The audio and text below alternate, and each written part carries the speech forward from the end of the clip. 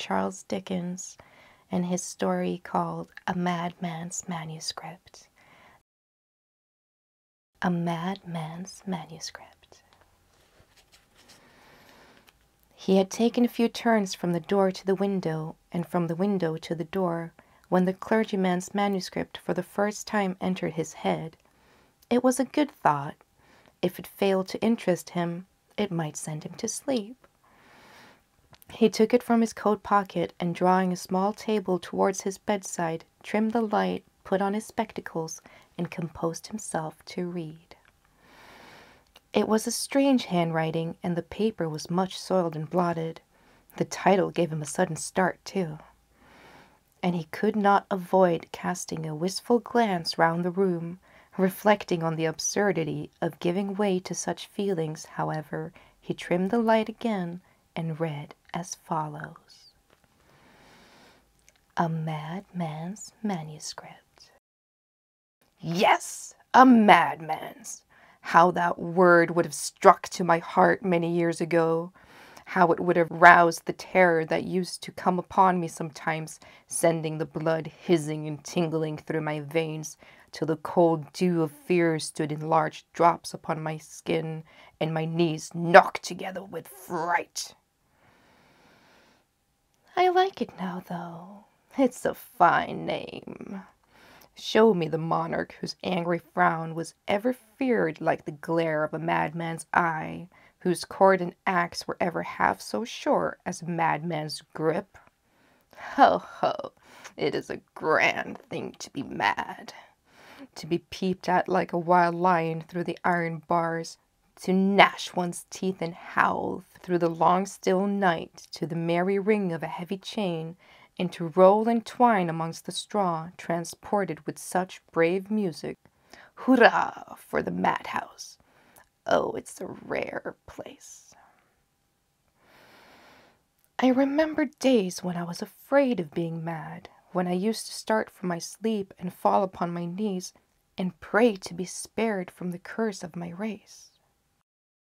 When I rushed from the sight of merriment or happiness to hide myself in some lonely place and spend the weary hours in watching the progress of the fever that was to consume my brain.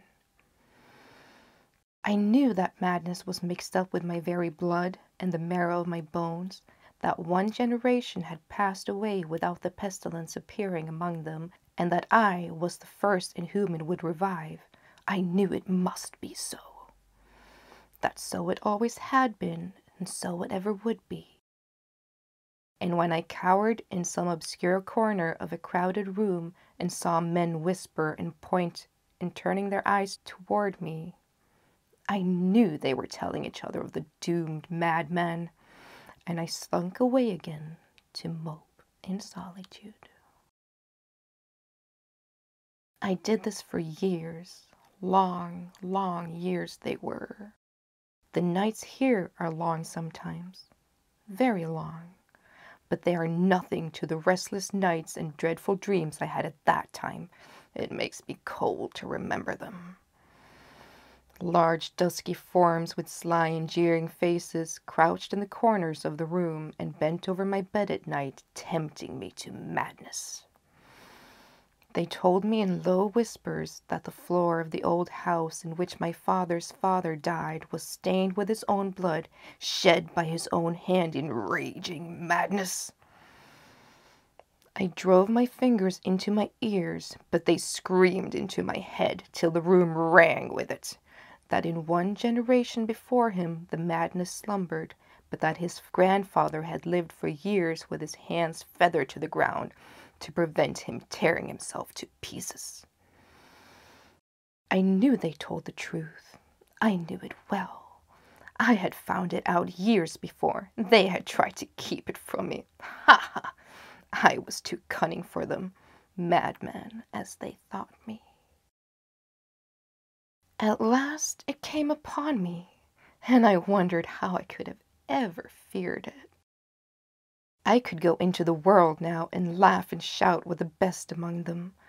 I knew I was mad, but they did not even suspect it.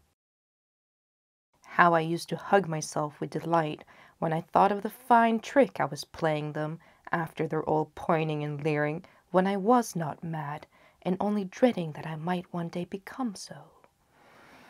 And how I used to laugh for joy when I was alone, to think how well I kept my secret, and how quickly my kind friends would have fallen from me if they had known the truth.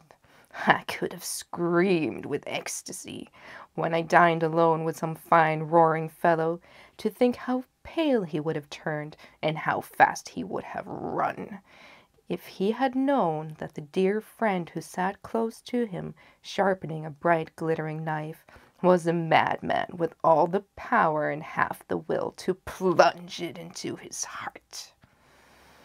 Oh, it was a merry life. Riches became mine, wealth poured in upon me, and I rioted in pleasures enhanced 1,000-fold to me by the consciousness of my well-kept secret. I inherited an estate. The law, the eagle-eyed law itself, had been deceived and had handed over disputed thousands to a madman's hands. Where was the wit of the sharp-sighted men of sound minds? Where the dexterity of the lawyers, eager to discover a flaw? The madman's cunning had overreached them all. I had money. How I was courted! I spent it profusely. How I was praised! How those 3 proud, overbearing brothers humbled themselves before me! The old white-headed father, too, such deference, such respect, such devoted friendship. He worshipped me. The old man had a daughter, and the young men a sister, and all the 5 were poor, and I was rich. And when I married the girl, I saw a smile of triumph play upon the faces of her needy relatives, as they thought of their well-planned scheme and their fine prize. But it was for me to smile, to laugh outright, and tear my hair and roll upon the ground with shrieks of merriment. They little thought they had married her to a madman. Stay, if they had known it, would they have saved her? A sister's happiness against her husband's gold? The lightest feather I blow in the air against the gay chains that ornament my body? In one thing I was deceived with all my cunning. If I had not been mad, for though we madmen are sharp-witted enough, we get bewildered sometimes, I should have known that the girl would rather have been placed stiff and cold in a dull leaden coffin than borne an envied bride to my rich and glittering house. I should have known that her heart was with that dark-eyed boy whose name I once heard her breathe in her troubled sleep, and that she had been sacrificed to me to relieve the poverty of the old white-headed men and the haughty brothers. I don't remember forms or faces now, but I know the girl was beautiful. I know she was. For in the bright moonlit nights, when I start up from my sleep and all is quiet above me, I see, standing still and motionless in one corner of this cell, a slight and wasted figure with long black hair which, streaming down her back, stirs with no earthly wind, and eyes that fix their gaze on me, and never wink or close. Hush! The blood chills at my heart as I write it down. That form is hers. That face is very pale, and the eyes are glassy bright, but I know them well. That figure never moves. It never frowns and mouths as others do that fill this place sometimes, but it is much more dreadful to me, even than the spirits that tempted me many years ago. It comes fresh from the grave, and it is so very death-like. For nearly a year I saw that face grow paler. For nearly a year I saw the tears steal down the mournful cheeks, and never knew the cause. I found it out at last, though. They could not keep it from me long. She had never liked me. I never thought she did. She despised my wealth and hated the splendor in which she lived. I had not expected that. She loved another. This I had never thought of. Strange feelings came over me, and thoughts forced upon me by some secret power whirled round and round my brain. I did not hate her, though I hated the boy she still wept for. I pitied, yes, I pitied the wretched life to which her cold and selfish relations had doomed her. I knew that she could not live long, but the thought that before her death she might give birth to some ill-fated being destined to hand down madness to its offsprings determined me, and I resolved to kill her. For many weeks I thought of poison, and then of drowning, and then of fire. A fine sight, the grand house in flames, and the madman's wife smouldering away to cinders. Think of the jest of a large reward, too, and some sane man swinging in the wind for a deed he never did, all through a madman's cunning. I thought often of this, but I gave it up at last. Oh, the pleasure of stropping the razor day after day, feeling the sharp edge, and thinking of the gash one stroke of its thin, bright edge would make. At last, the old spirits who had been with me so often before whispered in my ear that the time was come, and thrust the open razor into my hand. I grasped it firmly, rose softly from the bed, and leaned over my sleeping wife. Her face was buried in her hands. I withdrew them softly, and they fell listlessly on her bosom. She had been weeping, for the traces of tears were still wet upon her cheeks. Her face was calm and placid, and even as I looked upon it, a tranquil smile lighted up her pale features. I laid my hand softly on her shoulder. She started, but it was only a passing dream. I leaned forward again. She screamed and woke. One motion of my hand, and she would never again have uttered cry or sound. But I was startled and drew back. Her eyes were fixed on mine. I know not how it was, but they cowed and frightened me, and I quailed beneath them. She rose from the bed, still gazing fixedly and steadily on me. I trembled. The razor was in my hand, but I could not move. She made towards the door. As she neared it, she turned and withdrew her eyes from my face, and the spell was broken. I bounded forward and clutched her by the arm. Uttering shriek upon shriek, she sank upon the ground. Now, I could have killed her without a struggle. But the house was alarmed. I heard the tread of footsteps on the stairs. I replaced the razor in its usual drawer, unfastened the door, and called loudly for assistance. They came and raised her and placed her on the bed. She lay bereft of animation for hours, and when life, look, and speech returned, her senses had deserted her, and she raved wildly and furiously.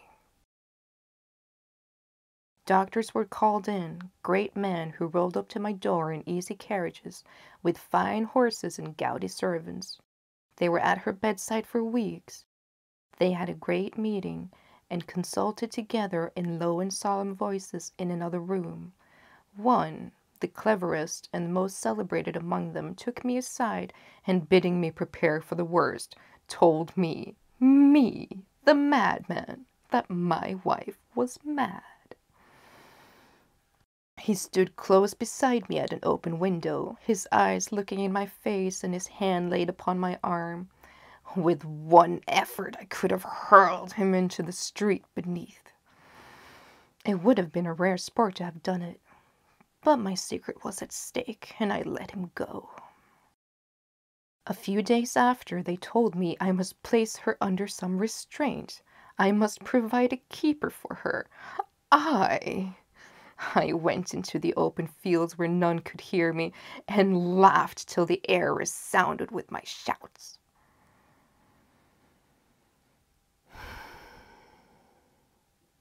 She died next day.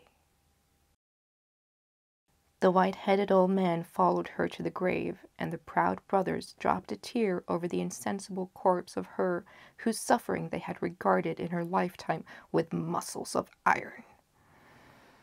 All this was food for my secret mirth, and I laughed behind the white handkerchief, which I held up to my face as we rode home, till the tears came into my eyes.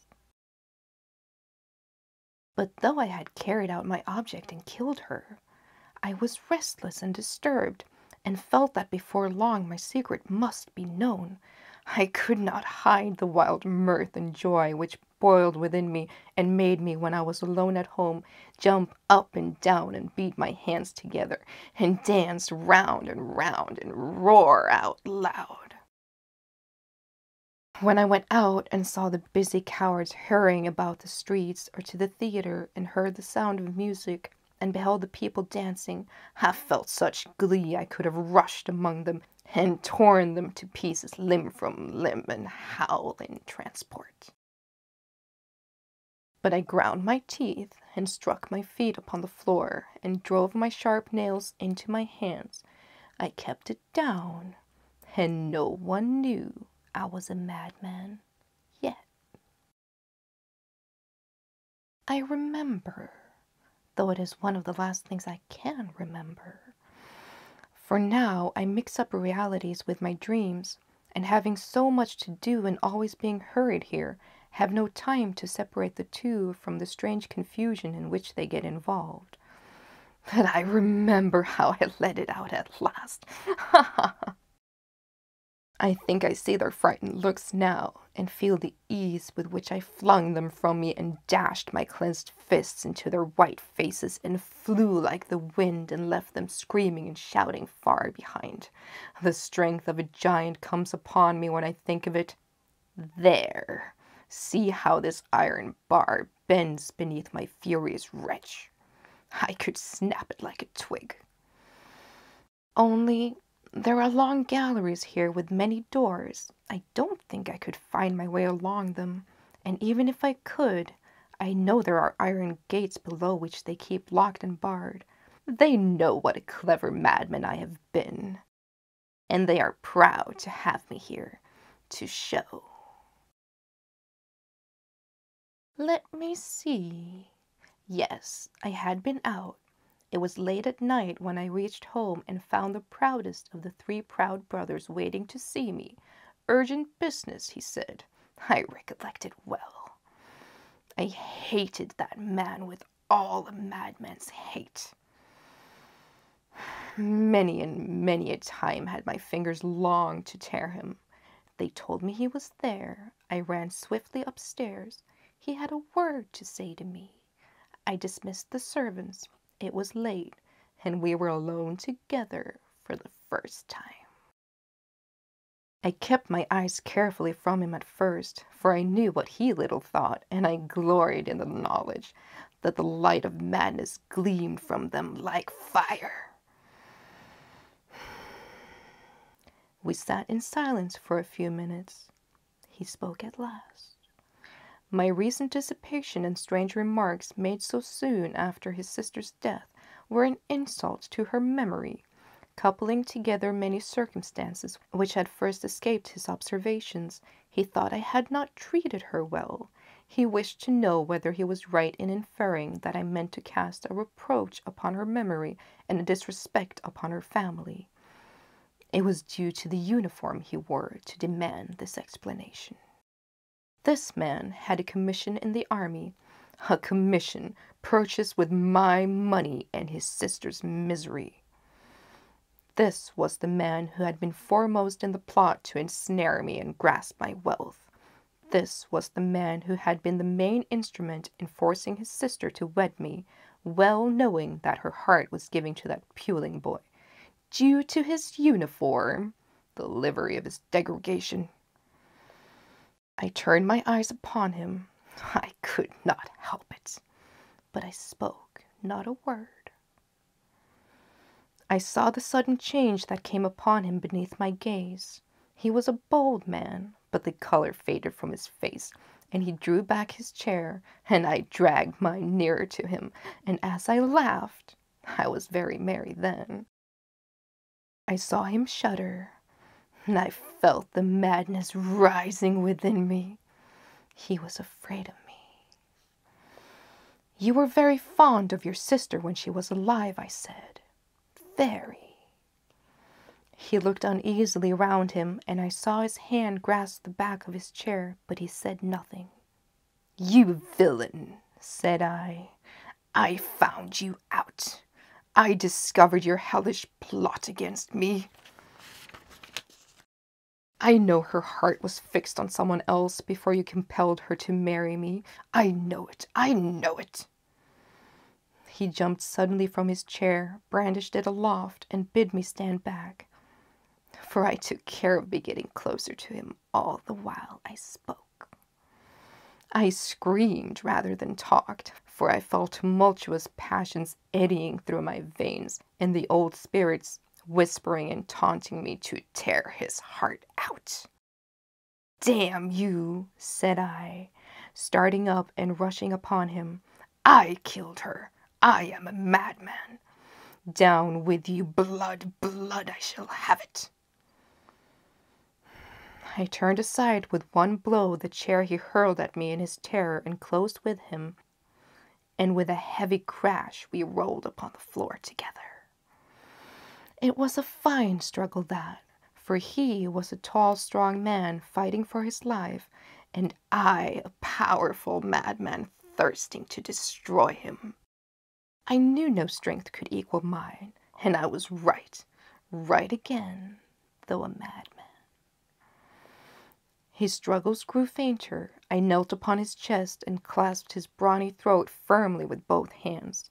His face grew purple, his eyes were starting from his head, and with protruded tongue he seemed to mock me, and I squeezed the tighter. The door was suddenly burst open with a loud noise, and a crowd of people rushed forward, crying aloud to each other to secure the madman.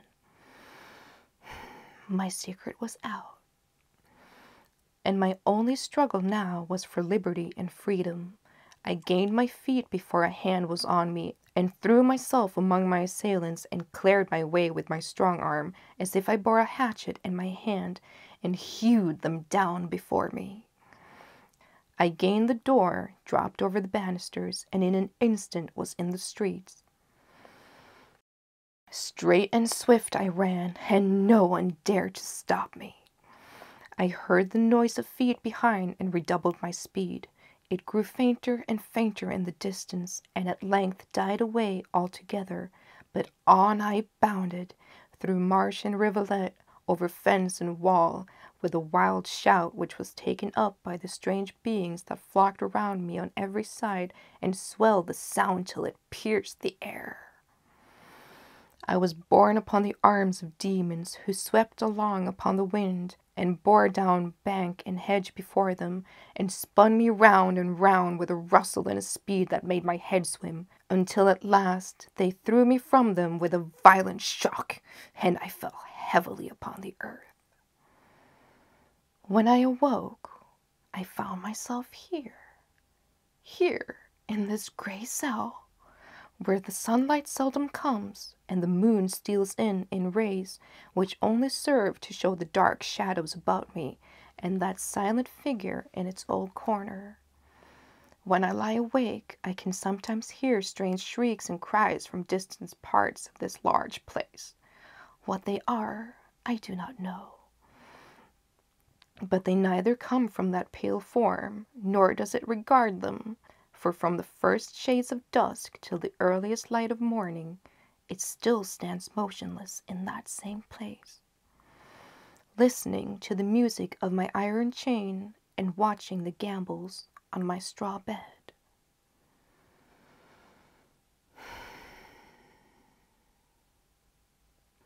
At the end of the manuscript was written in another hand this note: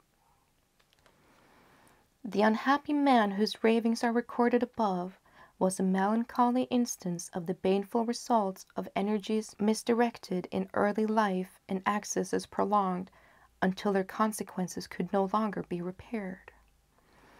The thoughtless riot, dissipation, and debauchery of his younger days produced fever and delirium.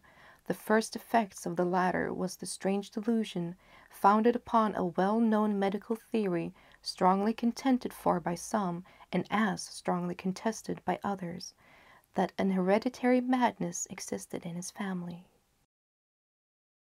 This produced a settled gloom, which in time developed a morbid insanity, and finally determined in raving madness. There is every reason to believe that the events he detailed, though distorted in the description of his deceased imagination, really happened. It is only a matter of wonder to those who are acquainted with the vices of his early career that his passions, when no longer controlled by reason, did not lead him to commit still more frightful deeds. Mr. Pickwick's candle was just expiring in the socket as he concluded the perusal of the old clergyman's manuscript, and when the light went suddenly out without any previous flicker by way of warning, it commuted a very considerable start to his excited frame. Hastily throwing off such articles of clothing as he had put on when he rose from his uneasy bed, and casting a fearful glance around, he once more scrambled hastily between the sheets, and soon fell asleep. The End. Memory, and was written by H.P. Lovecraft. In the valley of Nice, the accursed waning moon shines thinly, tearing a path for its light with feeble horns through the lethal foliage of a great upas tree, and within the depths of the valley, where the light reaches not, move forms not meant to be beheld. Rank is the herbage on each slope, where evil veins and creeping plants crawl amidst the stones of ruined palaces, twining tightly about broken columns and strange monolites, and heaving up marble pavements laid by forgotten hands. And in trees that grow gigantic in crumbling courtyard leap little apes, while in and out of deep treasure vaults write poisoned serpents and scaly things without a name.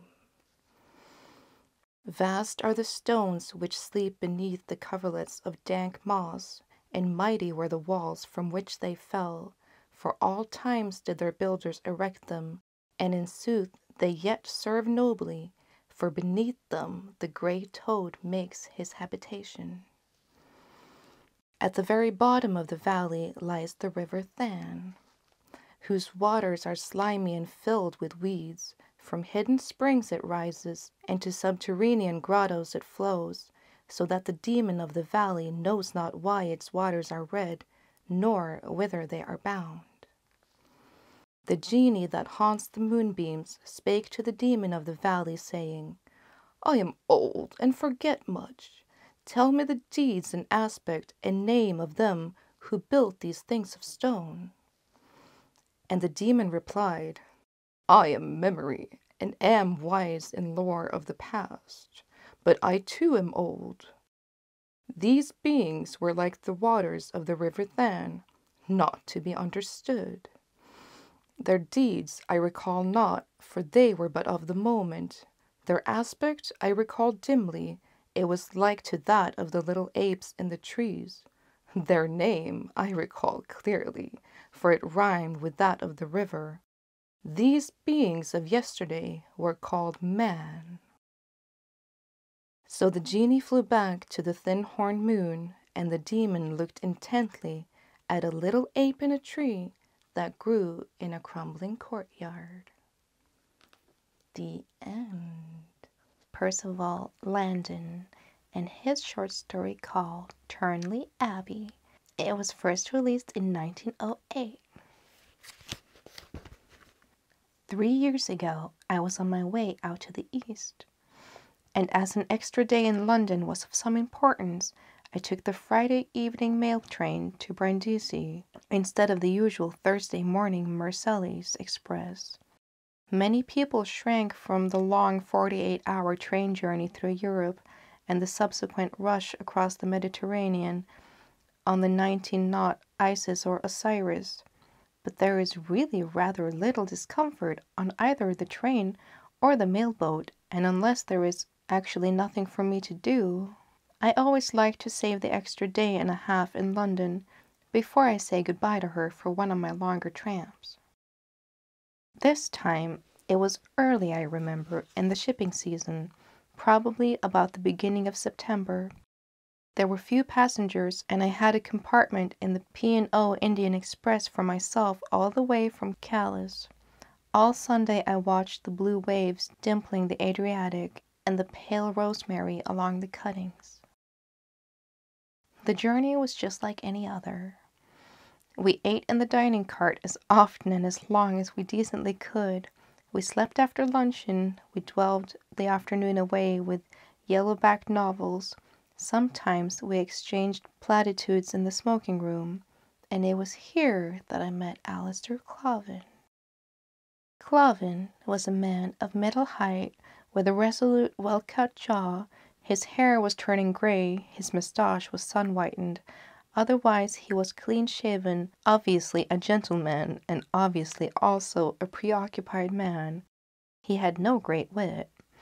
When spoken to, he made the usual remarks in the right way, and I dare say he refrained from banalities only because he spoke less than the rest of us. Most of the time he buried himself in the Wagonlit Company's timetable, but seemed unable to concentrate his attention on any on the page of it. He found that I had been over the Siberian Railway, and for a quarter of an hour he discussed it with me. Then he lost interest in it and rose to go to his compartment, but he came back again very soon and seemed glad to pick up the conversation again. Of course, this did not seem to me to be of any importance. Most travelers by train become a trifle infirm of purpose after 60 hours of rattling. But Clavin's restless way I noticed in somewhat marked contrast with the man's personal importance and dignity. Especially ill-suited was it to his finely made large hand with strong, broad, regular nails and its few lines. As I looked at his hands, I noticed a deep and recent scar of ragged shape. However, it is absurd to pretend that I thought anything was unusual. I went off at 5 o'clock on Sunday afternoon to sleep the hour or two that had still to be got through before we arrived at Brindisi. Once there, we few passengers transhipped our hand baggage, vertified our berths, and were only a score of us in all, and then after an aimless ramble of half an hour in Brindisi, we turned to dinner at the Hotel International, not wholly surprised that the town had been the death of Virgil. I remember rightly, there is a gaily painted hall at the International. I do not wish to advertise anything, but there is no other place in Brindisi at which to await the coming of the mails. And after dinner I was looking at the trellis overgrown with blue vines when Clavis moved across the room to my table. He picked up El Secolo, but almost immediately gave up the pretense of reading it. He turned squarely to me and said, "Would you do me a favor?" One doesn't do favors to stray acquaintances on continental expresses without knowing something more of them than I knew of Clavin, but I smiled in a non-committal way and asked him what he wanted. I wasn't wrong in part of my estimate of him. He said bluntly, "Will you let me sleep in your cabin on the Osiris?" And he colored a little as he said it. Now, there is nothing more tiresome than having to put up with a stable companion at sea, and I asked him rather pointedly, "Surely there is room for us all?" I thought that perhaps he had been partnered off with some mangy Levantine, and wanted to escape from him at all hazards. Clavin, still somewhat confused, said, "Yes, I am in a cabin by myself, but you would do me the greatest favor if you would allow me to share yours." This was very well, but besides the fact that I always sleep better when alone, there had been some recent thefts on board English liners, and I hesitated, frank and honest and self-conscious as Clavin was. Just then the mail train came in with a clatter and a rush of escaping steam, and I asked him to see me again about it on the boat when we started. He answered me courtly. I suppose he saw the mistrust in my manner. "I am a member of the Whites." I smiled to myself as he said it, but I remembered in a moment that the man, if he were really what he claimed to be, and I make no doubt that he was, must have been sorely put to it before urging the fact as a guarantee for his respectability to a total stranger at a Brindisi hotel.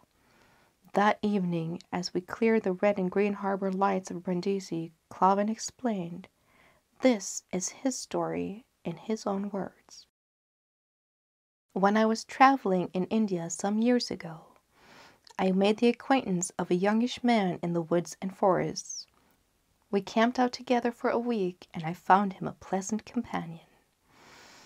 John Burton was a light-hearted soul when off duty, but a steady and capable man in any of the small emergencies that continually arise in that department.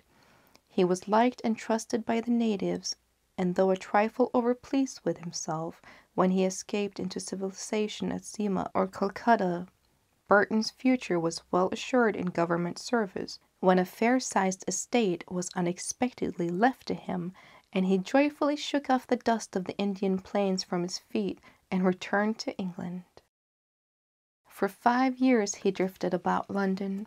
I saw him now and then. We dined together about every 18 months, and I could trace pretty exactly the gradual sickening of Burton with a merely idle life. He then set out on a couple of long voyages, returned as restless as before, and at last told me that he had decided to marry and settle down at his place, Turnley Abbey, which had been long empty. He spoke about looking after the property and standing for its constituency in the usual way. Vivian Wilde, his fiancée, had, I suppose, begun to take him in hand. She was a pretty girl, with a great deal of fair hair and rather an exclusive manner, deeply religious in a narrow school. She was still kindly and high-spirited, and I thought that Burton was in luck. He was quite happy and full of information about his future. Among other things, I asked him about Turnley Abbey. He confessed that he hardly knew the place. The last tenant, a man called Clark, had lived in one wing for 15 years and seen no one. He had been a miser and a hermit. It was the rarest thing for a light to be seen in the abbey after dark. Only the barest necessities of life were ordered, and the tenant himself received them at the side door. His only half-caste manservant, after a month's stay in the house, had abruptly left without warning and had returned to the southern states. One thing Burton explained bitterly about. Clark had wilfully spread the rumor among the villagers that the abbey was haunted, and had even condescended to play childish tricks with spirit lamps and salt in order to scare trespassers away at night. He had been detected in the act of this tomfoolery, but the story spread, and no one, said Burton, would venture near the house except in broad daylight. The hauntedness of Turnley Abbey was now, he said with a grin, a part of the gospel of the countryside, but he and his young wife was going to change all that. Would I propose myself any time I liked? I, of course, said that I would, and equally, of course, intended to do nothing of the sort without a definite invitation. The house was put through repairs, though not a stick of the old furniture and tapestry was removed. Floors and ceilings were relaid, the roofs was made watertight again, and the dust of half a century was scoured out. He showed me some photographs of the place. It was called an abbey, though as a matter of fact it had been only the infirmary of the long-vanished Abbey of Gloucester some 5 miles away. The larger part of the building remained as it had been in its pre-Reformation days, but a wing had been added in Jacobean times, and that part of the house had been kept in something like repair by Mr. Clark. He had in both the ground and the first floor set a heavy timber door, strongly barred with iron, in the passage between the earlier and the Jacobean parts of the house, and had entirely neglected the former, so there was a good deal of work to be done. Burton, whom I saw in London 2 or 3 times about this period, made a deal of fun over the positive refusal of the workmen to remain after sundown. Even after the electric light had been put into every room, nothing would induce them to remain, though, as Burton observed, electric light was death on ghosts. The legend of the Abbey's ghost had gone far and wide, and the men would not take the risk. They went home in batches of 5 and 6, and even during the daylit hours there were an inordinate amount of talking between one another, if either happened to be out of sight of his companion. On the whole, though nothing of any sort or kind had been conjured up by their hated imaginations during their 5 months' work upon the Abbey, the belief in the ghost was rather strengthened than otherwise internally, because of the men's confessed nervousness, and local tradition declared itself in favor of the ghost of an immured nun. "Good old nun," said Burton. I asked him whether in general he believed in the possibility of ghosts, and rather to my surprise, he didn't say that he entirely disbelieved in them. A man in India had told him one morning in camp that he believed that his mother was dead in England, as her vision had come to his tent the night before. He had not been alarmed, but had said nothing, and the figure vanished again. As a matter of fact, the next possible dakwala brought on a telegram announcing his mother's death. There the thing was, said Burton. But eternally, he was practical enough. He roundly cursed the idiotic selfishness of Clark, whose silly antics had caused the inconvenience. At the same time, he couldn't refuse to sympathize to some extent with the ignorant workman. "My own idea," he said, "is that if a ghost ever does come in one's way, one ought to speak to it." I agreed. Little as I knew of ghosts' world and its conventions, I had always remembered that a spook was in honor bound to wait to be spoken to. It didn't seem much to do, and I felt that the sound of one's own voice would at any rate reassure oneself as to one's wakefulness. But there are few ghosts outside Europe, few, that is, that a white man can see, and I had never been troubled with any. However, as I said, I told Burton that I agreed. So the wedding took place, and I went to it with a tall hat which I bought for the occasion, and the new Mrs. Burton smiled very nicely at me afterwards. As it had to happen, I took the Orient Express that morning, and was not in England for nearly 6 months. Just before I came back, I got a letter from Burton. He asked if I could see him in London, or come to Turnley, as he thought I should be better able to help him than anyone else he knew. His wife sent a nice message to me at the end, so I was reassured about at least one thing. I wrote from Budapest that I would come and see him at Turnley 2 days after my arrival in London, and as I sauntered out of Pannonia into the Kirepsi Utsa to post my letter, I wonder of what earthly service I could be to Burnham. I had been out with him after Tiger on foot, and I could imagine few men better able at a pinch to manage their own business. However, I had nothing to do. So after dealing with some small accumulation of business during my absence, I packed a kit bag and departed for Euston. I was met by Burton's great limousine at Turnley Road Station, and after a drive of nearly 7 miles, we echoed through the sleepy streets of Turnley village, into which the main gates of the park thrust themselves splendid with pillars and spread eagles and tomcats rampant on top of them. I never was a herald, but I know that the Burtons have the right to supporters, heaven knows why. From the great gates a quadruple avenue of beech trees led inwards for 1/4 of a mile. Beneath them a neat strip of fine turf edged the road and ran back into the position of the dead beech leaves, killed it under the trees. There were many wheel tracks on the road, and a comfortable little pony trap jogged past me laden with a country person and his wife and daughter. Evidently there was some garden party going on at the Abbey. The road dropped away to the right at the end of the avenue, and I could see the Abbey across a wild pasturage and a broad lawn tightly dotted with guests. The end of the building was plain.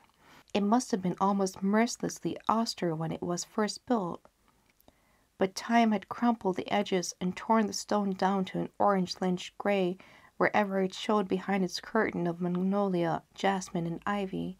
Farther on was the three-story Jacobean house, tall and handsome.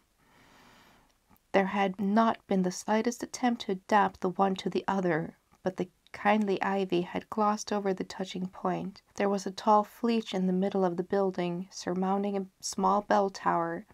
Behind the house there rose a mountainous verdure of Spanish chestnuts all the way up the hill. Burton had seen me come from afar and walked across from his other guests to welcome me before turning me over to the butler's care. This man was sandy-haired and rather inclined to be talkative. He could, however, answer hardly any question about the house. He had, he said, only been there 3 weeks. Mindful of what Burton had told me, I made no inquiries about ghosts, though the room into which I was shown might have justified anything. It was a very large, low room with oak beams projecting from the white ceiling. Every inch of the walls, including the doors, were covered with tapestry, and a remarkably fine Italian 4-post bedstead, heavily draped, added to the darkness and dignity of the place. All the furniture was old, well made, and dark. Underfoot there was plain green pile carpet, the only new thing about the room except the electric light fittings and the jugs and bins. Even the looking-glass on the dressing table was an old pyramidal imitation glass set in heavy repose frame of tarnished silver. After a few minutes cleaning up, I went downstairs and out upon the lawn, where I greeted my hosts. The people gathered there were the usual country type, all anxious to be pleased and roundly curious to the new master of the Abbey. Rather to my surprise and quite to my pleasure, I rediscovered Glenham, who I had known well in old days in Broadisland. He lived quite close, as he remarked with a grim, "I ought to have known." "But," he added, "I don't live in a place like this." He swept his hand along low lines of the Abbey in obvious admiration, and then, to my intense interest, muttered beneath his breath, "Thank God." He saw that I had overheard him, and turned to me and said decidedly, "Yes, thank God, and I meant it. I wouldn't live at the Abbey for all the Burtons' money." "But surely," I demurred, "you know that old Clark was discovered in the very act of setting light to his bugaboos." Graham shrugged his shoulders. "Yes, I know that. But there is something wrong with the place still. All I can say is that Burton is a different man since he has lived here. I don't believe he will remain for much longer." "But you're staying here. Well, you'll hear all about it tonight. There's a big dinner, I understand." The conversation turned off to old reminiscences, and Glenham soon after had to go. Before I went to dress that evening, I had 20 minutes' talk with Burton in his library. There was no doubt that the man was altered, gravely altered. He was nervous and fidgety, and I found him looking at me only when my eye was off of him. I naturally asked him what he wanted of me. I told him I would do anything I could, but that I couldn't conceive what he lacked that I could provide. He said with a lustrous smile that there was, however, something that he would tell me the following morning. It struck me that he was somehow ashamed of himself, and perhaps ashamed of the part he was asking me to play, However, I dismissed the subject from my mind and went up to dress in my palatial room. As I shut the door, a draught blew out the Queen of Sheba from the wall, and I noticed that the tapestries were not fastened to the wall at the bottom. I have always held very practical views about spooks, and that it has often seemed to me that the slow wavering in firelight of loose tapestry upon a wall could account for 99% of all the stories one heard. Certainly, the dignified undulation of this lady with her attendants and huntsmen, one of whom was untidily cutting the throat of a fallow deer upon the very steps of the King Solomon's, a grave-faced Flemish nobleman with the Order of Golden Fleece awaited his fair visitor, gave color to my hypothesis. Nothing much happened at dinner. The people were very much like those of the garden party. A young woman next to me seemed anxious to know what was being read in London, and she was far more familiar than I with the most recent magazines and literary supplements. I found salvation in being myself introduced in the tendencies of modern fiction. The true art, she said, was shut through and through with melancholy. How vulgar were the attempts at wit that marked so many modern books! From the beginning of literature, it had always been tragedy that embodied the highest attainment of every age. To call such works morbid merely begged the question. No thoughtful man, she looked sternly at me through the steel rims of her glasses, could fail to agree with me. Of course, as one would, I immediately and properly said that I slept with Pet Ridge and Jacobs under my pillow at night, and that if Jorrocks weren't quite so large and corny, I would add him to the company. She hadn't read any of them, so I was saved, for a time. But I remember grimly that she said that the dearest wish of her life was to be in some awful and soul-freezing situation of horror. And I remember that she dealt hardly with the hero of Nat Painter's vampire story between nibbles at her brown-browed eyes. She was a cheerless soul, and I couldn't help thinking that if there were many such in the neighborhood, it was not surprising that old Glenham had been stuffed with some nonsense or other about the Abbey. Yet nothing could well have been less creepy than the glitter of silver and glass and subdued lights and crackle of conversation all around the dinner table. After the ladies were gone, I found myself talking to the rural dean. He was a thin, earnest man who at once turned the conversation to old Clark's buffooneries. But, he said, Mr. Burton had introduced such a new and cheerful spirit not only to the Abbey, but he might say into the whole neighborhood, that he had great hopes that the ignorant superstitions of the past were from henceforth destined to oblivion. Thereupon his other neighbor, a portly gentleman of independent means and position, audibly remarked, "Amen," which damped the rural dean, and we talked of partridges past, partridges present, and peasants to come. At the other end of the table, Burton sat with a couple of his friends, red-faced hunting men. Once I noticed they were discussing me, but I paid no attention to it at the time. I remembered it a few hours later. By 11, all the guests were gone, and Burton, his wife, and I were alone together under the fine plaster ceiling of the Jacobean drawing-room. Mrs. Burton talked about one or two of the neighbors, and then, with a smile, said she knew I would excuse her, shook hands with me, and went off to bed.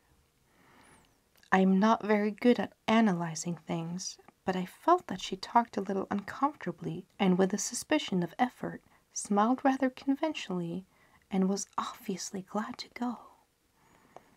These things seemed trifling enough to repeat, but I had throughout the faint feeling that everything was not quite square. Under the circumstances, this was enough to set me wondering what on earth the service could be that I was to render, wondering also whether the whole business was not some ill-advised jest in order to make me come from London for a mere shooting party. Burton said little after she had gone, but he was evidently laboring to bring the conversation round to the so-called haunting of the Abbey. As soon as I saw this, of course I asked him directly about it. He then seemed at once to lose interest in the matter. There was no doubt about it. Burton was somehow a changed man, and to my mind he was in no way changed for the better. Mrs. Burton seemed no sufficient cause. He was clearly very fond of her, and she of him.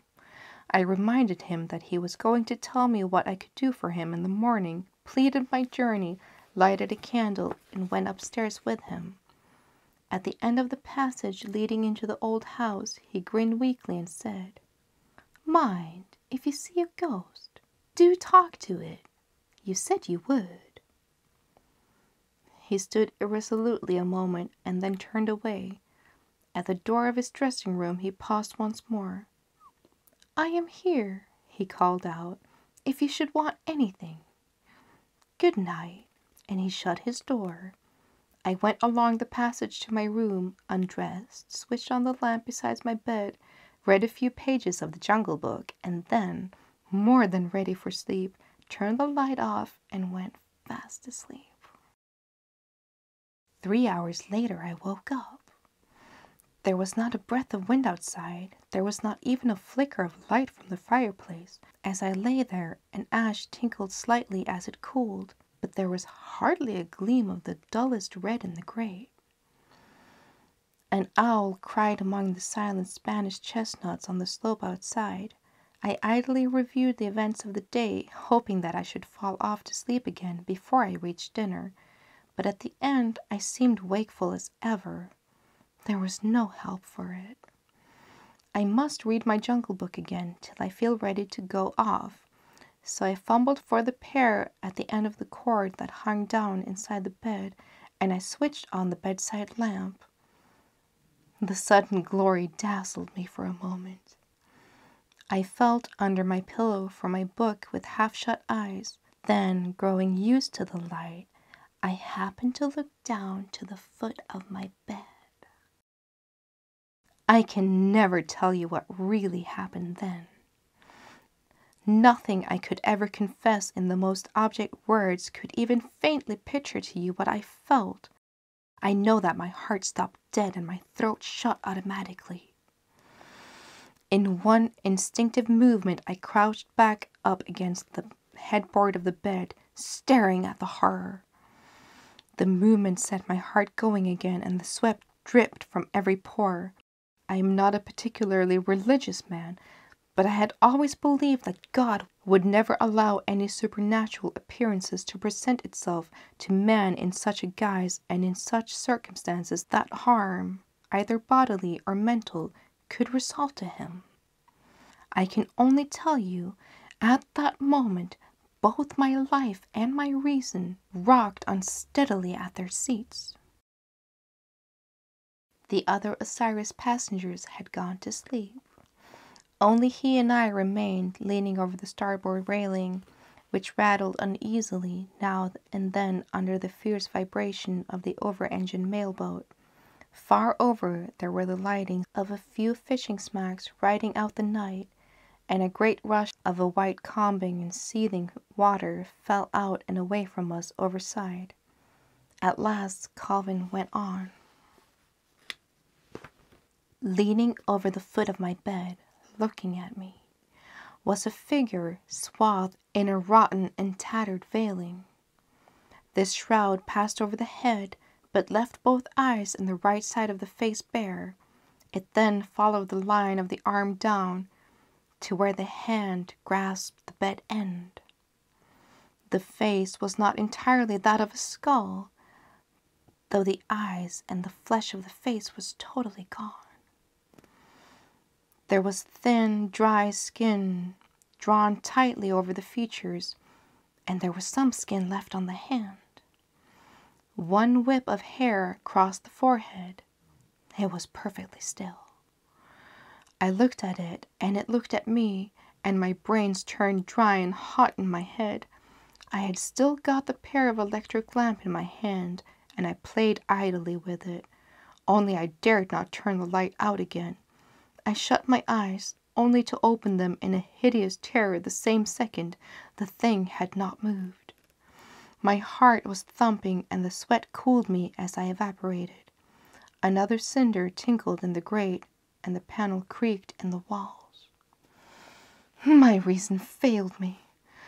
For 20 minutes or 20 seconds, I was able to think of nothing else but the awful figure still there, till there came, hurling through the empty channels of my senses, the remembrance that Burton and his friends had discussed me fruitily at dinner. The dim possibility of its being a hoax stole gratefully into my unhappy mind, and once there, once pluck came creeping back along the thousand tiny veins. My first sensation was one of blind, unreasoning thankfulness that my brain was going to start the trial. I am not a timid man, but the best of us need some human handle to steady him in time of extremity, and in this faint but growing hope that after all it might only be a brutal hoax, I found the fulcrum that I needed, and at last I moved. How I managed to do it I cannot tell you, but with one spring towards the foot of the bed, I got within arm's length and struck one fearful blow with my fist at the thing. It crumbled under it, and my hand was cut to the bone. With a sickening revolution after my terror, I dropped half faintingly across the end of the bed. So it was merely a foul trick after all. No doubt the trick had been played many times before. No doubt Burton and his friend had some large bet among themselves as to what I would do when I discovered the gruesome thing. From my state of abject terror, I found myself transported into an insatiate anger. I shouted curses upon Burton. I dived rather than climbed over the bed end on the sofa. I tore at the rope skeleton. How well the whole thing had been carried out, I thought. I broke the skull against the floor and stamped on its dry bones. I flung the head away under the bed and rent the brittle bones of the trunk into pieces. I snapped the thin thigh bones across my knee and flung them in different directions. The shin bones I set up against a stool and broke with my heel. I raged like a berserker against the loathly thing, and stripped the ribs from the backbone and slung the breastbone against the cupboards. My fury increased as the work of destruction went on. I tore the frail rotten veil into 20 pieces, and the dust went up over everything, over the clean blotting paper and the silver inkstand. At last my work was done. There was but a raffle of broken bones, strips of parchments, and crumbling wool. Then, picking up a piece of the skull, it was its cheek and temple bone of the right side, I remember. I opened the door and went down the passage to Burton's dressing room. I remember still how my sweat-dripping pajamas clung to me as I walked. At the door I kicked and entered. Burton was in bed. He had already turned the light on and seemed shrunken and horrified. For a moment he could hardly pull himself together. Then I spoke. I don't know what I said. Only I know that from a heart full and overfull with hatred and contempt, spurred on by the shame of my own recent cowardice, I let my tongue run on. He answered nothing. I was amazed of my own fluency. My hair still clung lankly to my wet temples.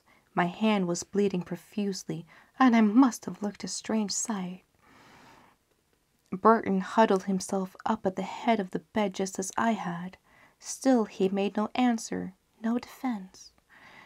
He seemed preoccupied with something besides my reproaches, and once or twice moistened his lips with his tongue. But he could say nothing, though he moved his hand now and then, just as a baby who cannot speak moves his hands. At last the door into Mrs. Burton's room opened, and she came in, white and terrified. "What is it? Oh, what is it? Oh, in the name of God, what is it?" She cried again and again, and then she went up to her husband and sat on the bed in her nightdress, and the two faced me. I told her what the matter was. I spared her husband not a word for her presence. Yet he seemed hardly to understand. I told the pair that I had spoiled their cowardly joke for them. Burton looked up. I have smashed the foul thing into 100 pieces, I said. Burton licked his lip again, and his mouth worked. By God, I shouted, it would serve you right if I thrashed you within an inch of your life. I will take care that not a decent man or woman of my acquaintance ever speaks to you again. And there, I added, throwing the broken piece and the skull upon the floor beside the bed, there is a souvenir for you of your damned work tonight. Burton saw the bone, and in a moment it was his turn to frighten me. He squealed like a hare caught in a trap. He screamed and screamed till Mrs. Burton, almost bewildered as myself, held on to him and coaxed him like a child to be quiet. But Burton, as he moved, I thought that 10 minutes ago I perhaps looked as terribly ill as he did, thrust from him and scrambled out of the bed upon the floor, and still screaming, put his hand onto the bone. It had blood on it from my hand. He paid no attention to me whatsoever. In truth, I said nothing. This was a new turn indeed to the horrors of the evening. He rose from the floor with the bone in his hand and stood silent. He seemed to be listening. Time, perhaps, he muttered, and almost at the same moment fell at full length on the carpet, cutting his head against the fender. The bone flew from his hand and came to rest near the door. I picked Burton up, haggard and broken, with blood over his face. He whispered hoarsely and quietly, "Listen, listen." We listened. After 10 seconds of utter quiet, I seemed to hear something. I could not be sure, but at last there was no doubt. There was a quiet sound as of someone moving along the passage. Little regular steps came towards us over the hard oak flooring. Burton moved to where his wife sat, white and speechless, on the bed, and pressed her face into his shoulder. Then, the last thing that I could see as he turned the light out, he fell forward with his own head pressed into the pillow of the bed. Something in their company, something in their cowardice helped me, and I faced the open doorway of the room, which was outlined fairly clearly against the dimly lighted passage. I put out one hand and touched Mrs. Burton's shoulder in the darkness, but at the last movement I too failed. I sank on my knees and put my face into the bed. Only we all heard. The footsteps came to the door, and there they stopped. The piece of bone was lying a yard inside the door. There was a rustle of moving stuff, and the thing was in the room. Mrs. Burton was silent. I could hear Burton's voice praying, muffled in the pillow. I was cursing my own cowardice. Then the steps moved out again on the oak boards of the passage, and I heard the sound dying away. In a flash of remorse, I went to the door and looked out. At the end of the corridor, I thought I saw something that moved away. A moment later, the passage was empty. I stood with my forehead against the jambs of the door, almost physically sick. "You can turn the lights on," I said, and there was an answering flare. There was no bone at my feet. Mrs. Burton had fainted. Burton was almost useless, and it took me 10 minutes to bring her to. Burton only said one thing worth remembering. For the most part, he went on muttering prayers, but I was glad afterwards to recollect that he said that thing. He said it in a colorless voice, half as a question, half as a reproach. "You didn't speak to her." We spent the remainder of the night together. Mrs. Burton actually fell off into a kind of sleep before dawn, but she suffered so horribly in her dreams that I shook her into consciousness again. Never was dawn so long in coming. 3 or 4 times Burton spoke to himself. Mrs. Burton would then just tighten her hold on his arms, but she could say nothing. As for me, I can honestly say that I grew worse as the hours passed and the light strengthened. The 2 violent reactions had battered down my steadiness of view, and I felt that the foundation of my life had been built upon sand. I said nothing, and after binding up my hand with a towel, I did not move.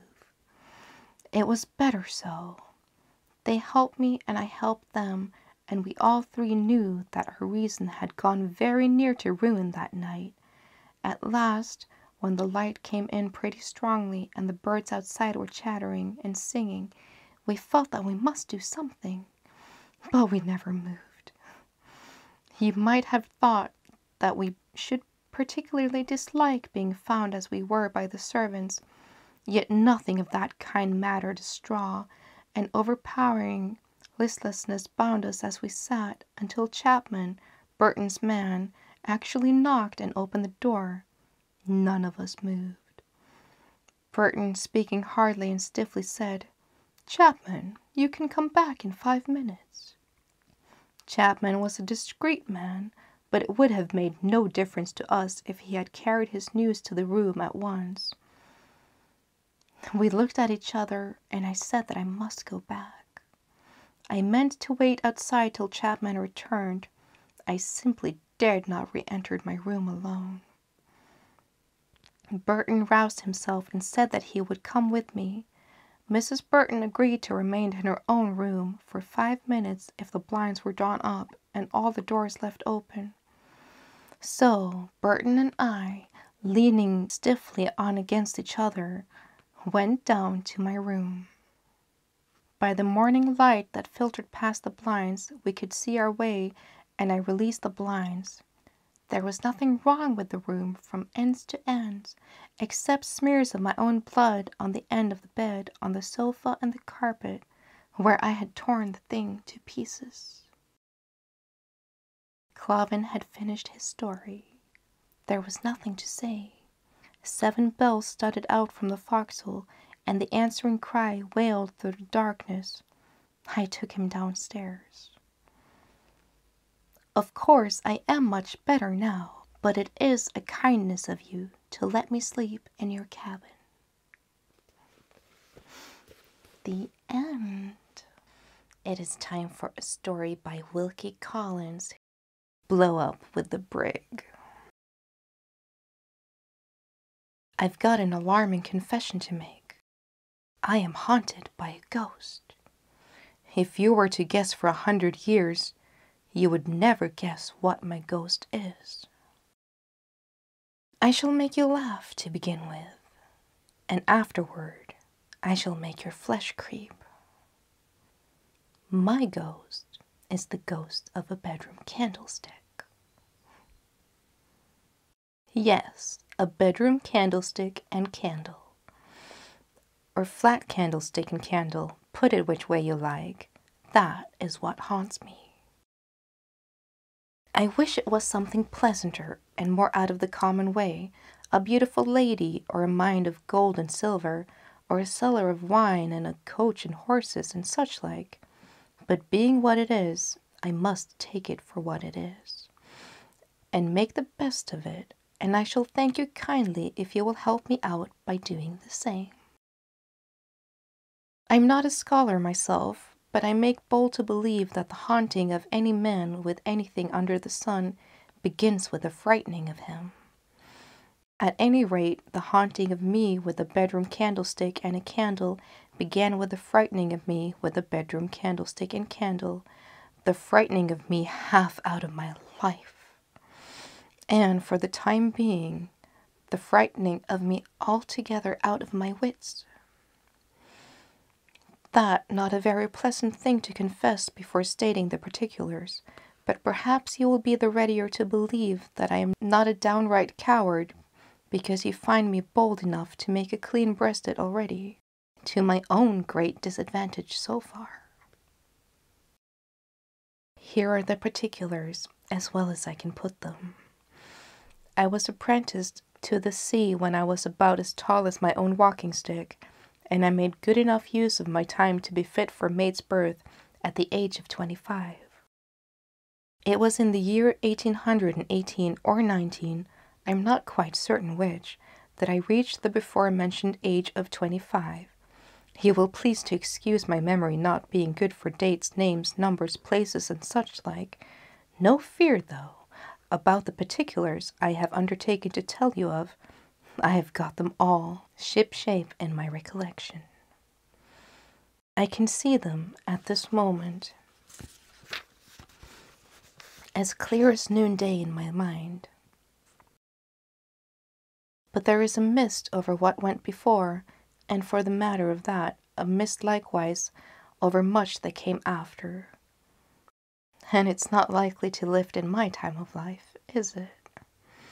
Well, in 1818 or 19, when there was peace in our part of the world, and not before it was wanted, you will say, there was fighting of a certain scampering kind going on in that old battlefield which we seafaring men know by the name of the Spanish Main.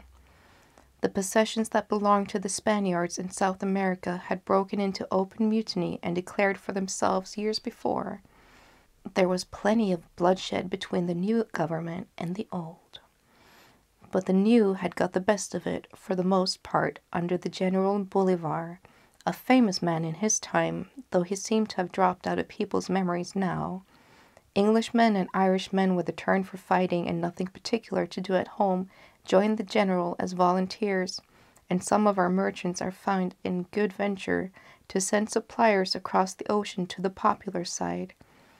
There was risk enough, of course, in doing this, but where one speculation of the kind succeeded, it made up for two, at least, that failed, and that's the true principle of trade, wherever I have met with it, all over the world. Among the Englishmen who were concerned in this Spanish-American business, I, your humble servant, happened in a small way to be one. I was then mate of a brig belonging to a certain firm in the city which drove a sort of general trade, mostly in queer, out-of-the-way places, as far from home as possible, and which freighted the brig, in the year I am speaking of, with a cargo of gunpowder for General Bolivar and his volunteers. Nobody knew anything about the instructions when we sailed, except the captain, and he didn't half seem to like them. I can't rightly say how many barrels of powder we had on board, or how much each barrel held. I only know we had no other cargo. The name of the brig was the Good Intent, a queer name enough, you will tell me, for a vessel laden with gunpowder, and sent to help a revolution. As far as this particular voyage was concerned, so it was. I mean that for a joke, and I hope you will encourage me by laughing at it. The Good Intent was the craziest tub of a vessel I ever went to sea in, and the worst found in all respects.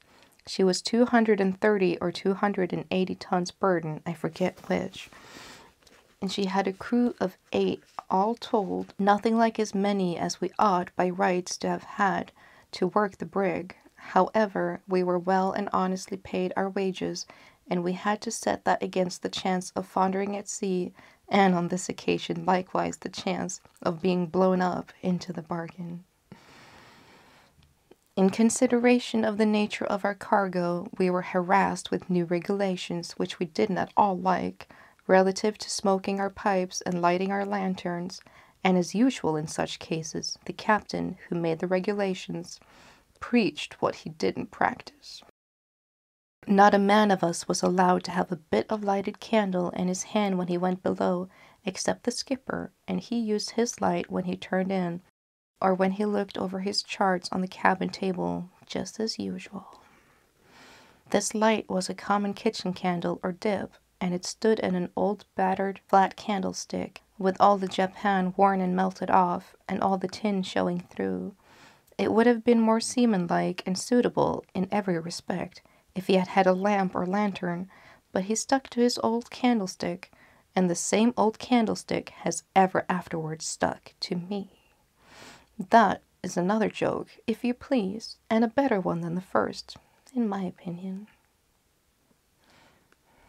Well, I've said well before, but it is a good word that helps a man on like.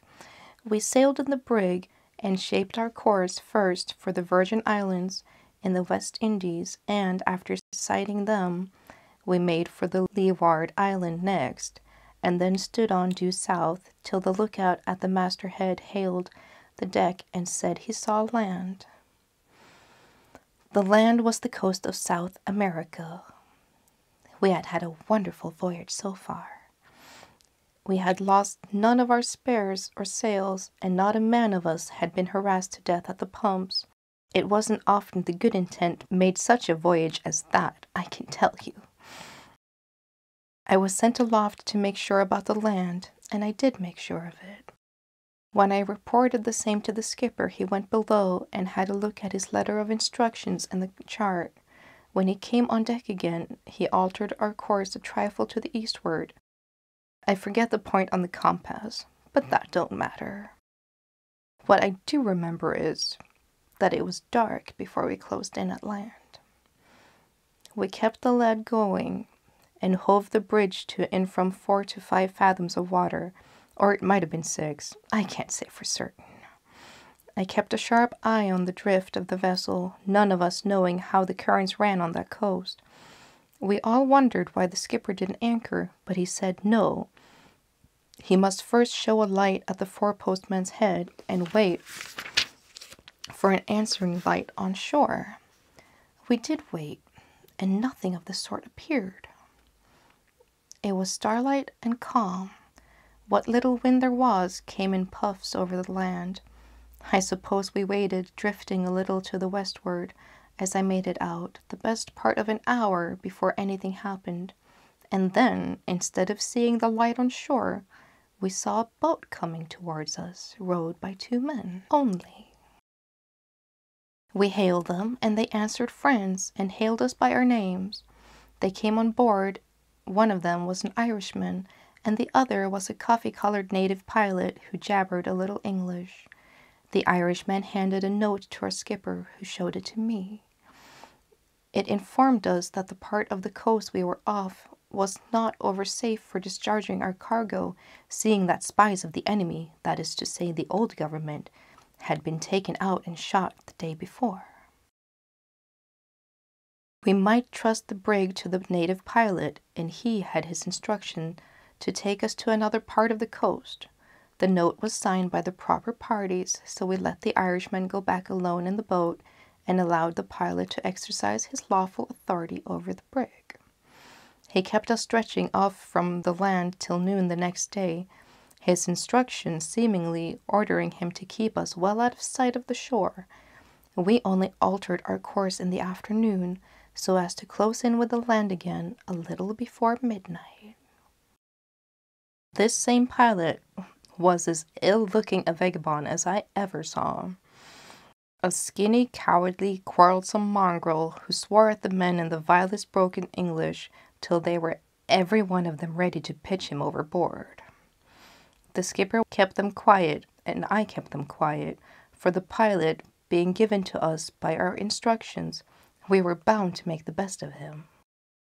Near nightfall, however, with the best will in the world to avoid it, I was unlucky enough to quarrel with him. He wanted to go below with his pipe, and I stopped him, of course, because it was contradictory to orders. Upon that, he tried to hustle by me, and I put him away with my hand. I never meant to push him down, but somehow I did. He picked himself up as quick as lightning and pulled out his knife. I snatched it out of his hand, slapped his murderer's face for him, and threw the weapon overboard. He gave me one ugly look and walked off. I didn't think much of the look then, but I did remember it a little too well afterward. We were close in with the land again, just as the wind failed us between 11 and 12 that night and dropped our anchor by the pilot's directions. It was pitch dark and dead airless calm. The skipper was on deck with 2 of our best men for watch. The rest were below except the pilot, who coiled himself up more like a snake than a man on the forecastle. It was not my watch until 4 in the morning, but I didn't like the look of the night, or the pilot, or the state of things altogether. So I shook myself down on the deck to get my nap there, and be ready for anything at a moment's notice. The last I remember was the skipper whispering to me that he didn't like the look of things either, and that he would go below and consult his instructions again. That is the last I remember before the slow, heavy, regular roll of the old brig on the ground swell rocked me off to sleep. I was awoke by a scuffle on the forecastle and a gag in my mouth. There was a man on my breast and a man on my legs, and I was bound hand and foot in less than half a minute. The brig was in the hands of the Spaniards. They were swarming all over her. I heard 6 heavy splashes in the water, one after another. I saw the captain stabbed to the heart as he came running up the companion, and I heard a 7th splash in the water. Except myself, every soul of us on board had been murdered and thrown to sea. Why I was left, I couldn't think, till I saw the pilot stoop over me with a lantern and look to make sure of who I was. There was a devilish grin on his face, and he nodded his head at me, as much as to say, "You were the man who hustled me down and slapped my face, and I mean to play the game of cat and mouse with you in return for it." I could neither move nor speak, but I could see the Spaniards take off the main hatch and rig the purchases for getting up the cargo. A quarter of an hour afterwards, I heard the sweeps of a schooner or another small vessel in the water. The strange craft was laid alongside of us, and the Spaniards set to work to discharge our cargo into her.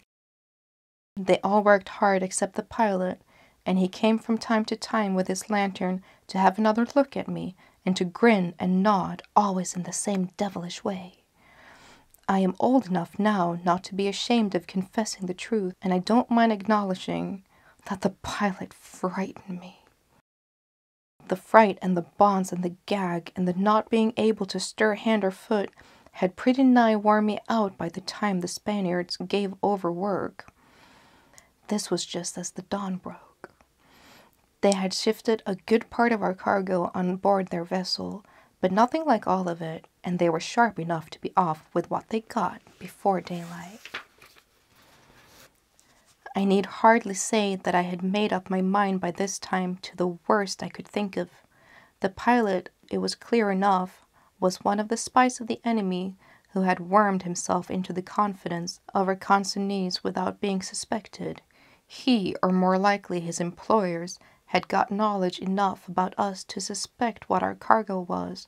We had been anchored for the night in the safest berth for them to surprise us in, and we had paid the penalty of having a small crew and consistently an insufficient watch.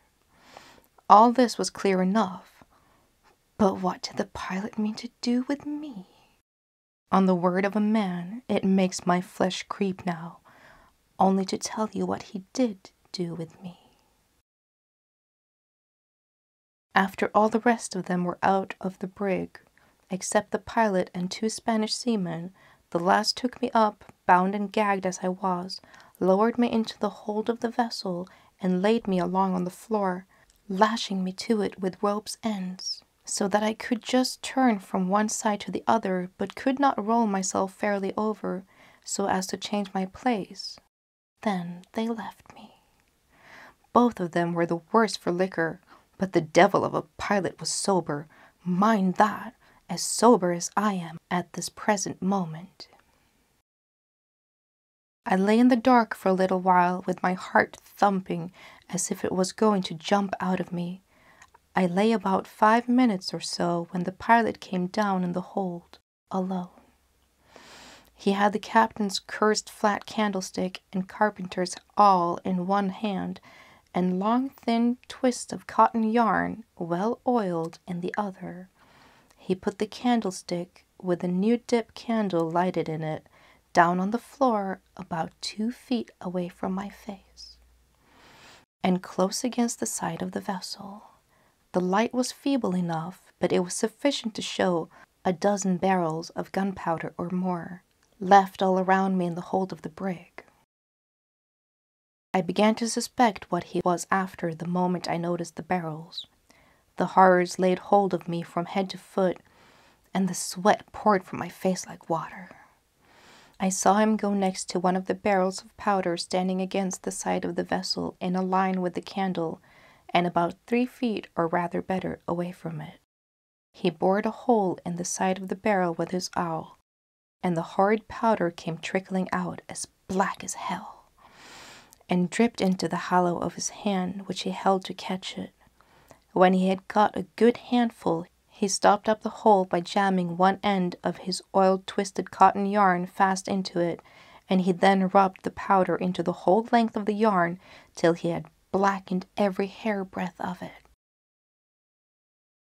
The next thing he did, as true as I sit here, as true as the heaven above us all, the next thing he did was to carry the free end of his long, lean, black, frightful, slow match to the lighted candle along my face. He tied it, the bloody-minded villain, in several folds round the tallow dip, about 1/3 of the distance down, measuring from the flame of the wick to the lip of the candlestick. He looked to see that my lashings were all safe, and then he put his face close to mine and whispered in my ear, "Blow up with the brig." He was on deck again the moment after, and he and the 2 others shoved the hatch on over me. At the farthest end from where I lay, they had not fitted it down quite true, and I saw a blink of daylight glimmering in when I looked in that direction. I heard the sweeps of the schooners fall into the water, splash, splash, fainter and fainter, as they swept their vessel out into the dead calm to be ready for the wind in the offing, fainter and fainter, splash, splash, for a quarter of an hour or more. While those receding sounds were in my ears, my eyes were fixed on the candle. It had been freshly lighted. If left to itself, it would burn for about 6 to 7 hours.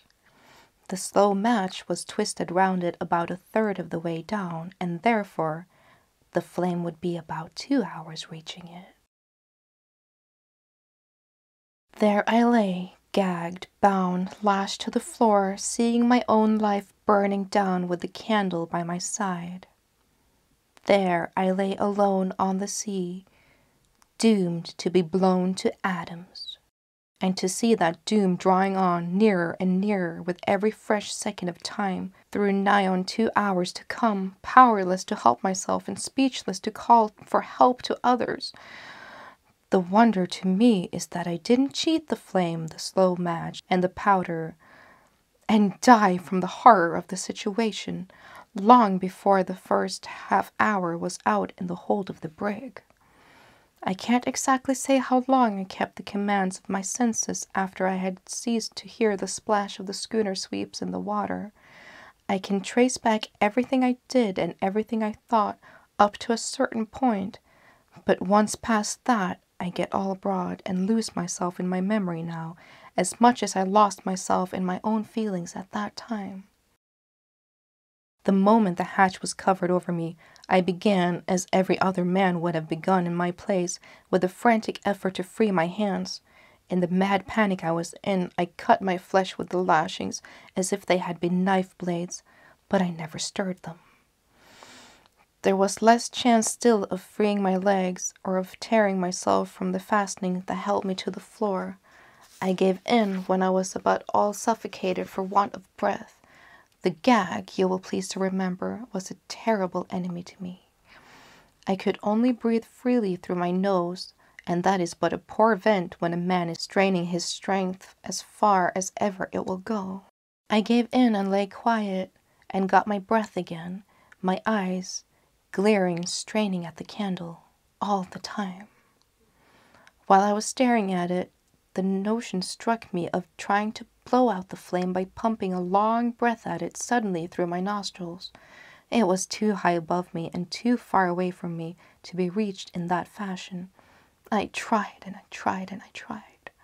And then I gave in again and lay quiet again, always with my eyes glaring at the candle and the candle glaring at me. The splash of the schooner sweep was very faint by this time. I could only just hear them in the morning stillness. Splash, splash, fainter and fainter, splash, splash. Without exactly feeling my mind going, I began to feel it getting queer as early as this. The snuff of the candle was growing taller, and the length of tallow between the flame and the slow match, which was the length of my life, was getting shorter and shorter. I calculated that I had rather less than an hour and a half to live. An hour and a half! Was there a chance in that time of a boat pulling off to the brig from the shore? Whether the land near which the vessel was anchored was in position of our side or in position of the enemy's side, I made out that they must, sooner or later, send to hail the brig merely because she was a stranger in those parts. The question for me was, how soon? The sun had not risen yet, as I could tell by looking through the chink of the hatch. There was no coast village near us, as we all knew before the brig was seized by seeing no lights on shore. There was no wind, as I could tell by listening, to bring any strange vessel near. If I had had 6 hours to live, there might have been a chance for me, reckoning from sunrise to noon. But with an hour and a half, which had dwindled down to an hour and a quarter by this time, or in other words, with the earliness of the morning and the uninhabited coast and the dead calm all against me, there was not a ghost of a chance. As I felt that, I had another struggle at last with my bonds, and only cut myself deeper for my pains.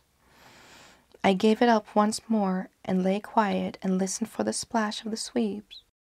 Gone. Not a sound could I hear but the blowing of the fish now and then on the surface of the sea, and the crack of the brig's crazy old spars as she rolled gently from side to side with the little swell that there was in the quiet water. An hour and a quarter. The wick grew terribly as the quarter slipped away, and the charred top of it began to thicken and spread out mushroom shape. It would fall soon. Would it fall off red hot, and would the swing of the brig cant it over to the side of the candle and let it down on the slow match? If it would, I had only about 10 minutes left to live instead of an hour. The discovery set my mind for a minute on a new track altogether. I began to ponder with myself what sort of death blowing up might be. Painful? Well, it would surely be too sudden for that. Perhaps just one crash inside of me, or outside of me, or both, and nothing more. Perhaps not even a crash. That and death and the scattering of this living body of mine into millions of fiery sparks might all happen in the same instant. I couldn't make it out. I couldn't settle how it would be. The minute of calmness in my mind left it before I had done thinking, and I got all abroad again. When I came back to my thoughts, or when they came back to me, I can't say which, the wick was awfully tall. The flame was burning with the smoke above it. The charred top was broad and red, and heavily spreading out to its fall. My despair and horror at seeing it took me in a new way, which was good and right at any rate for my poor soul. I tried to pray in my own heart, you will understand, for the gag put all lip praying out of my power. I tried, but the candle seemed to burn it up in me. I struggled hard to force my eyes from the slow, murdering flame and to look up through the chink in the hatch to the blessed daylight. I tried once, tried twice, and gave it up. I next tried only to shut my eyes and keep them shut, once, twice, and the second time I did it. God bless old mother and sister Lizzie. God keep them both and forgive me. That was all I had time to say in my own heart before my eyes opened again in spite of me, and the flame of the candle flew into them, flew all over me, and burned up the rest of my thoughts in an instant. I couldn't hear the fish blowing now. I couldn't hear the crack of the spears. I couldn't think. I couldn't feel the sweat of my own death agony on my face. I could only look at the heavy charred top of the wick. It swelled, totted, bent over to one side, dropped, red hot at the moment of its fall. Black and harmless, even before the swing of the brig had canted it over into the bottom of the candlestick. I caught myself laughing. Yes, laughing at the safe fall of the wick. But for the gag, I should have screamed with laughing. As it was, I shook with it inside me, shook till the blood was in my head and I was all but suffocated for want of breath. I had just sense enough left to feel that my own horrid laughter at that awful moment was a sign of my brain going at last. I had just sense enough left to make another struggle before my mind broke loose like a frightened horse and ran away with me. One comforting look at the blink of daylight through the hatch was what I tried for once more. The fight to force my eyes from the candle and to get that one look at daylight was the hardest I had had yet, and I lost the fight. The flame had hold of my eyes as fast as the lashing had hold of my hands. I could not look away from it.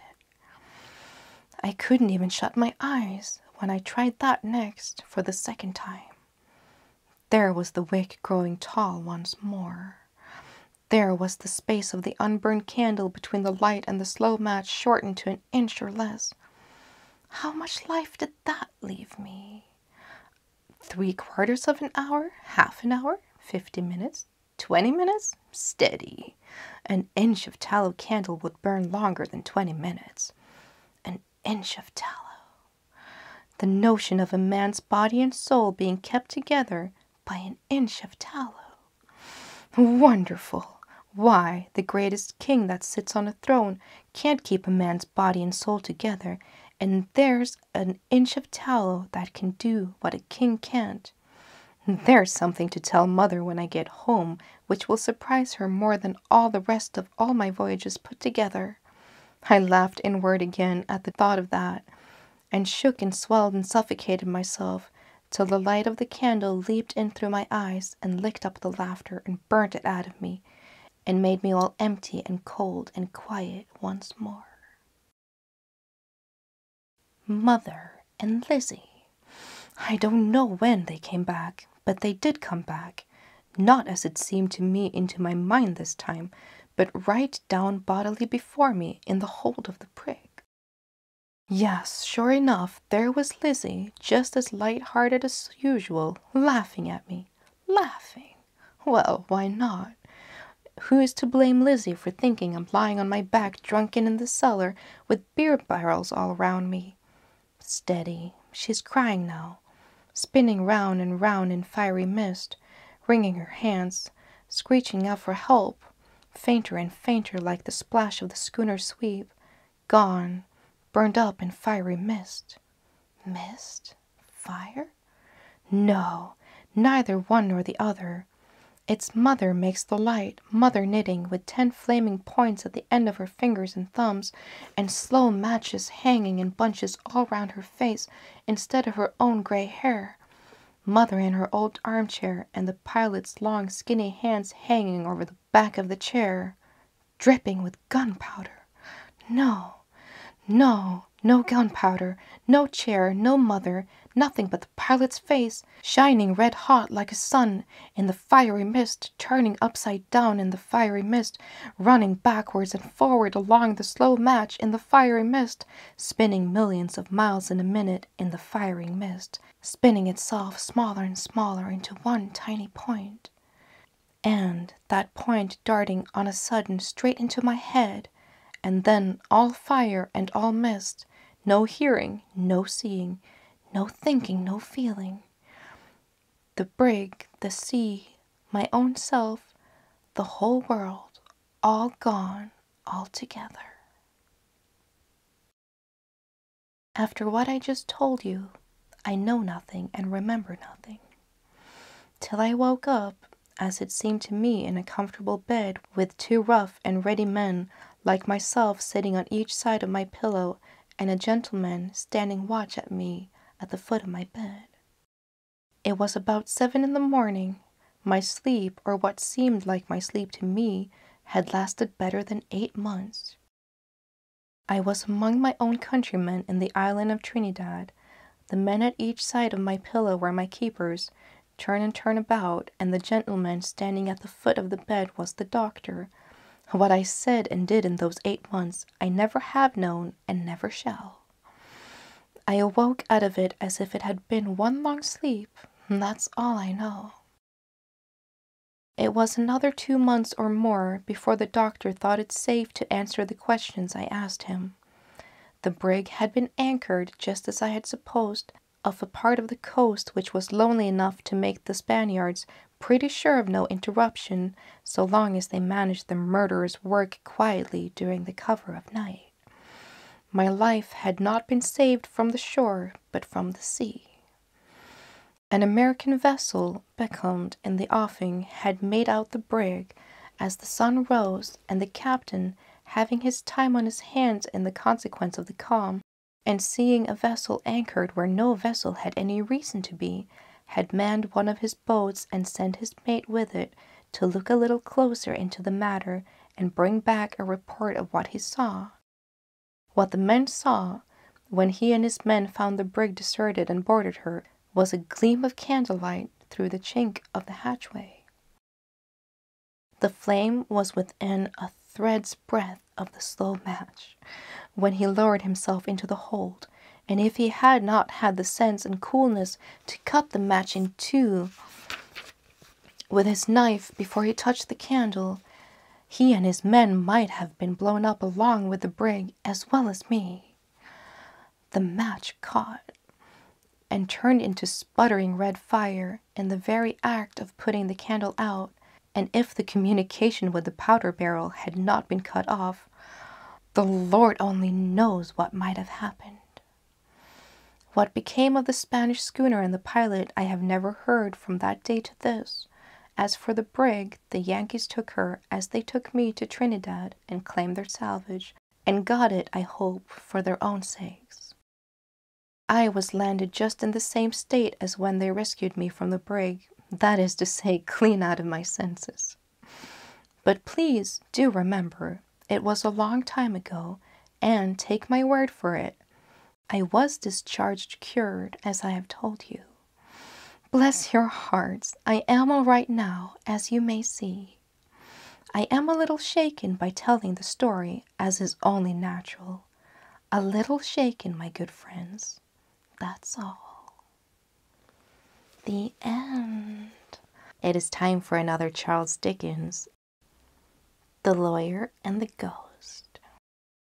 I knew a man, let me see, 40 years ago now, who took an old damp rotten set of chambers in one of the most ancient inns that had been shut up and empty for years and years before.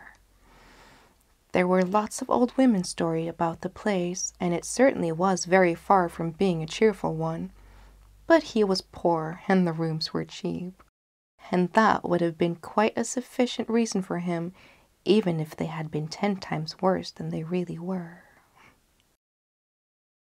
He was obliged to take some mouldering fixtures that were on the place, and among the rest was a great lumbering wooden press for papers, with large glass doors and a green curtain inside. A pretty useless thing for him, for he had no papers to put in it, and as to his clothes, he carried them about with him, and that wasn't very hard work either.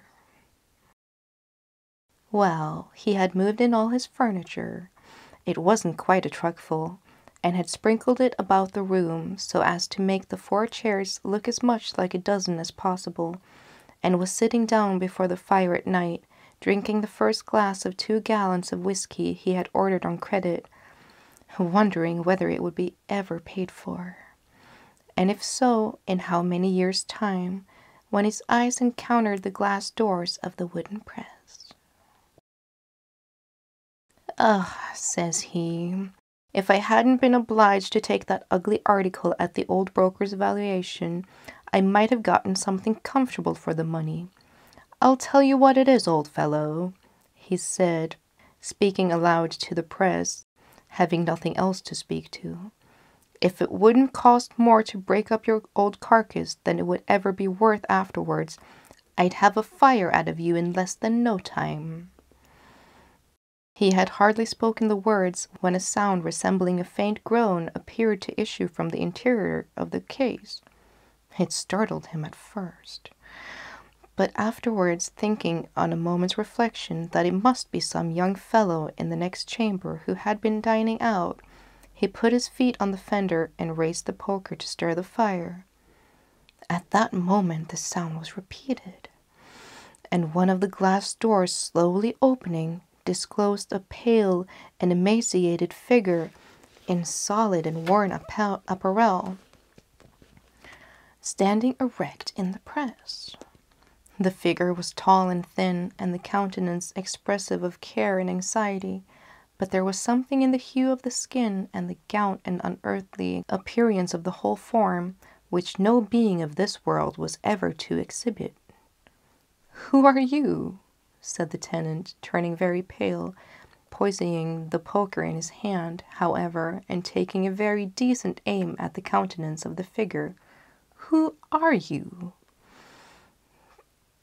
"Don't throw that poker at me," replied the form. "If you hurled it with ever so sure an aim, it would pass through me without resistance, and expend its force on the wood behind. I am a spirit." "And pray, what do you want here?" faltered the tenant. "In this room," replied the apparition, "my worldly ruin was worked, and I and my children beggared. In this press, the papers in a long, long suit which accumulated for years were deposited. In this room, when I had died of grief and long deferred hope, two wily harpies divided the wealth for which I had contested during a wretched existence, and of which, at last, not one farthing was left for my unhappy descendants. I terrified them from the spot, and since that day have prowled by night, the only period with which I can revisit the earth, about the scenes of my long procrastinated misery. This apartment is mine. Leave it to me." "If you insist upon making your appearance here," said the tenant, who had had some time to collect his presence of mind during this prosy statement of the ghosts, "I shall give up possession with the greatest pleasure. But I should like to ask you one question, if you will allow me." "Say on," said the apparition sternly. "Well," said the tenant, "I don't apply the observation personally to you, because it is equally applicable to most of the ghosts I've ever heard of, but it does appear to me somewhat inconsistent that when you have an opportunity for visiting the fairest spots of earth, for I suppose space is nothing to you, you should always return exactly to the very places where you've been the most miserable." "Egad, that's true. I never thought of it before," said the ghost. "You see, sir," pursued the tenant, "this is a very uncomfortable room. For the appearance of the press, I should be disposed to say that it's not wholly free from bugs, and I really think you might find much more comfortable quarters, to say nothing for the climate of London, which is extremely disagreeable." "You are very right, sir," said the ghost politely. "It never struck me till now. I'll try a change of air directly." And in fact, he began to vanish as he spoke. His legs indeed had quite disappeared. "And if, sir," said the tenant, calling after him, "if you would have the goodness to suggest to the other ladies and gentlemen who are now engaged in haunting old empty houses that they might be much more comfortable elsewhere. You will confer a very great benefit on society." "I will," replied the ghost. "We must have been dull fellows, very dull fellows indeed. I can't imagine how we could have been so stupid." With these words, the spirit disappeared, and what is rather remarkable, he never came back again. The end. Today we're doing Edith Wharton, Miss Mary Pask. It was not till the following spring that I plucked up the courage to tell Mrs. Brightworth what had happened to me that night in Morgat. In the first place, Mrs. Bridgeworth was in America, and after the night in question I lingered on abroad for several months, not for pleasure, God knows, but because of a nervous collapse, supposed to be the result of having taken up my work again too soon after my touch of fever in Egypt. But in any case, if I had been door to door with Mary Bridgeworth, I could not have spoken of the affair before, to her or to anyone else, not until I had been rest cured and built up again at one of those wonderful Swiss sanatoria where they clean the cobwebs out of you. I could not even have written to her not to save my life. The happenings of that night had to be overlaid with layer upon layer of time and forgetfulness before I could tolerate any return to them. The beginning was idiotically simple, just the sudden reflex of a New England conscience acting on a feeble constitution. I had been painting in Brittany, in lovely uncertain autumn weather, one day all blue and silver, the next shrieking gale and driving fog. There is a rough little whitewashed inn out on the Pointe du Raz, swarmed over by tourists in the summer, but a sea-washed solitude in autumn, and there I was staying and trying to do waves when someone said, "You ought to go to Cape something else, beyond Morgat." I went and had a silver and a blue day there, and on the way back the name of Morgat set up unexpected associations of ideas. Morgat. Grace Bridgeworth. Grace's sister. Mary Pask. "You know my darling Mary has a little place now near Morgat. If you ever go to Brittany, do go see her. She lives such a lonely life. It makes me so unhappy." That was the way it came about. I had known Mrs. Bridgeworth well for years, but had only a hasty, intermittent acquaintance with Mary Pask, her older and unmarried sister. Grace and she were greatly attached to each other. I knew it had been Grace's chief sorrow when she married my old friend Horace Bridgeworth and went to live in New York, that Mary, from whom she had never before been separated, obstinately lingered in Europe, where the two sisters had been traveling since their mother's death. I never quite understood why Mary Pask refused to join Grace in America. Grace said it was because she was too artistic. But, knowing the elder Miss Pask and the extremely elementary nature of her interest in art, I wonder whether it was not rather because she disliked Horace Bridgeworth. There was a third alternative, more conceivable if one knew Horace, and that was that she liked him a bit too much.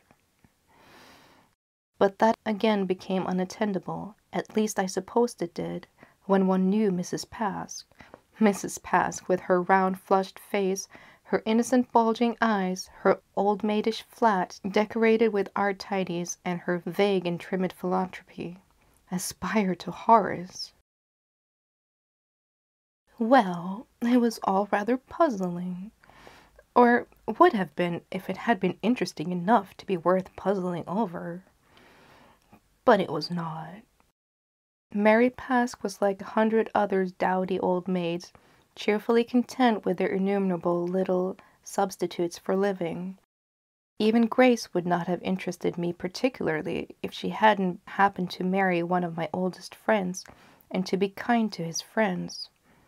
She was a handsome, capable, and rather dull woman, absorbed in her husband and children. and without an ounce of imagination. And between her attachment to her sister Mary Pask's worship of her, there lay the inevitable gulf between the feeling of the sentimentally unemployed and those whose affections are satisfied.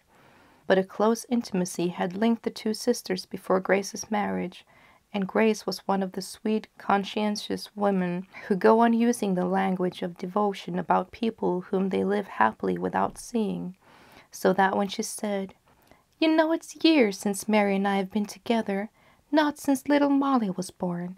If only she'd come to America. Just think, Molly is 6, and she has never seen her dear auntie."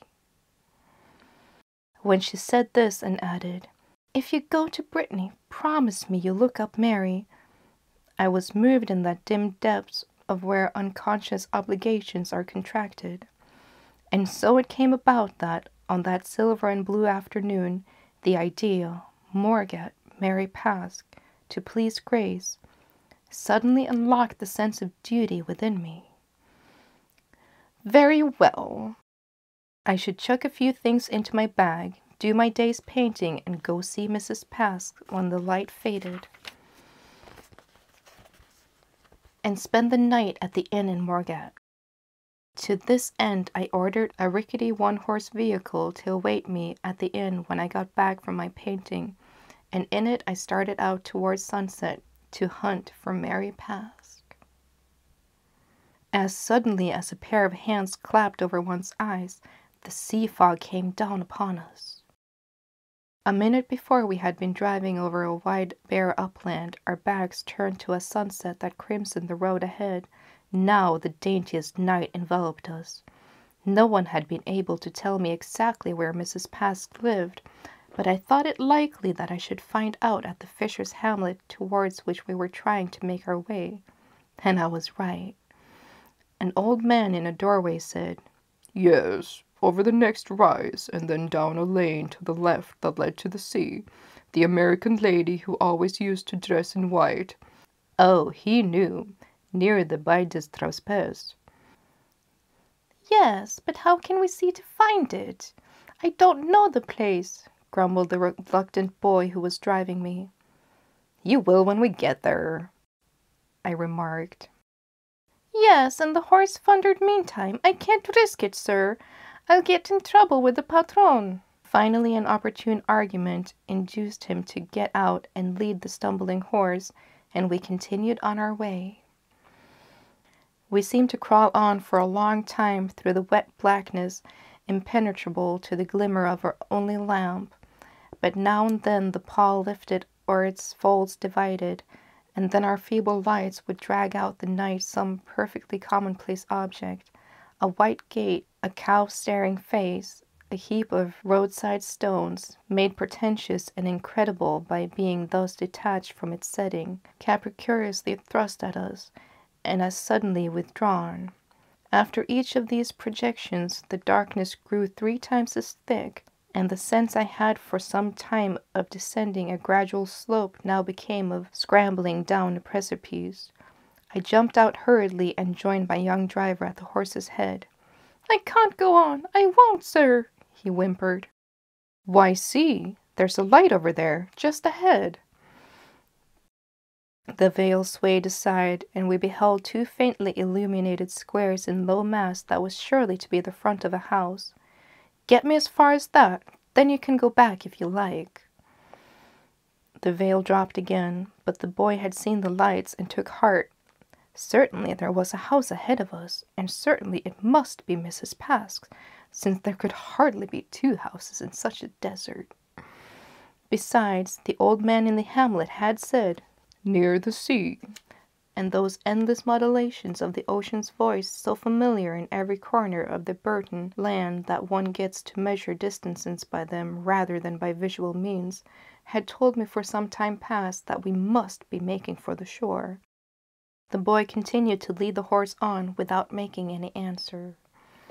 The fog had shut in more closely than ever, and our lamp merely showed us the big round drops of wet on the horse's shaggy quarters. The boy stopped with a jerk. "There's no house. We're going straight down to the sea."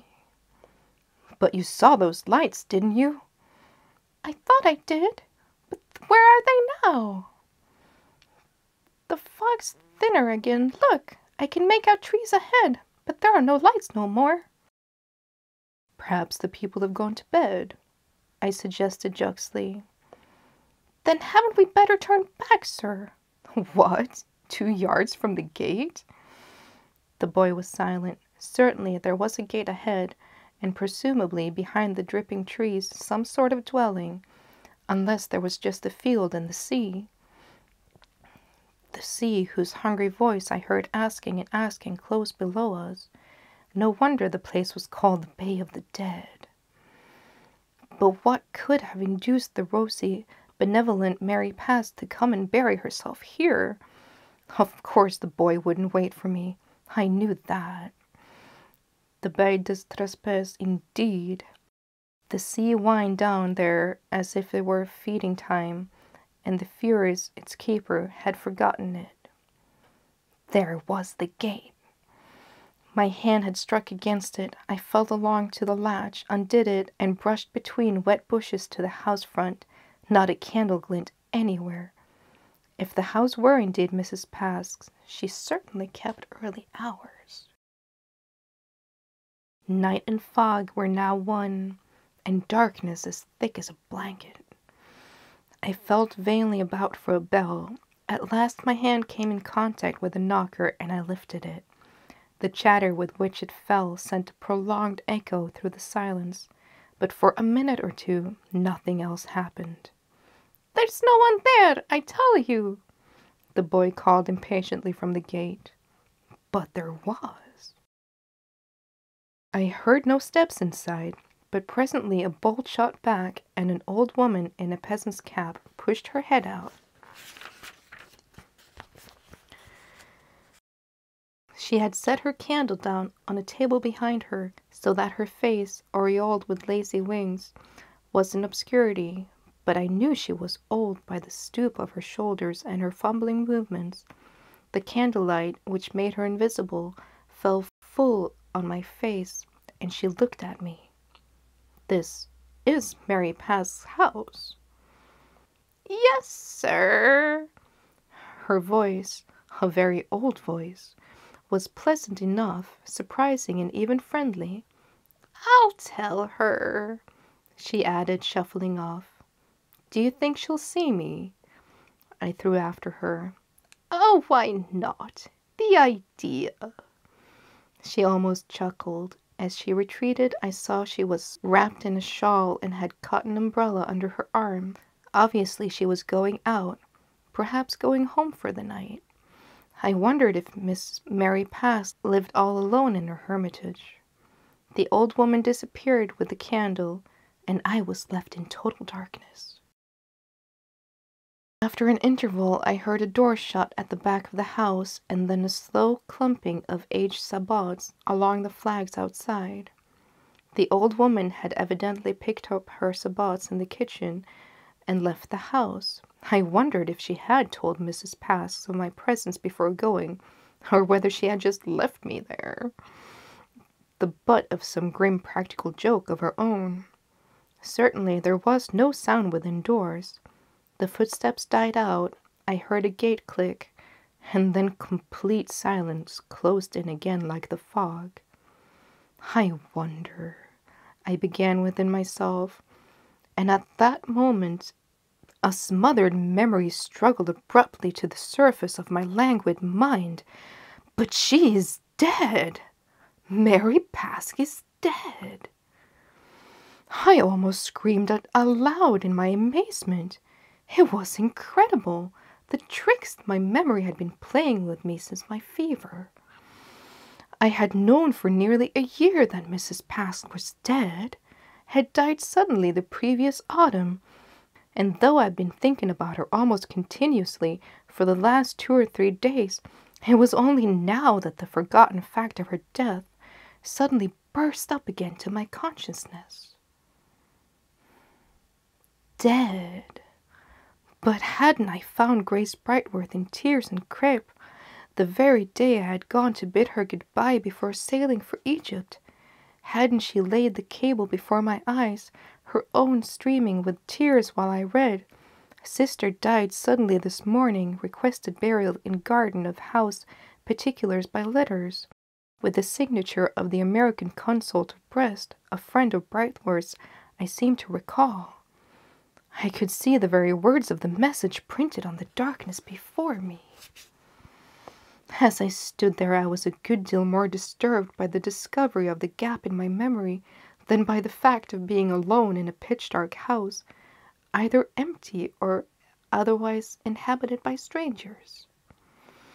Once before of late I had noticed this queer temporarily blotting out of some well-known facts, and here was a second instance of it.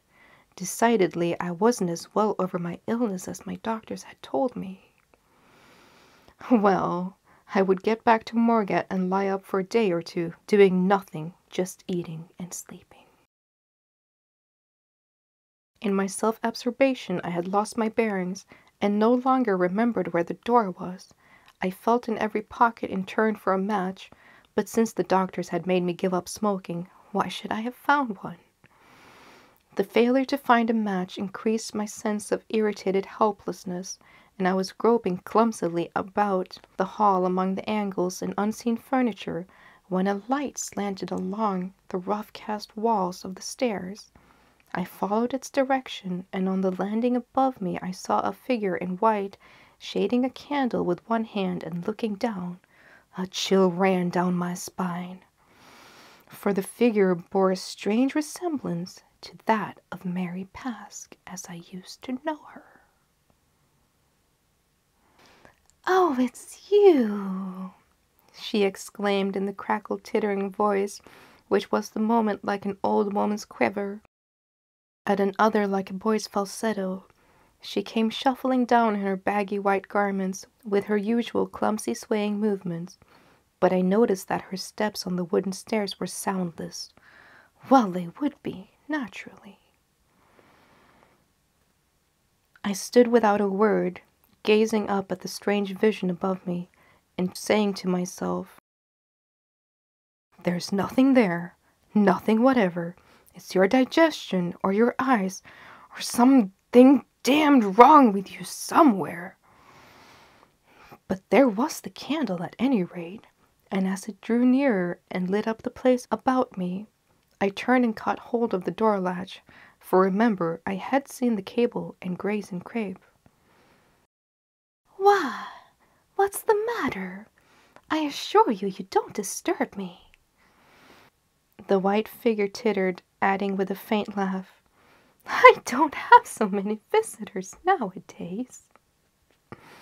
She had reached the hall and stood before me, lifting her candle shakily and peering up into my face. "You haven't changed, not as much as I'd thought. But I have, haven't I?" She appealed to me with another laugh, and abruptly she laid her hand on my arm. I looked down at the hand and thought to myself, that can't deceive me. I have always been a noticer of hands, the key to a character that other people see in the eyes, the mouth, the modeling of the skull, I find in the curve of the nails, the cut of the fingertips, the way of the palm, rosy or sallow, smooth or seamed, swells up from its base.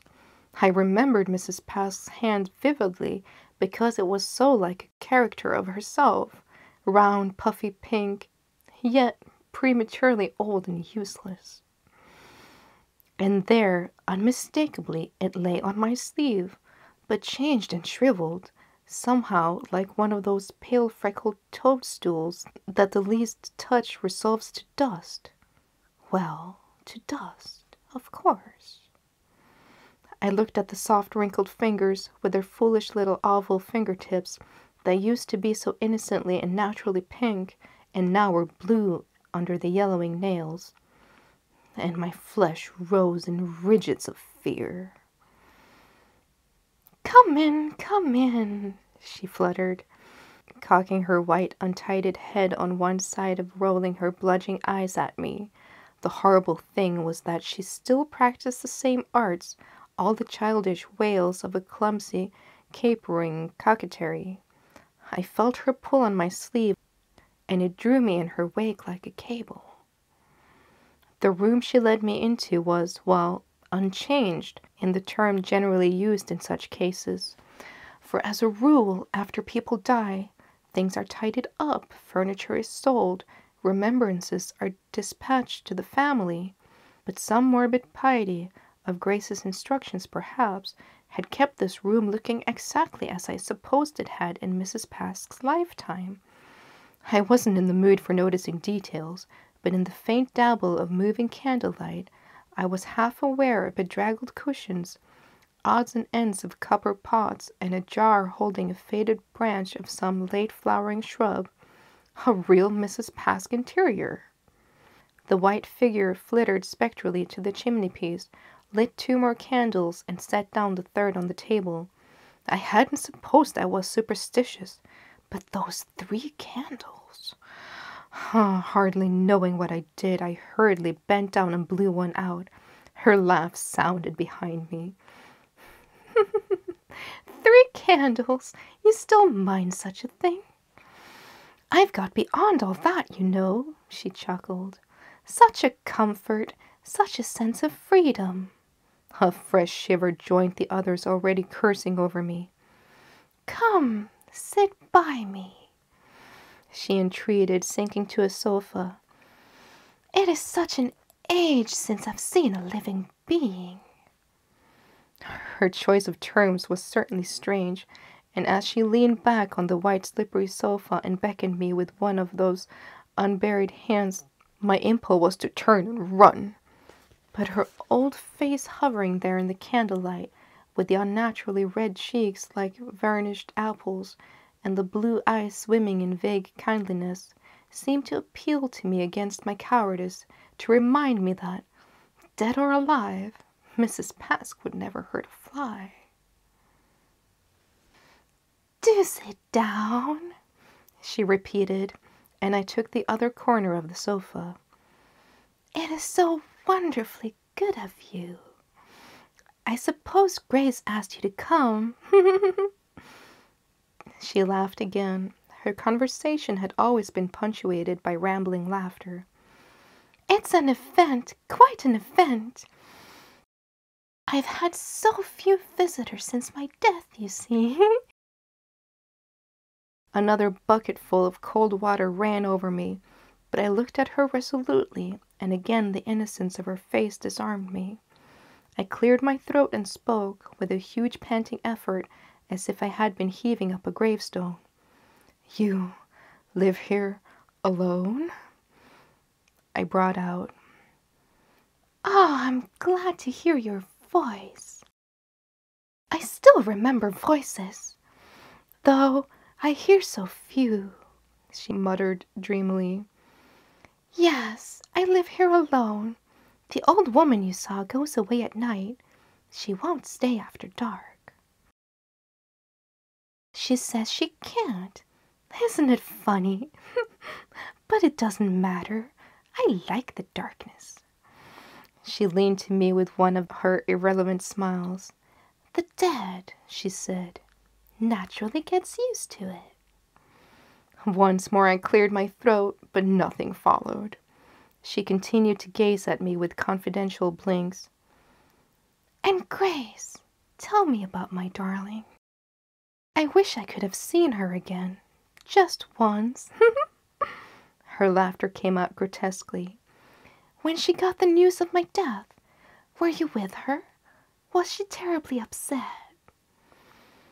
I stumbled to my feet with a meaningless stammer. I couldn't answer. I couldn't go on looking at her. Ah, I see. It's too painful. She acquiesced, her eyes brimming, and she turned her shaking head away. But after all, I am glad she was sorry. It's what I've been longing to be told, and hardly hoped for. Grace forgets. She stood up too, and flitted across the room, wavering nearer and nearer to the door. Thank God, I thought, she's going. Do you know this place by daylight? she asked abruptly.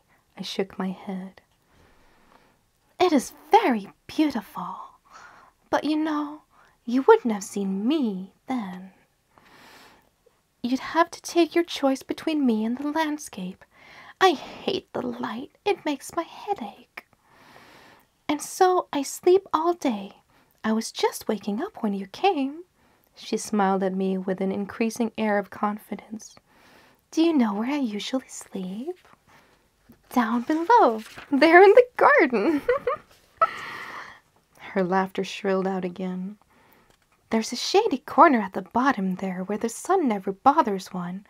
Sometimes I sleep there till the stars come out. The phrase about the garden in the consul's cable came back to me, and I thought, after all, it's not such an unhappy state. I wonder if she isn't better off than when she was alive. Perhaps she was, but I was sure I wasn't in her company, and her way of sliding nearer to the door made me distinctly want to reach it before she did.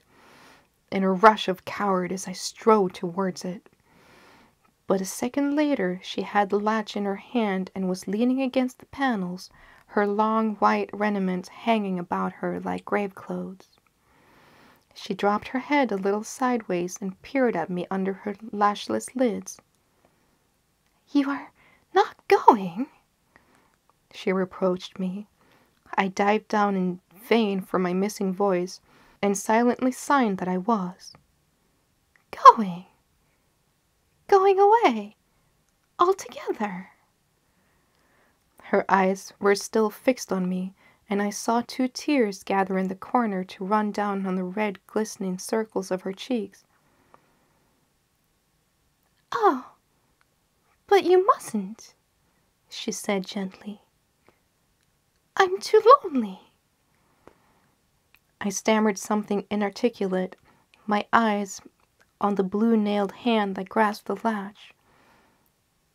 Suddenly the window behind us crushed open, and a gust of wind surging in out of the blackness extinguished the candle on the nearest chimney corner. I glanced back nervously to see if the other candle were going out too. You don't like the noise of the wind. I do. It's all I have to talk to. People don't like me much since I've been dead. Queer, isn't it? The peasants are so superstitious. At times, I am really lonely.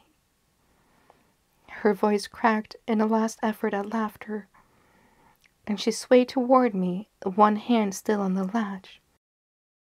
Lonely, lonely, if you ever knew how lonely. It was a lie when I told you I wasn't, and now you come, and your face looks friendly, and you say you're going to leave me? No, no, you shan't. Or else, why did you come? It's cruel. I used to think I knew what loneliness was, after Grace married, Grace thought she was always thinking of me, but she wasn't. She called me darling, but she was thinking of her husband and children. I said to myself then, you couldn't be more lonely if you were dead. But I know better now. There's been no loneliness like this last year's. None.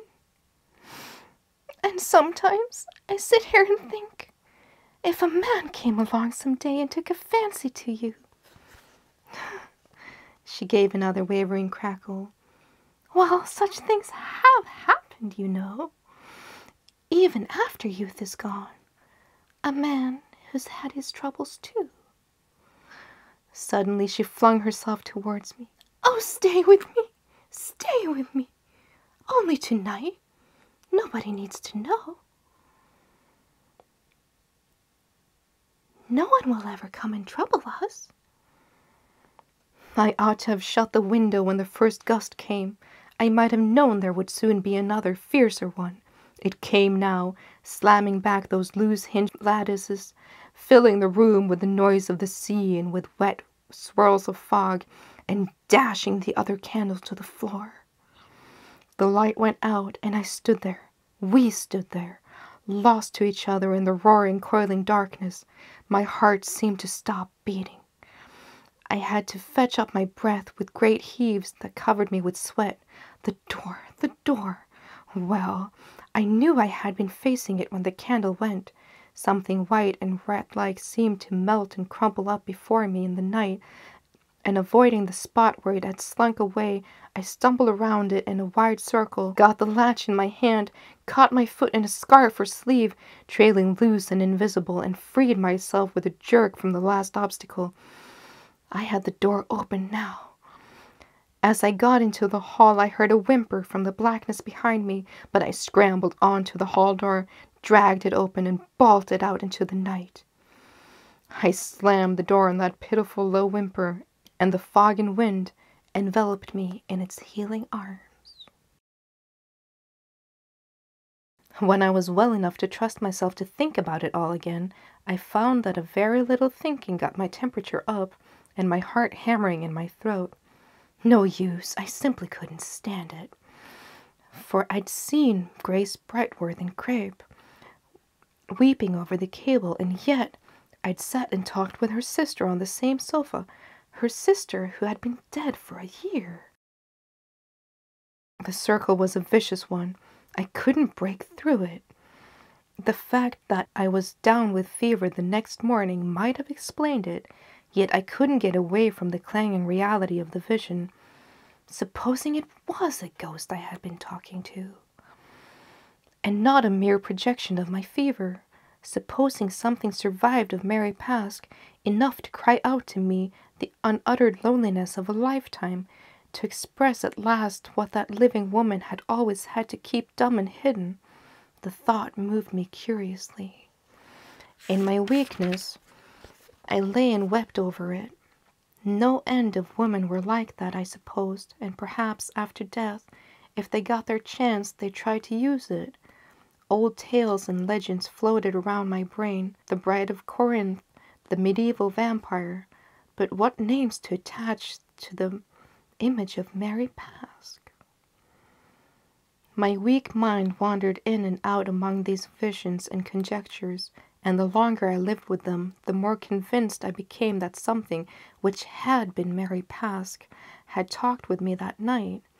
I made up my mind when I was up again to drive back to the place in broad daylight this time, to hunt out the grave in the garden, that shady corner where the sun never bothers one, and appease the poor ghost with a few flowers on the grave. But the doctors decided otherwise, and perhaps my weak will unknowingly abetted them. At any rate, I yielded to their insistence that I should be driven straight from my hotel to the train for Paris, and thence shipped, like a piece of luggage, to the Swiss sanatorium they had in view for me. Of course, I meant to come back when I was all patched up again. And meanwhile, more and more tenderly, but more intermittently, my thoughts went back from my snow mountain to that wailing autumn night above the Baie de Traspes, and the revelation of the dead Mary Pask, who was so much more real to me than the living one had ever been. After all, why should I tell Mary Brightworth? Ever? I had a glimpse of things that were really no business of hers. If the revelation had been vouchsafed to me, ought I not to bury it in those deepest depths where the inexplicable and unforgettable sleeps together? And besides, what interest could there be to a woman like Grace in the tale she could neither understand nor believe in? She would just set me down as queer, and enough people had done that already. My first object, when I finally did get back to New York, was to convince everybody of my complete return to mental and physical soundness, and into this scheme of evidence my experience with Mary Pask did not seem to fit. All things considered, I would hold my tongue. But after a while, the thought of the grave began to trouble me. I wondered if Grace had ever a proper gravestone put on it. The queer, neglected look of the house gave me the idea that perhaps she had done nothing, had brushed the whole matter aside to be attended to when she next went abroad. Grace forgets, I heard the ghost quaver. No, Decidedly, there could be no harm in putting tactfully just that one question about the care of the grave, the more so as I was beginning to reproach myself for not having gone back to see with my own eyes how it was kept. Grace and Horace welcomed me with all their old friendliness, and I soon slipped into the habit of dropping in on them for meals when I thought they were likely to be alone.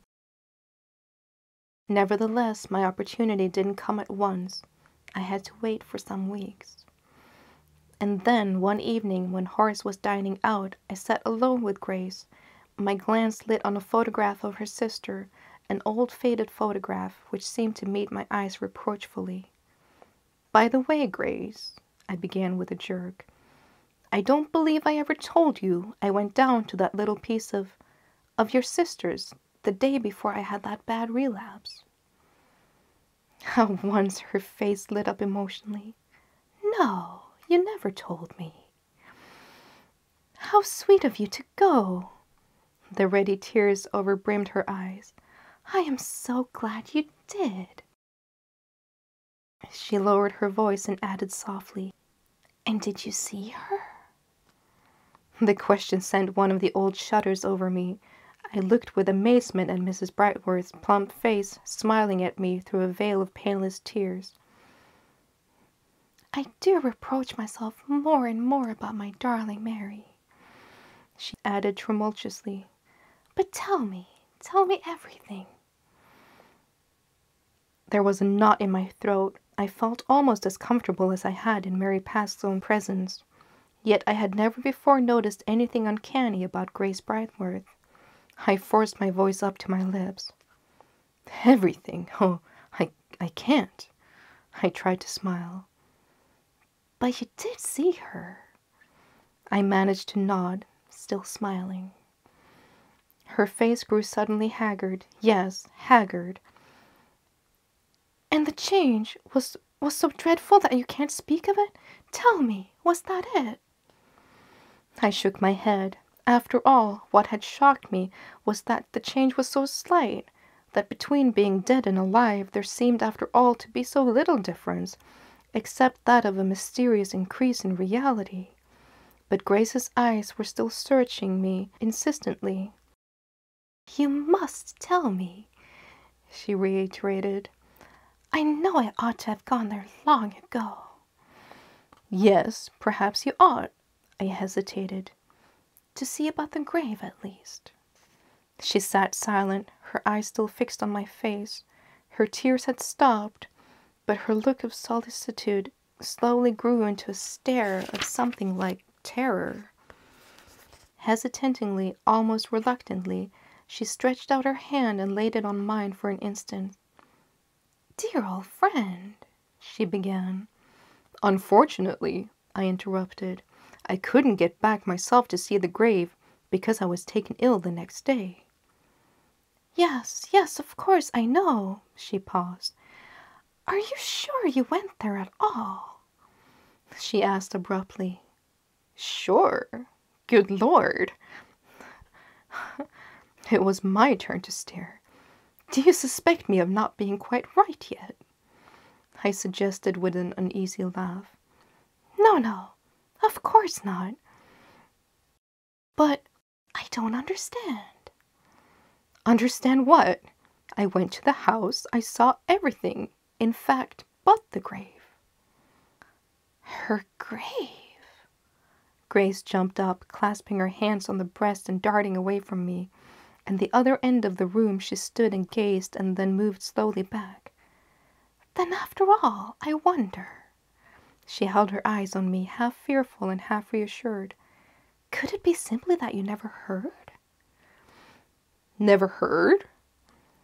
"But it was in all the papers. Don't you ever read them?" "I meant to write. I thought I had written. But I said, at any rate he'll see it in the papers.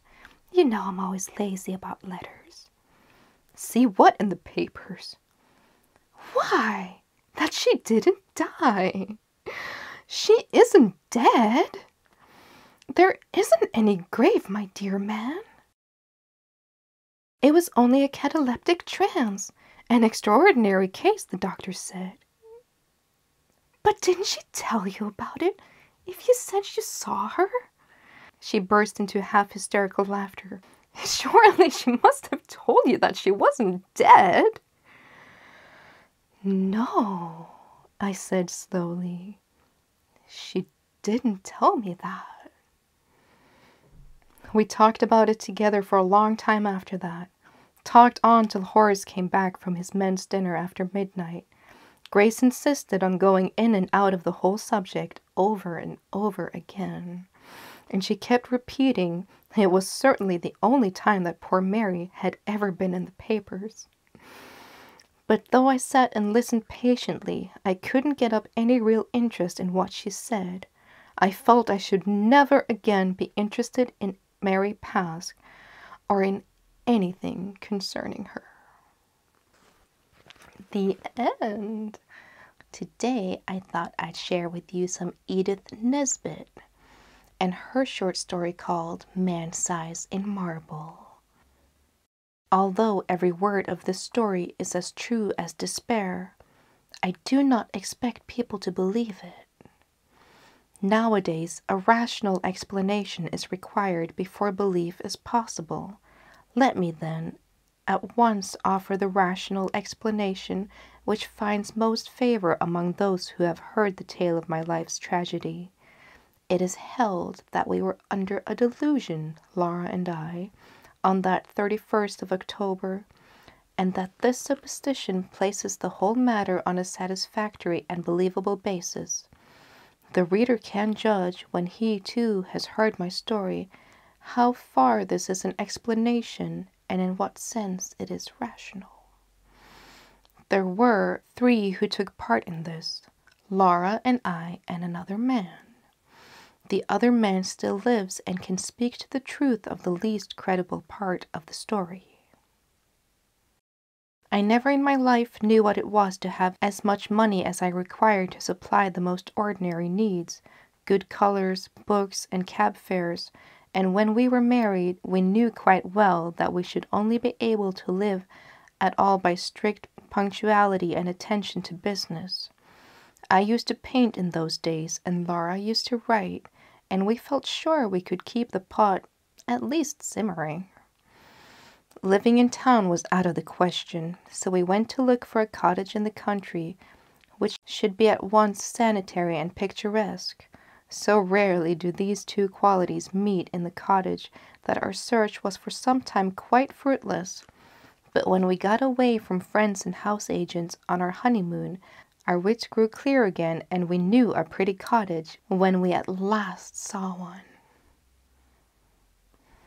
It was at Brenzett, a little village set on a hill over against the Sudden Marshes. We had gone there from the seaside village where we were staying to see the church, and 2 fields from the church we found this cottage. It stood quite by itself, about 2 miles from the village. It was a long, low building, with rooms sticking out in unexpected places. There was a bit of stonework, ivy-covered and moss-grown, just 2 old rooms, all that was left of a big house that had once stood there. And around this stonework the house had grown up. Stripped of its roses and jasmines, it would have been hideous. As it stood, it was charming, and after a brief examination, we took it. It was absurdly cheap. There was a jolly old-fashioned garden, with grass paths and no end of hollyhocks, and sunflowers and big lilies. From the window you could see the marsh pastures, and beyond them the blue thin line of the sea. We got an old peasant woman to do for us. Her face and figure were good, but her cooking was of the homeliest. But she understood all about the gardening, and told us all about the names and the kopecks and the cornfields and the stories of the smugglers and highwaymen, and better still, of the things that walked, and of the sights which one met in lonely glens at starlight nights. We soon came to leave all the domestic business to Mrs. Dorman, and to use her legends in little magazine stories which brought in the jiggling jinny. We had 3 months of married happiness, and not a single quarrel. One October evening I had been down to smoke a pipe with the doctor, our only neighbor, a pleasant young Irishman. Laura had stayed at home to finish a comic sketch. I left her laughing over her own jokes and came in to find her a crumpled heap of pale muslin, weeping over the window seat. "Good heavens, my darling, what is the matter?" I cried, taking her in my arms. "What is the matter? Do speak." "It's Mrs. Dorman," she sobbed. "What has she done?" I inquired, immensely relieved. "She says she must go before the end of the month, and she says her niece is ill. She's gone down to see her now, but I don't believe that's the reason, because her niece is always ill. I believe someone has been setting her against us. Her manner was so queer." "Never mind, Pussy," I said. "Whatever you do, don't cry, or I shall have to cry to keep you in countenance, and then you will never respect your man again." "But you see," she went on, "it is really serious, because these village people are so sheepy, and if one won't do a thing, you may be quite sure none of the others will. And I shall have to cook the dinners and wash up the hateful greasy plates, and you'll have to carry cans of water about and clean the boots and knives, and we shall never have any time for work, or earn money, or anything." I represented to her that even if we had to perform these duties, the day would still present some margin for other toils and recreations, but she refused to see the matter in any but the greyest light. "I'll speak to Mrs. Dorman when she comes back and see if I can't come to terms with her," I said. "Perhaps she wants a raise in her screw. It'll be all right. Come, let's go to the church." The church was a large and lonely one, and we loved to go there, especially upon bright nights. The path skirted a wood, cut through it once, and ran along the crest of the hill through 2 meadows and round the churchyard wall, over which the old yews loomed in black masses of shadow. This path, which was partly paved, was called the bier walk, for it had long been the way by which the corpses had been buried to burial. The churchyard was rightly treed and was shaded by great elms, which stood just outside and stretched their majestic arms in benediction of the happy dead. A large low porch let one into the building by a Norman doorway and a heavy oak door studded with iron. Inside, the arches rose into darkness, and between them the reticulated windows, which stood out white in the moonlight. In the chancel the windows were of rich glass, which showed in faint light their noble coloring and made the black oak of the choir pews hardly more solid than the shadows. But on each side of the altar lay a grey marble figure of a knight in full plate armour, laying upon a low slab, with hands held up in everlasting prayer, and these figures, oddly enough, were always to be seen if there was any glimmer of light in the church. Their names were lost, but the peasants told of them that they had been fierce and wicked men, marauders by land and sea, who had been the scourge of their time and had been guilty of deeds so foul that the house that they had lived in, the big house, by the way, that had stood on the site of our cottage, had been stricken by lightning and the vengeance of the heavens. But for all that, the gold of their heirs had bought them a place in the church. Looking at the bad, hard faces reproduced in the marble, this story was easily believed. The church looked at its best and weirdest on that night, for the shadows of the yew trees fell through the windows upon the floor of the nave and touched the pillars with a tattered shade. We sat down together without speaking and watched the solemn beauty of the old church with some of that awe which inspired its early builders. We walked to the chancel and looked at the sleeping warriors. Then we rested some time on the stone set in the porch, looking out over the stretch of quiet moonlit meadows, feeling in every fibre of our being the peace of the night and our happy love, and came away at last with the sense that even scrubbing and blackleading were but small troubles at their worst. Mrs. Dorman had come back from the village, and I at once invited her to a tete. "Now, Mrs. Dorman," said I, when I had got her into my painting room, "what's all this about you not staying with us?"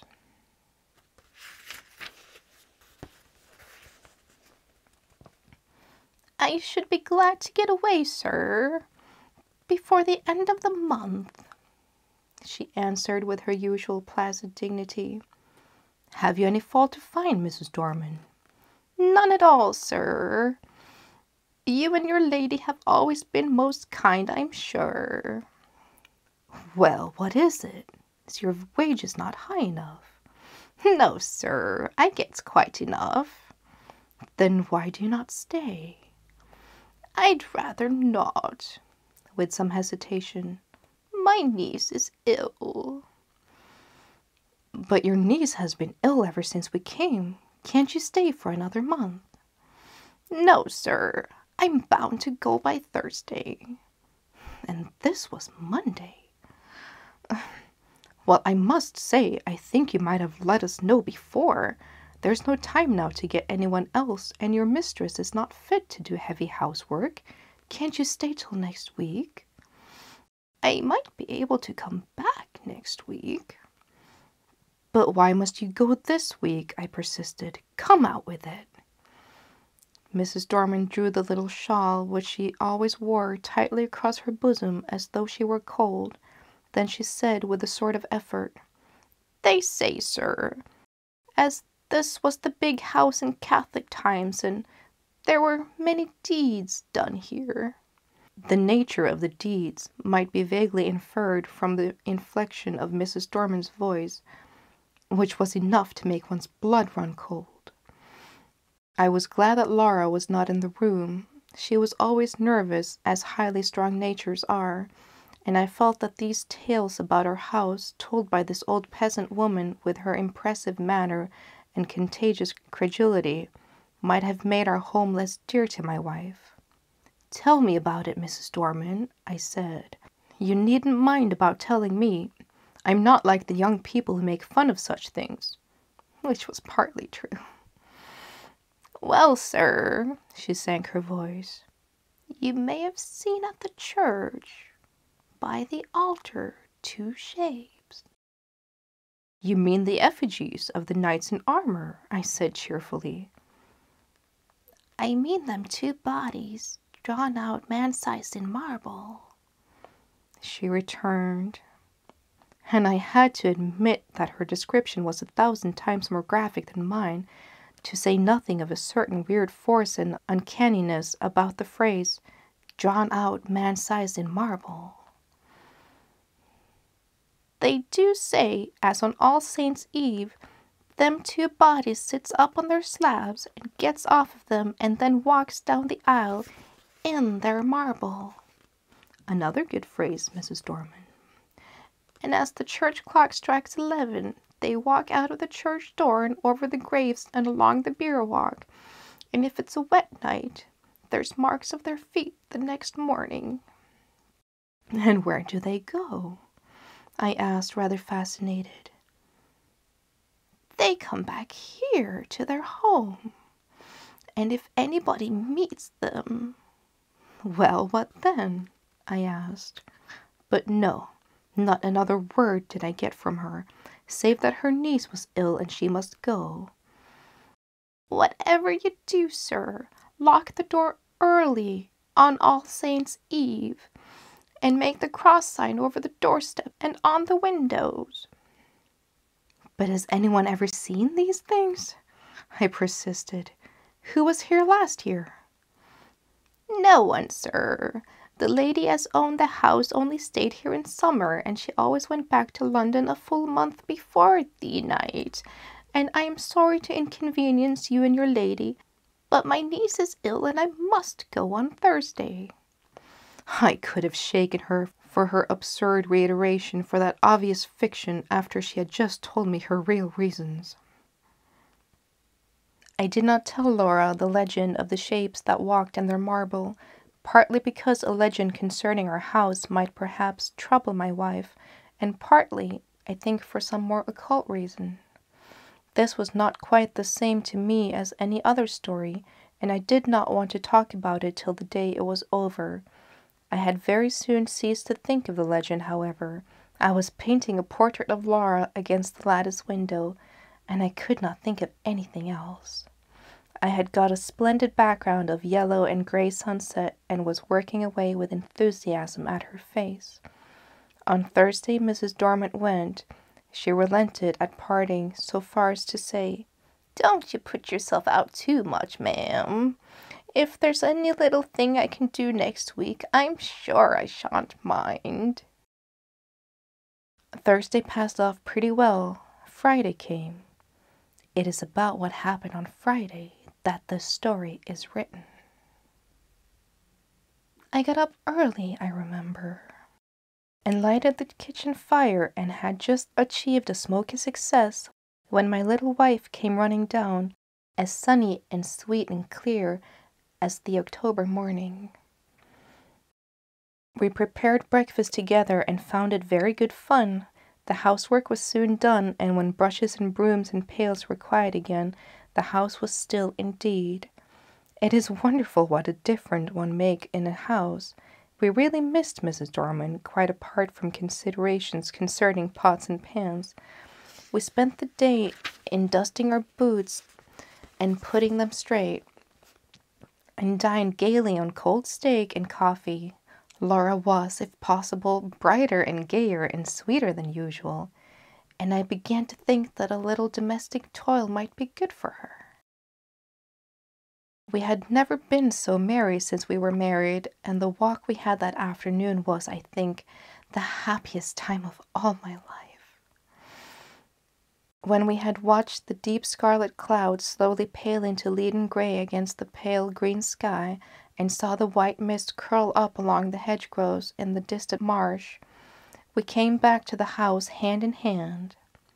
"You are sad, my darling," I said half jestingly, as we sat down together in our little parlor. I expected a disclaimer, for my own silence had been the silence of complete happiness. To my surprise, she said, "Yes, I think I am sad. Or rather, I am uneasy. I don't think I'm very well. I have shivered 3 or 4 times since we came inside, and it's not cold, is it?" "No," I said, and hoped it was not a chill caught from the treacherous mist that rolled up from the marshes in the dying night. "No," she said, she didn't think so. Then after a silence she spoke suddenly. "Do you ever have presentiments of evil?" "No," I said, smiling, "and I shouldn't believe them if I had." "I do," she went on.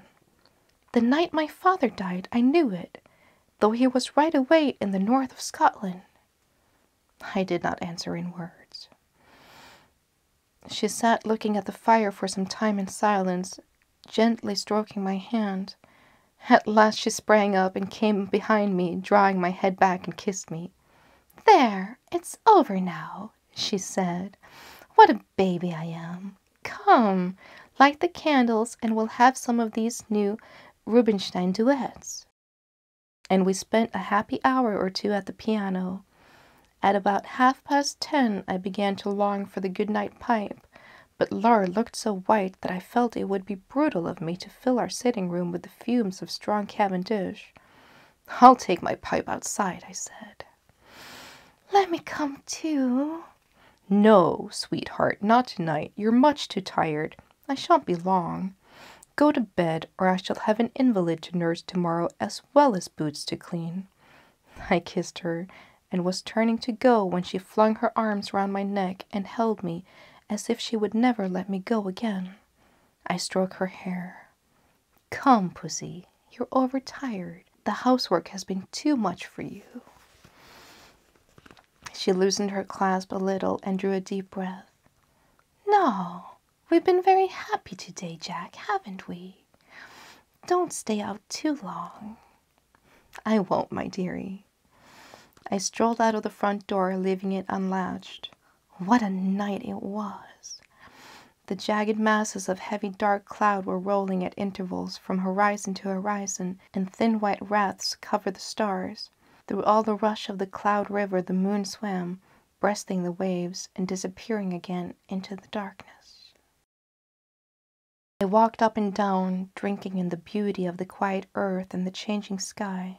The night was absolutely silent. Nothing seemed to be abroad. There was no scurrying of rabbits or twitter of the half-asleep birds, and though the clouds went sailing across the sky, the wind that drove them never came low enough to rustle the dead leaves in the woodland path. Across the meadows I could see the church tower standing out black and gray against the sky. I walked there, thinking about our 3 months of married happiness. I heard a bell beat from the church. 11 already. I turned to go in, but the night held me. I could not go back into our little warm rooms yet. I would go up to the church. I looked in at the low windows as I went by. Laura was half lying on her chair in front of the fire. I could not see her face, only her little head shoved dark against the pale blue wall. She was quite still, asleep, no doubt. I walked slowly along the edge of the wood. A sound broke the silence of the night. It was a rustling in the woods. I stopped and listened. The sound stopped too. I went on, now distinctly heard another step than mine answer mine like an echo. It was a poacher or a wood stealer most likely, for these were not unknown in our Arcadian neighborhood. But whoever it was, he was a fool not to step more lightly. I turned into the wood, and now the footsteps seemed to come from the path I had just left. It must be an echo, I thought. The wood looked perfect in the moonlight. The large dying ferns and the brushwood show where through thinning foliage the pale light came down. The tree trunks stood up like Gothic columns all round me. They reminded me of the church, and I turned into the bier walk and passed through the corpse gate between the grave to the low porch. I paused for a moment on the stone seat where Laura and I had watched the fading landscape. Then I noticed that the doors of the church was open, and I blamed myself for having left it unlatched the other night. We were the only people who ever cared to come to the church except on Sundays, and I was vexed to think that through our carelessness the damp autumn air had the chance of getting in and injuring the old fabrics. I went in. It will seem strange, perhaps, that I should have gone halfway up the aisle before I remembered, with a sudden chill, followed by a sudden rush of self-contempt, that this was the very day and hour when, according to tradition, the shapes drawn out man-sized in marble began to walk. Having thus remembered the legend and remembered it with a shiver of which I was ashamed, I could not do otherwise than walk up towards the altar just to look at the figures. As I said to myself, really what I wanted was to assure myself first that I did not believe the legend, and secondly that it was not true. I was rather glad that I had come. I thought now I could tell Mrs. Dorman how vain her fancies were, and how peaceful the marble slabs slept on through the ghastly hour. With my hands in my pocket, I passed up the aisle, and the great dim light of the eastern end of the church looked larger than usual, and the arches above the 2 tombs looked larger too. The moon came out and showed me the reason. I stopped short. My heart gave a leap that almost shook me, and my heart sank sinkingly. The bodies drawn out man-size in marble were gone, and their marble slabs lay wide and bare in the vague moonlight and slanted through the east window. Were they really gone, or was I mad? Clenching my nerves, I stooped and passed my hand over the smooth slabs and felt their flat, unbroken surface. Had someone taken the things away? Was it some vile practical joke? I would make sure anyway. In an instant I had made a torch of newspaper, which happened to be in my pocket, and, lighting it, held it high above my head. Its yellow glare illuminated the dark arches and those slabs. The figures were gone, and I was alone in the church. Or was I alone? And then a horror seized me, a horror indefinable and incredible, an overwhelming certainty of supreme and accomplished comedy. I flung down the torch and tore along the aisle and out through the porch, biting my lips as I ran to keep myself from shrieking out loud. Oh, was I mad, or what was this thing that possessed me? I leaped the churchyard wall and took the straight cut across the field, led by the light from our windows. Just as I got over the first stile, a dark figure seemed to spring out of the ground. Mad still with that certainty of misfortune, I made for the thing that stood in my path, shouting, "Get out of the way, can't you?" But my push met with some more vigorous resistance than I had expected. My arms were caught just above the elbow and held in a vice, and the raw-boned Irish doctor actually shook me. "Let me go, you fool!" I gasped. "The marble figures have gone from the church. I tell you they've gone." He broke into a ringing laughter. "I'll have to give you a draught tomorrow, I see. You've been smoking too much and listening to old wives' tales." "I tell you I've seen the bare slabs." "Well, come back with me. I am going to old Palmer's. His daughter's ill. We'll look in at the church and let me see the bare slabs." "You go if you like," I said, a little less frantic for his laughter. "I am going home to my wife." "Rubbish, man," said he. "Do you think I'd permit that? Are you to go saying all your life that you've seen solid marble endowed with vitality, and me to go on all me life saying you were a coward? No, sir, you shan't do out." The night air, a human voice, and I think also the physical contact with the 6 feet of solid common sense brought me back a little to my ordinary self, and the word coward was a mental shower bath. "Come on, then," I said sullenly. "Perhaps you're right." He still held my arm tightly. We got over the tile and back to the church. All was still as death. The place smelled very damp and earthy. We walked up the aisle. I am not ashamed to confess that I shut my eyes. I knew the figures would not be there. I heard Kelly strike a match. "Here they are, you see, right enough. You've been dreaming or drinking, asking your pardon for the imputation." I opened my eyes. By Kelly's expressing vesta, I saw 2 shapes lying in their marble on their slabs. I drew a deep breath. "I am awfully indebted to you," I said. "It must have been some trick of the light, or I've been working rather hard. Perhaps that's it. I was quite convinced they were gone." "I'm aware of that," he answered rather grimly. "You'll have to be careful of that brain of yours, my friend, I assure you." He was leaning over and looking at the right-hand figure, whose stony face was the most villainous and deadly in expression. "By Jove," he said, "something has been afoot here. This hand is broken." And so it was. I was certain that it had been perfect the last time Laura and I had been there. "Perhaps someone has tried to remove them," said the young doctor. "Come along," I said, "or my wife will be getting anxious. You'll come in and have a drop of whiskey and drink confusion to ghosts and better sense to me." "I ought to go up to Palmer's, but it's too late now. I'd best leave it till the morning," he replied. I think he fancied I needed him more than did Palmer's girl. So discussing how such an illusion could have been possible, and deducing from his experience large generalities concerning ghostly apparitions, we walked up to our cottage. We saw, as we walked up the garden path, that bright light streaming out of the front door, and presently saw that the parlor door was open too. Had she gone out?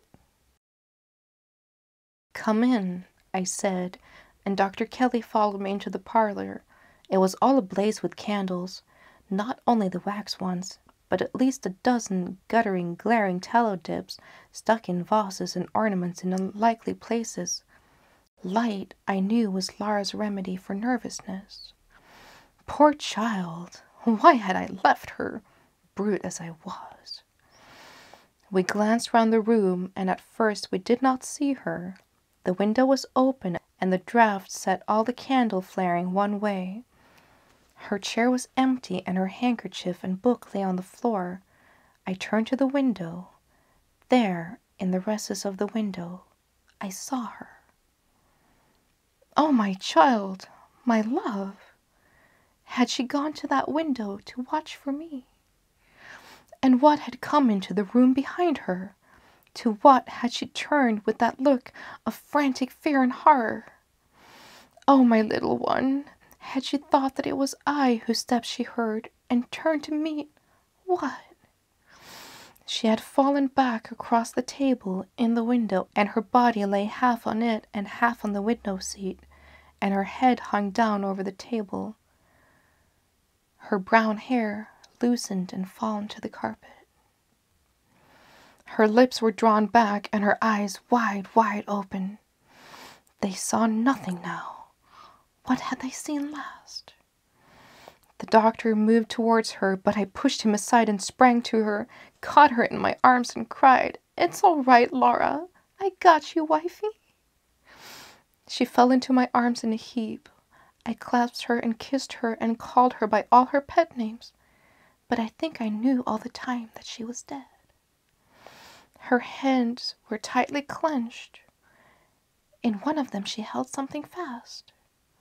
When I was quite sure that she was dead and that nothing mattered at all any more, I let him open her hand to see what she held. It was a gray marble finger.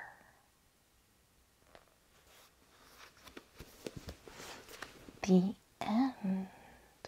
Today we are doing E.F. Benson, Outside the Door.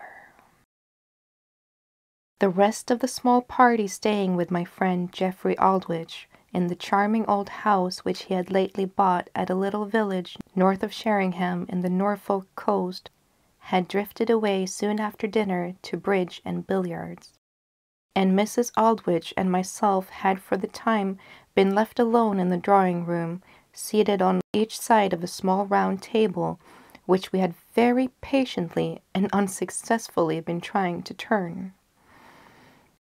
But such pressure, psychical or physical, as we had put upon it, though of the friendliest and most encouraging nature, had not overcome in the smallest degree the very slight inertia which so small an object might have been supposed to possess, and it had remained as fixed as the most constant of stars. No tremor even had passed through its slight and spindle-like legs.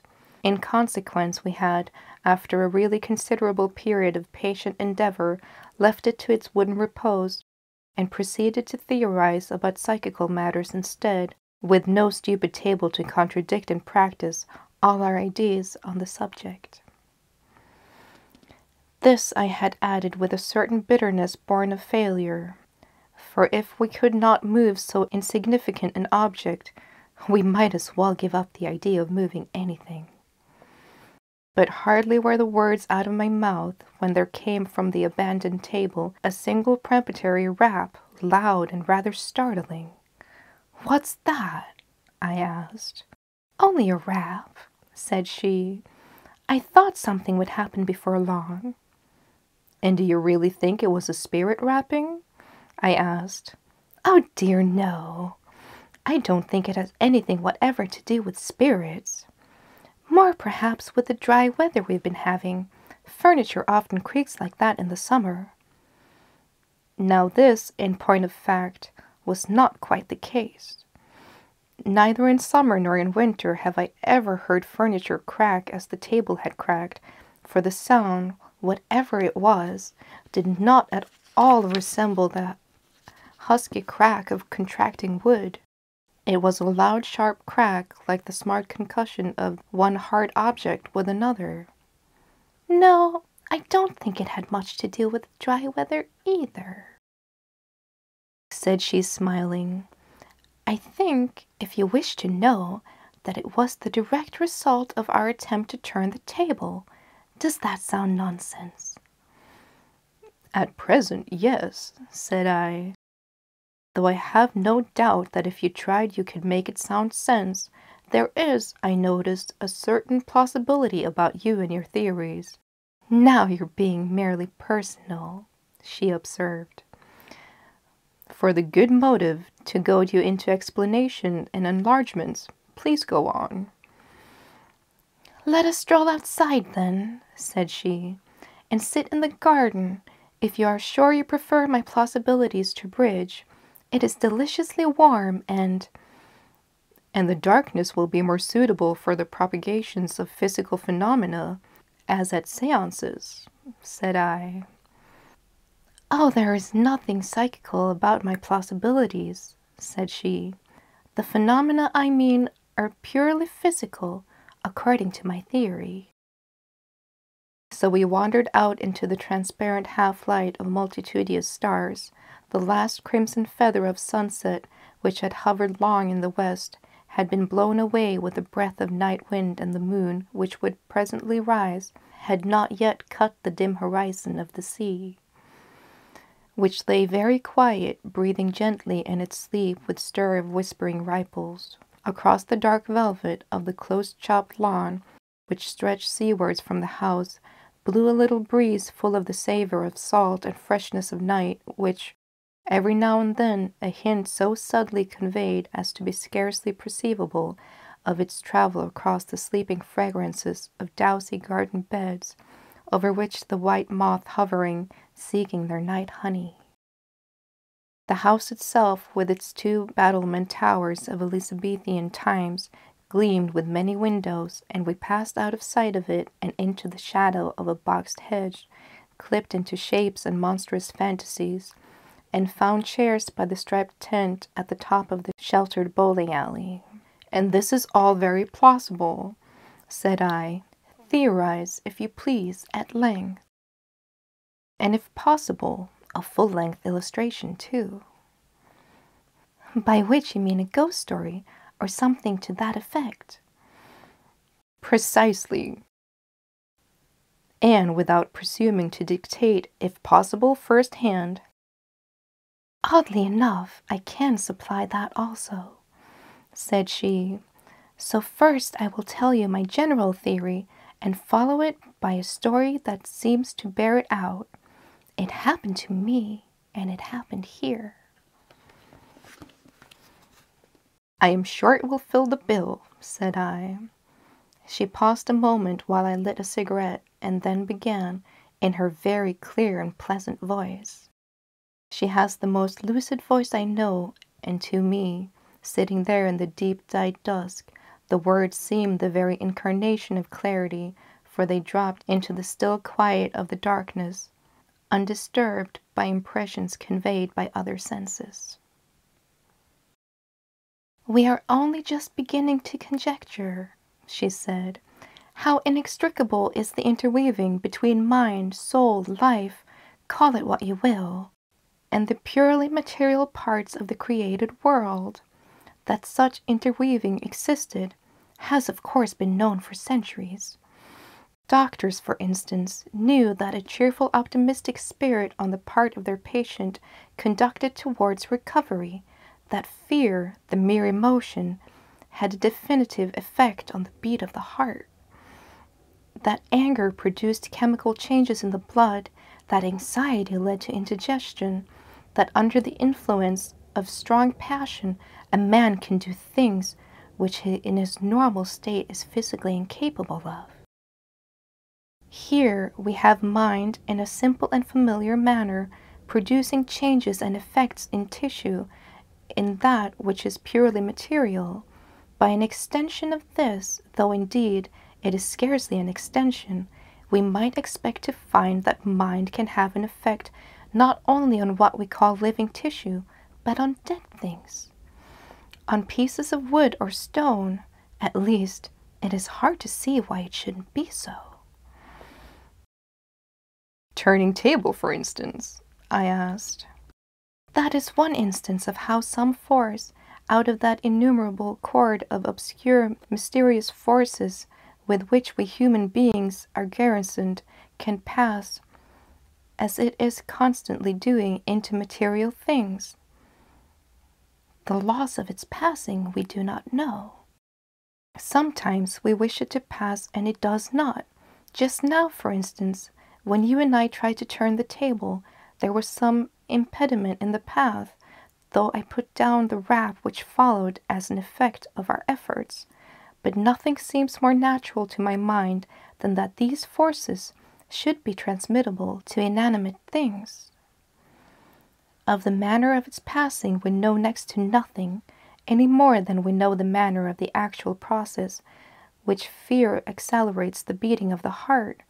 But as surely as Marconi's message leaps along the air by no visible or tangible bridge, so through some subtle gateway of the body, these forces can march from the citadel of the spirit into material form. Whether that material is a living part of ourselves or that which we choose to call inanimate nature. She paused a moment. Under certain circumstances, she went on, it seems that the force which has passed from us and into inanimate things can manifest its presence there. The force that passes into a table can show itself in movements or in noises coming from the table. The table has been charged with psychical energy. Often and often I have seen a table or a chair move apparently of its own accord, but only when some outpouring of force, animal magnetism, call it what you will, has been received by it. A parallel phenomenon to my mind is exhibited in what we know as haunted houses. Houses in which, as a rule, some crime or act of extreme emotion or passion has been committed, and in which some echo or re-enchantment of the deed is periodically made visible or audible. A murder has been committed, let's say, and the room where it took place is haunted. The figure of the murdered, or less commonly of the murderer, is seen there by sensitives, and cries are heard or steps run to and fro. The atmosphere has somehow been charged with the scene, and the scene in whole or part repeats itself, though under what laws we do not know, just as a phonograph will repeat, when properly handed, what has been said into it. "This is all theory," I remarked. "But it appears to me to cover a curious set of facts, which is all we ask of a theory. Otherwise, we must frankly state our disbelief in haunted houses altogether, or suppose that the spirit of the murdered, poor wretch, is bound under certain circumstances to reenact the horror of its body's tragedy. It was not enough that its body was killed there. Its soul has to be dragged back and live through it all again with such vividness that its anguish becomes visible or audible to the eyes and ears of the sensitive. To me that is unthinkable. Whereas my theory is not. Do I make it at all clear?" "It's clear enough," said I, "but I want support for it, the full-sized illustration." "I promised you that. A ghost story of my own experience." Mrs. Aldrich paused again and began the story which was to illustrate her theory. "It is just a year," she said, "since Jack bought this house from old Mrs. Dennison. We had both heard, both he and I, that it was supposed to be haunted. But neither of us knew any particulars of the haunt whatsoever. A month ago I heard what I believed to have been the ghost, and when Mrs. Dennison was staying with us last week, I asked her exactly what it was, and found it tallied completely with my experience. I will tell you my experience first, and give her account of the haunt afterwards. A month ago, Jack was away for a few days, and I remained here alone. One Sunday evening, I, in my usual health and spirits, as far as I am aware, both of which are serenely excellent, went up to bed at about 11. My room is on the first floor, just at the foot of the staircase that leads to the floor above. There are 4 more rooms on my passage, all of which that night were empty, and at the far end of it a door leads into the landing at the top of the front staircase.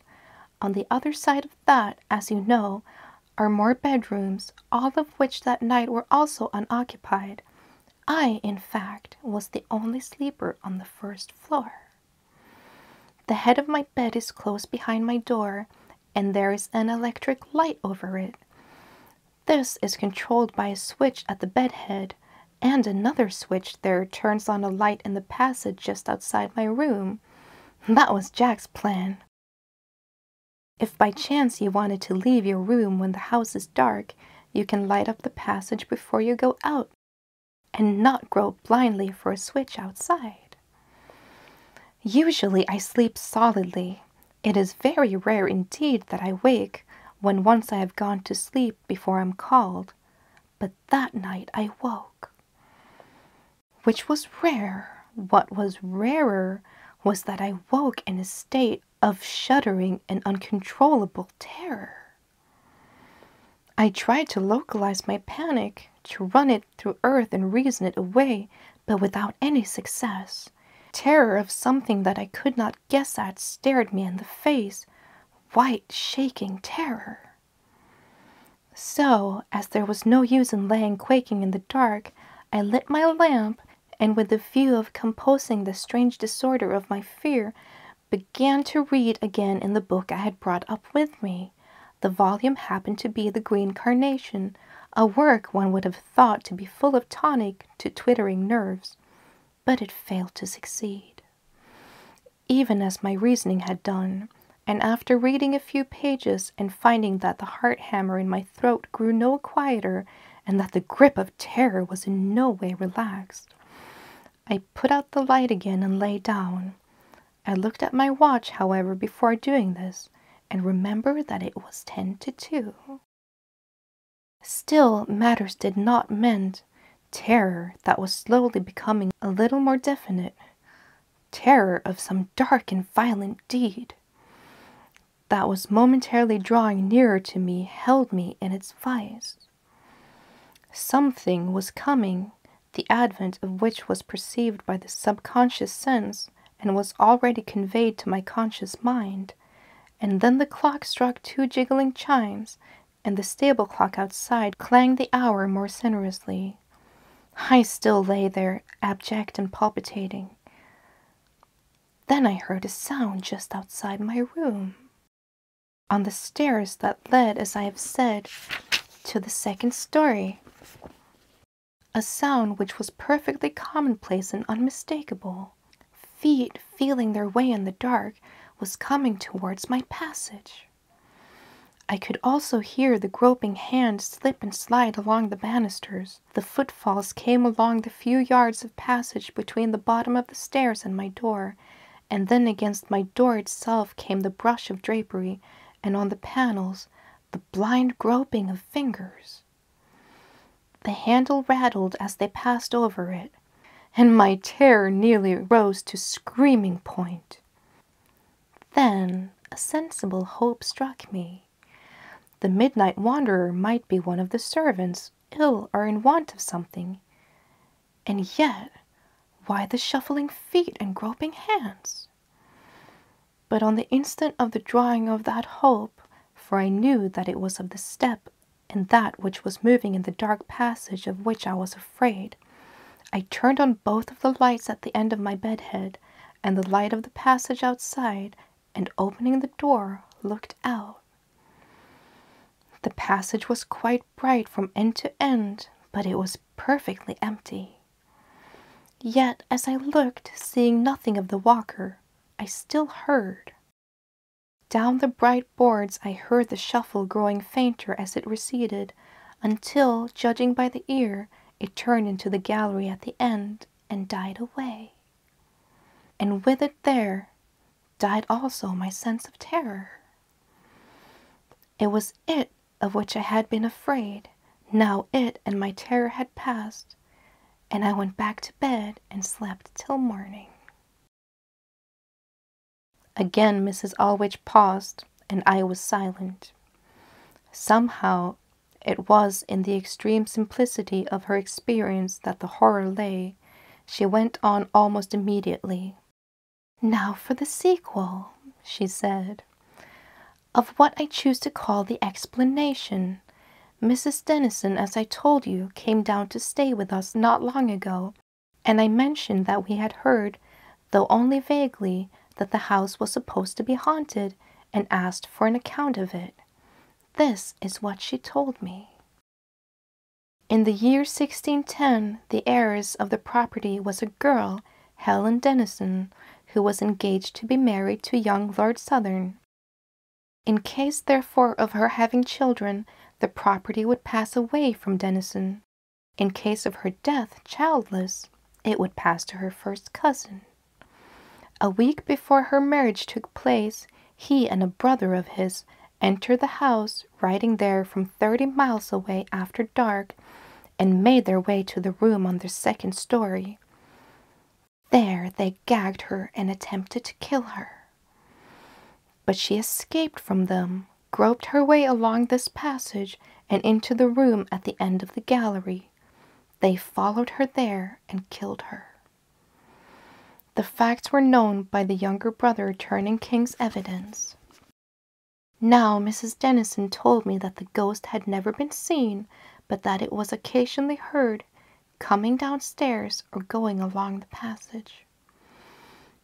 She told me that it was never heard except between the hours of 2 and 3 in the morning, the hour during which the murder took place. "And since then, have you ever heard it again?" I asked. "Yes, more than once. But it has never frightened me again. I feared, as we all do, what was unknown." "I feel I should fear the known if I knew it was that," said I. "I don't think you would for long. Whatever theory you adopt about it, the sounds of the steps and the groping hand, I cannot see that there is anything to shock or frighten one. My own theory, you know. Please do apply it to what you heard," I asked. "Simply enough. The poor girl felt her way along this passage in the despair of her agonized terror, hearing no doubt the soft footsteps of her murderers gaining on her as she groped along her lost way. The waves of that terrible brainstorm raging within her impressed themselves in some subtle yet physical manner on the place. It would only be by those people who we call sensitives that the wrinkles, so to speak, made by those breaking waves on the sands would be perceived, and by them not always. But they are there, even as a Marconi apparatus is working. The waves are there, though they can only be perceived by a receiver that is in tune. If you believe in brain waves at all, the explanation is not difficult." "Then the brain wave is permanent?" "Every wave of whatever kind leaves a mark, does it not? If you disbelieve the whole thing, shall I give you a room on the route of that poor murdered harmless walker?" I got up. "I am very comfortable, thanks, where I am," I said. The end. Charles Dickens, The First Story. Some few years ago, a well-known English artist received a commission from Lady F. to paint a portrait of her husband. It was settled that he should execute the commission at F. Hall, in the country, because his engagements were too many to permit his entering upon a fresh work till the London season should be over. As he happened to be on terms with intimate acquaintance with his employers, the arrangements was satisfactory to all concerned, and on the 13th of September he set out in good heart to perform his engagements. He took the train for the station nearest to F. Hall, and found himself, when first starting, alone in a carriage. His solitude did not, however, continue long. At the first station out of London, a young lady entered the carriage and took the corner opposite of him. She was very delicate looking, with a remarkable blending of sweetness and sadness in her countenance, which did not fail to attract the notice of a man of observation and sensibility. For some time neither uttered a syllable. But at length the gentleman made the remarks usual under such circumstances on the weather and the country, and the ice being broken, they entered into conversation. They spoke of painting. The artist was much surprised by the intimate knowledge the young lady seemed to have of himself and his doings. He was quite certain that he had never seen her before. His surprise was by no means lessened when she suddenly inquired whether he could make, from recollection, the likeness of a person whom he had only seen once, or at most twice. He was hesitating what to reply when she added, "Do you think, for example, that you could paint me from recollection?" He replied that he was not quite sure, but perhaps he could. "Well," she said, "look at me again. You may have to take a likeness of me." He complied with this odd request, and she asked rather eagerly, "Now, do you think you could?" I think so," he replied, "but I cannot say for certain." At this moment the train stopped. The young lady rose from her seat, smiled in a friendly manner at the painter, and bade him good-bye, adding as she quitted the carriage, "We shall meet again soon." The train rattled off, and Mr. H., the artist, was left alone to his reflections. The station was reached in due time, and Lady F.'s carriage was there to meet the expected guest. It carried him to the place of his destination, one of the stately homes of England, after a pleasant drive, and deposited him in the hall door, where his host and hostesses was standing to receive him. A kind greeting passed, and he was shown to his room, for the dinner hour was close at hand. Having completed his toilet and descended to the drawing-room, Mr. H. was much surprised and much pleased to see, seated on one of the ottomans, his young companion of the railway carriage. She greeted him with a smile and a bow of recognition. She sat by his side at dinner, spoke to him 2 or 3 times, mixed in the general conversation, and seemed perfectly at home. Mr. H. had no doubt of her being an intimate friend of his hostess. The evening passed away pleasantly. The conversation turned a good deal upon the fine arts in general, and on paintings in particular, and Mr. H. was entreated to show some of the sketches he had brought down with him from London. He readily produced them, and the young lady was much interested in them. At a late hour the party broke up, and its members retired to their several apartments. Next morning, early, Mr. H. was tempted by the bright sunlight to leave his room and stroll out into the park. The drawing-room opened into the garden. Passing through it, he inquired of a servant who was busy arranging the furniture whether the young lady had come down yet. "What young lady, sir?" asked the man with an appearance of surprise. "The young lady who dined here last night." "No young lady dined here last night, sir," he replied, looking fixedly at him. The painter said no more, thinking within himself that the servant was either very stupid or had a very bad memory. So, leaving the room, he sauntered out into the park. He was returning to the house when his host met him, and the usual morning salutations passed between them. "Your fair friend has left you?" observed the artist. "What young friend?" inquired the lord of the manor. "The young lady who dined here last night," returned Mr. H. "I cannot imagine to whom you refer," replied the gentleman, very greatly surprised. "Did not a young lady dine and spend the evening here yesterday?" "No," replied his host, "most certainly not. There was no one at the table but yourself, my lady, and I." The subject was never reverted to after this occasion, yet our artist could not bring himself to believe that he was laboring under a delusion. If the whole were a dream, it was a dream in two parts. As surely as the young lady had been his companion in the railway carriage, so surely she had sat beside him at the dinner table. Yet she did not come again, and everybody in the house except himself appeared to be ignorant of her existence. He finished the portrait on which he was engaged and returned to London. For 2 whole years he followed up his profession, growing in reputation and working hard, yet he never all the while forgot a single lineament in the fair young face of his fellow traveller. He had no clue by which to discover where she had come from or who she was. He often thought of her, but he spoke to no one about her. There was a mystery about the matter which imposed silence on him. It was wild, strange, utterly unaccountable. Mr. H. was called to business to Canterbury. An old friend of his, whom I will call Mr. Wilde, resided there. Mr. H., being anxious to see him and having only a few hours at his disposal, wrote as soon as he reached the hotel, begging Mr. Hyde to call upon him there. At the time appointed, the door of the room opened, and Mr. Wilde was announced. He was a complete stranger to the artist, and the meeting between the two was a bit awkward at first.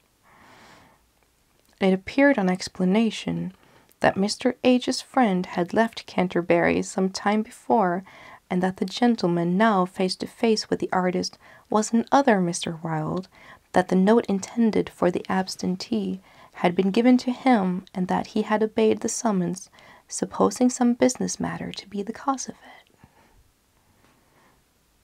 The first coldness and surprise dispelled, the two gentlemen entered into more friendly conversation, for Mr. H. had mentioned his name, and it was not a strange one to his visitor.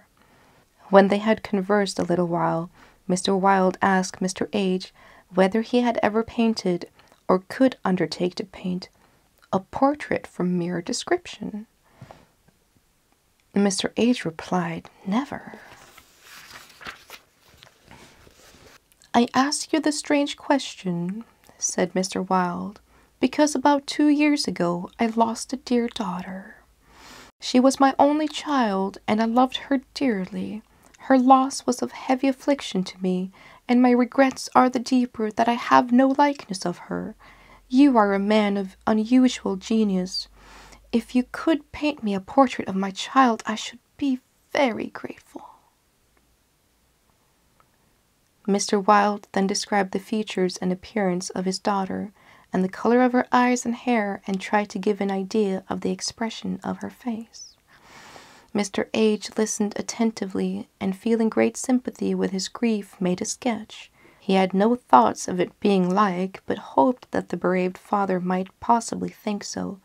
But the father shook his head on seeing the sketch and said, "No, it's not at all like." Again the artist tried, and again he failed. The features were pretty well, but the expression was not hers, and the father turned away from it, thanking Mr. H. for his kind endeavors, but quite hopeless of any successful result. Suddenly a thought struck the painter.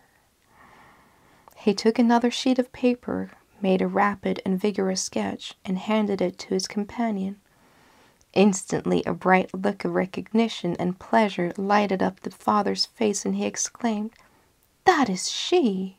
Surely you must have seen my child, or you never could have made such a perfect likeness." "When did your daughter die?" inquired the painter with agitation. 2 years ago, on the 13th of September. She died in the afternoon after a few days' illness." Mr. H. pondered, but said nothing. The image of that fair young face was graven upon his memory with a diamond point, and her strangely prophetic words were now fulfilled. A few weeks after, having completed a beautiful full-length portrait of the young lady, he sent it to her father, and the likeness was declared, by anyone who had ever seen her, to be perfect. The end. Aleister Crowley, The Ideal Idol. 2 stories in one, but only one moral. Reggie von Rensselaer was 42 and a bachelor. For just half his life he had been looking for a wife, and he had turned down 1,000 promising opportunities just because he was particular. He was handsome and distinguished above all men. He had a nice little fortune in copper and the control of one of the biggest banks in New York. His manner was superfine XXX, formed in the best universities, and later in those foreign courts whither he had gone as a diplomatist. He was crazy to marry, but he had had his pick of Europe and America, but he had not found his ideal. He wished a woman of birth, breeding, and fortune comparable to his own, and she must be beautiful and brilliant, yet modest and domesticated, and there were various other points hardly worth discussing on this page, yet vitally important to the happiness of our gay and gallant hero. There had been several near engagements, but sooner or later something had always turned up to prevent the wedding bells from ringing. It was by pure accident that Reggie discovered that the Marquise de Vaudeville had a bunion on the 3rd toe of her left foot. The Gräfin von Solingen was barred by an unfortunate habit of lisping. The Princess Plitzky had once smoked a cigarette. Lady Viola Vere de Vere failed to laugh at one of Reggie's puns, and Señorita de Sota had a question mark of escutcheon in the earlier half of the 12th century. There was always something. But in the winter of 1916, the ideal idol came to Washington. This time there could be no doubt. Flossie Russell was one of the most aristocratic of all the families that came over in the Mayflower. Through her mother she was aligned with the royal families of half the countries of Europe.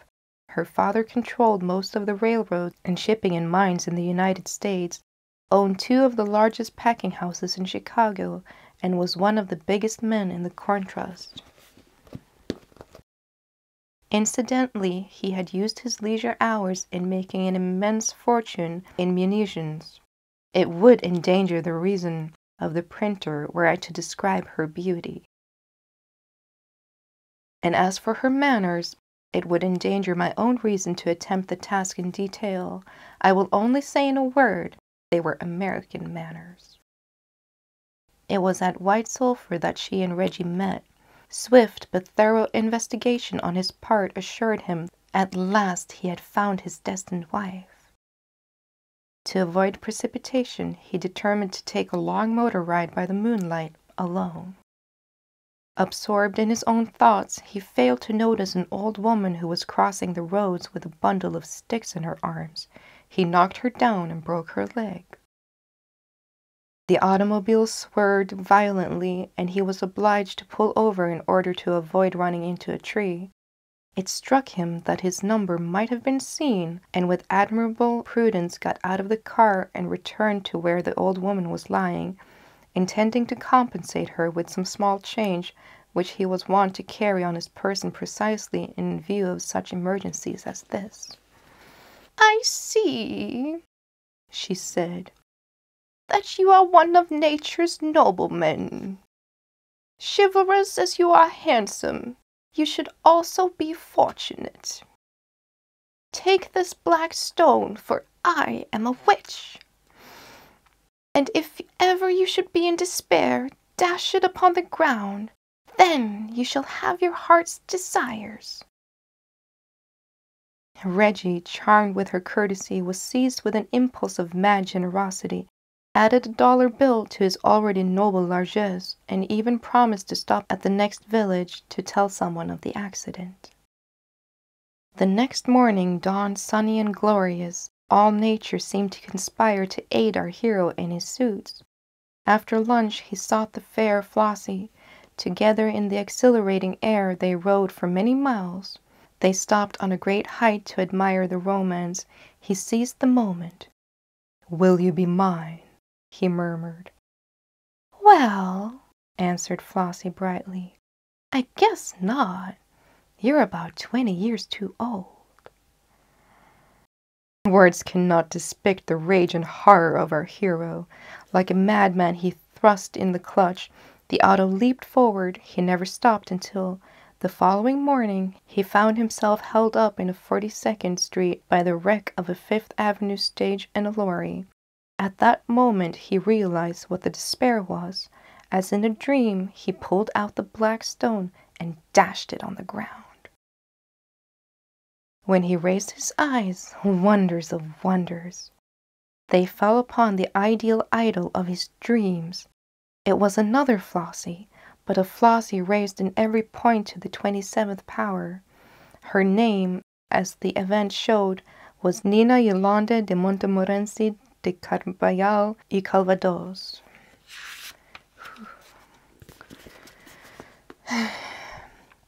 This time there was no hitch. The most rigid investigation proved her as pure as she was fair, as rich as she was well-born. In short, she was it. Even her modesty could not withstand even for an hour the impatient advances of our hero, and when he said, only a fortnight after their first meeting, "Let us be married next week in the cathedral," she replied, blushing divinely and with downcast eyes, "Why not this afternoon at City Hall?" No sooner said than done. A sumptuous banquet succeeded the ceremony. Intoxicated with champagne and with delight, the happy couple retired to their luxurious suite in the Hotel Evangeline. Reggie von Rensselaer locked the door. As it happened, however, the Hotel Evangeline was an unusually family hotel, and on the dressing table was a copy of the Holy Scriptures, placed there by the Gideons, whoever they might be. Instantly that her eyes fell on the book, the bride uttered a piercing scream. A moment later, and she had disappeared. In her place, smiling and bowing, stood Mephistopheles himself. "Young man," he said to the astounded Reggie, "learn that humanity implies imperfection. Those who, not content with the ordinary limitations of life, demand perfection are liable to find the ideal idol an illusion created by the devil. However, you have willed it, so if you would be so kind as to throw that book out of the window, I will turn back into Nina Yolande, and all the rest of it, and we can go to bed. It has been a tiring day." Reggie's answer has not been recorded, but 6 months later we hear of him on his honeymoon. The happy lady was a mulatto widow of 48 with 3 children, a slight spinal curvature, a cast in her remaining eye, 6 gold teeth, and the manners of a dock laborer, and a jolly good wife she makes him. The end. My first H.P. Lovecraft story, The Hound. In my tortured ears there sounds unceasingly a nightmare whirring and flapping, and a faint distant baying as of some gigantic hound. It is not dream, it is not, I fear, even madness, for too much has already happened to give me these merciful doubts.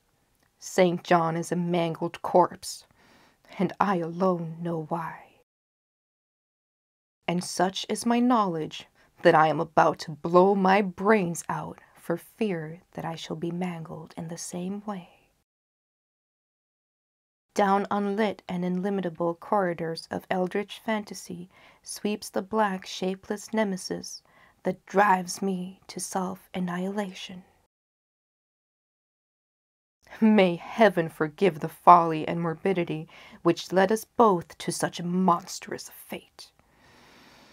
Wearied with the commonplaces of a prosaic world, where even the joys of romance and adventure soon grow stale, St. John and I had followed enthusiastically every aesthetic and intellectual movement which promised respite from our devastating ennui. The enigmas of the Symbolites and the ecstasies of the pre-Raphaelites all were ours in their time, but each new mood was drained too soon of its diverting novelty and appeal. Only the somber philosophy of the decadence could help us, and this we found potent only by increasing gradually the depths and diabolism of our penetrations. Baudelaire and Huysmans were soon exhausted of thrills, till finally there remained for us only the more direct stimuli of unnatural personal experiences and adventures. It was the frightful emotional need which led us eventually to that detestable course, which even in my present fear I mention with shame and timidity, the hideous extremity of human outrage, the abhorrent practice of grave robbering.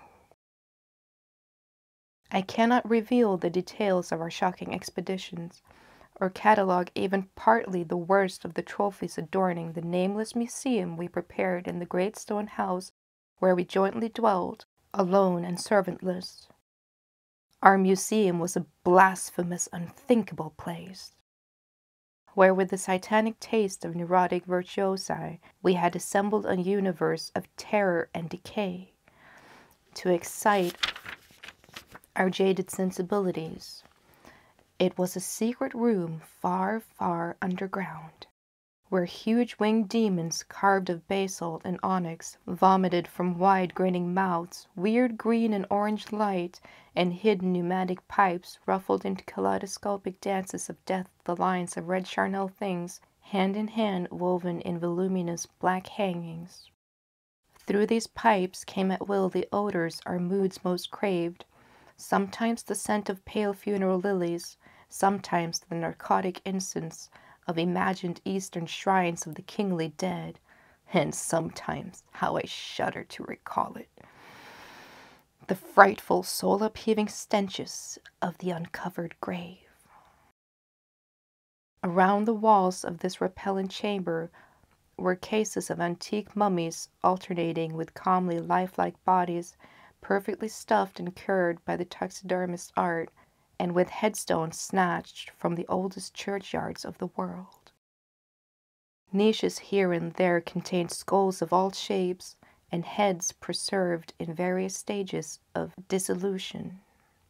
There one might find the rotting, bald patches of famous noblemen and the fresh and radiantly golden heads of new-buried children. Statues and paintings there were, all of fiendish subjects, and some executed by St. John and myself. A locked portfolio bound in tanned human skin held certain unknown and unnameable drawings, which it was rumored Goya had perpetrated, but dared not acknowledge. There were nauseous musical instruments, string, brass, and woodwind, on which St. John and I sometimes produced dissonances of exquisite morbidity and cacodemoniacal ghastliness, whilst in a multitude of inlaid ebony cabinets reposed the most incredible and unimaginable variety of tomb lot ever assembled by human madness and perversity. It is of this lot in particular that I must not speak. Thank God I had the courage to destroy it long before I thought of destroying myself. The predatory excursions on which we collected our unmentionable treasures were always artistically memorable events. We were no vulgar ghouls, but worked only under certain conditions of mood, landscape, environment, weather, season, and moonlight. These pastimes were to us the most exquisite form of ecstatic expression, and we gave their details a fastidious technical care. An inappropriate hour, a jarring lighting effect, or a clumsy manipulation of the damp sod would almost totally destroy for us the ecstatic titillation which followed the exhumation of some ominous, grinning secret of the earth. Our quest for novel scenes and piquant conditions was feverish and insatiate. St. John was always the leader, and he it was who led the way at last to that mocking, accursed spot which brought us our hideous and unedifiable doom. By what malign fatality were we lured to that terrible Holland churchyard? I think it was the dark rumor and legendary, the tales of one buried for 5 centuries, who had himself been a ghoul in his time and had stolen a potent thing from a mighty sepulchre. I can recall the scene in these final moments. The pale autumn moon over the graves, casting long, horrible shadows. The grotesque trees drooping sullenly to meet the neglected grass and the crumbling slabs, the vast legions of strangely colossal bats that flew against the moon. The antique ivied church pointing a huge spectral finger at the ivied sky, the phosphorescent insects that danced like death fires under the dews. In the distant corner, the odors of mold, vegetation, and less explicable things that mingled feebly with the night wind from over far swamps and seas. And worst of all, the faint deep-toned baying of some gigantic hound, which we could neither see nor definitely place. As we heard the suggestion of baying, we shuddered, remembering the tales of the peasantry, for he whom we sought had centuries before been found in the self-same spot, torn and mangled by the claws and teeth of some unspeakable beast. I remember how we dwelt in that ghoul's grave with our spades, and how we thrilled at the picture of ourselves, the grave, the pale watching moon, the horrible shadows, the grotesque trees, the titanic bats, the antique church, the dancing death fires. The sickening odors, the gently moaning night wind, and the strange half-heard directionless baying of some objective existence, we could scarcely be sure. Then we struck a substance harder than the damp mold, and beheld a rotting oblong box crusted with mineral deposits from the long undisturbed ground. It was incredibly tough and thick, but so old that we finally pried it open and feasted our eyes on what it held. Much, amazingly much, was left of the object despite the lapse of 500 years. The skeleton, though crushed in places by the jaws of the thing that had killed it, held together with surprising firmness, and we gloated over the clean white skull and its long firm teeth and its eyeless sockets that once had glowed with a charnel fever like our own. In the coffin laid an amulet of curious and exotic design, which had apparently been worn around the sleeper's neck. It was the oddly conventionalized figure of a crouching winged hound or sphinx with a semi-canine face, and was exquisitely carved in antique oriental fashion from a small piece of green jade. The expressions of its features were repellent in the extreme, savoring at once of death, bestiality, and malevolence. Around the base was an inscription in characters which neither St. John or I could identify, and on the bottom, like a maker seal, was graven a grotesque and formidable skull. Immediately upon beholding this amulet, we knew that we must possess it, that this treasure alone was our logical pelf from the censured grave. Even had its outline been unfamiliar, we would have desired it, but as we looked more closely, we saw that it was not wholly unfamiliar.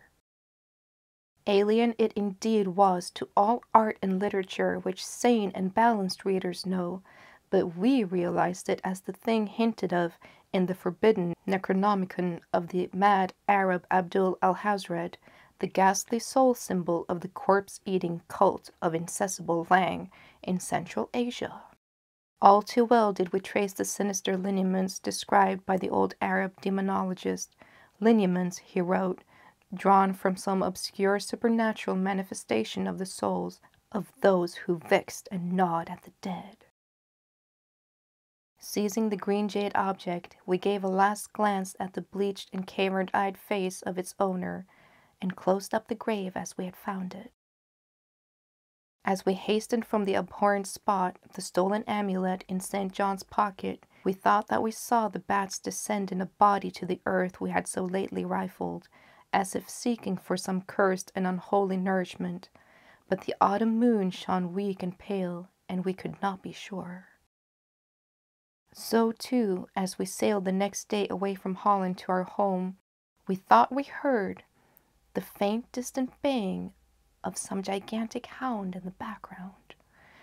But the autumn wind moaned sad and wan, and we could not be sure. Less than a week after our return to England, strange things began to happen. We lived as recluses, devoid of friends, alone and without servants, in a few rooms of an ancient manor house in a bleak and unfrequented moor, so that our doors were seldom disturbed by the knock of the visitor. Now, however, we were troubled by what seemed to be a frequent fumbling in the night, not only around the doors, but around the windows also, upper as well as lower. Once we fancied that a large opaque body darkened the library window when the moon was shining in against it, and another time we thought we heard a whirring or flapping sound not far off. On each occasion, investigation revealed nothing, and we began to ascribe the occurrences to imagination, which still prolonged in our ears the faint distant baying we thought we heard in the Holland churchyard. The jade amulet now reposed in a niche in our museum, and sometimes we burned strangely scented candles before it. We read much in Alhazred's Necronomicon about its properties, and about the relations of ghost souls to the object it symbolized, and we were disturbed by what we read. Then terror came. On the night of September 24th, I heard a knock at my chamber door.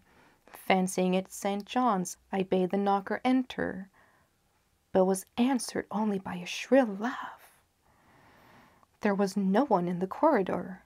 When I aroused St. John from his sleep, he professed entire ignorance of the event, and became as worried as I. It was the night that the faint distant baying over the moor became to us a certain and dreaded reality. 4 days later, whilst we were both in the hideous museum, there came a low, curious scratching on the single door which led to the secret library staircase.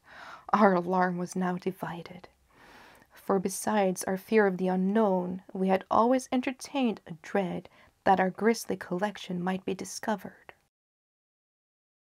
Extinguishing all lights, we proceeded to the door and threw it suddenly open, whereupon we felt an unaccountable rush of air, and heard, as if receding far away, a queer combination of rustling, tittering, and articulate chatter. Whether we were mad, dreaming, or in our senses, we did not try to determine. We only realized, with the blackest of apparitions, that the apparently disembodied chatter was beyond the doubt in the Dutch language. After that, we lived in growing horror and fascination. Mostly we held to the theory that we were jointly going mad from our life of unnatural excitements, but sometimes it pleased us more to dramatize ourselves as the victims of some creeping and appalling doom.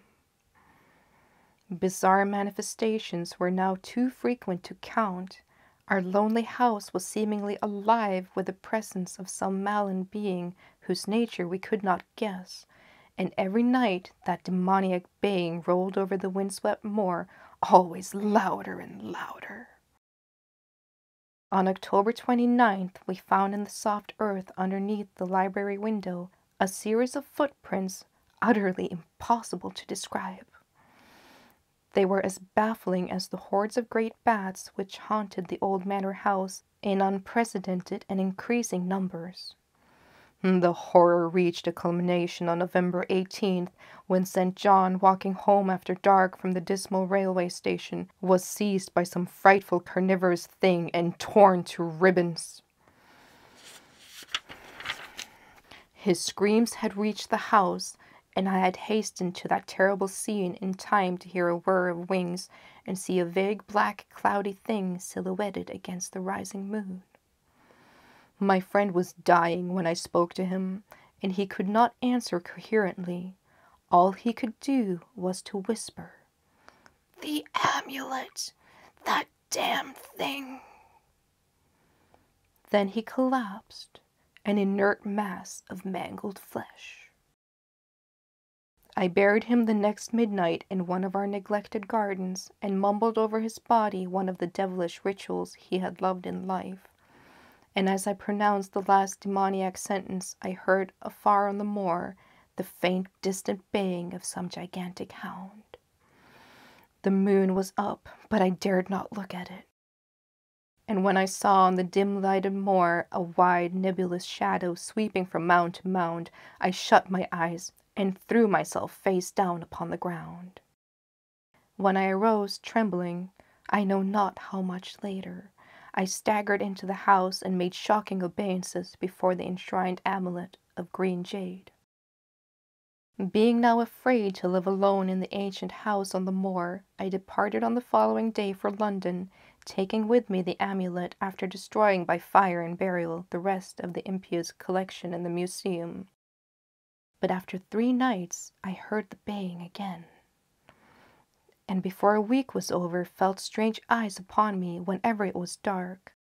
One evening, as I strolled on Victoria Embankment for some much-needed air, I saw a black shape obscure one of the reflections of the lamp in the water. A wind stronger than the night wind rushed by, and I knew that what had befallen St. John must soon befall me. The next day I carefully wrapped the green jade amulet and sailed for Holland. What mercy I might gain by returning the thing to its silent, sleeping owner, I knew not. But I felt that I must try any step conceivably logical.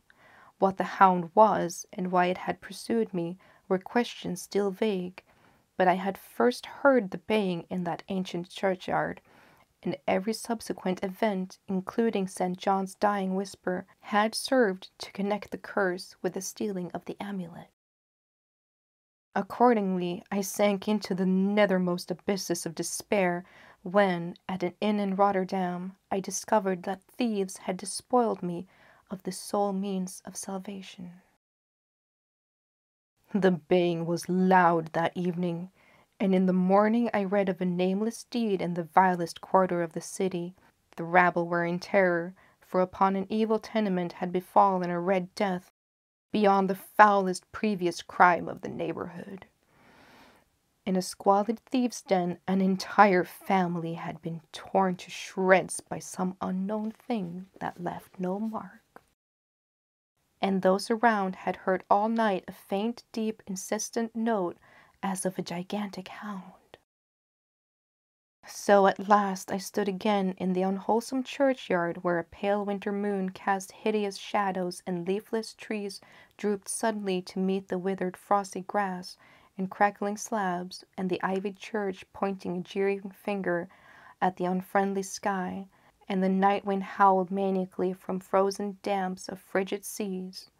The baying was faint now, and it ceased altogether as I approached the ancient grave I had once violated, and frightened away an abnormally large horde of bats which had been hovering curiously around it. I know not why I went thither, unless to pray or gibber out insane pleas and apologies to the calm white thing that lay within, but whatever my reason, I attacked the half-frozen sod with a desperation partly mine and partly that of a dominating will outside myself.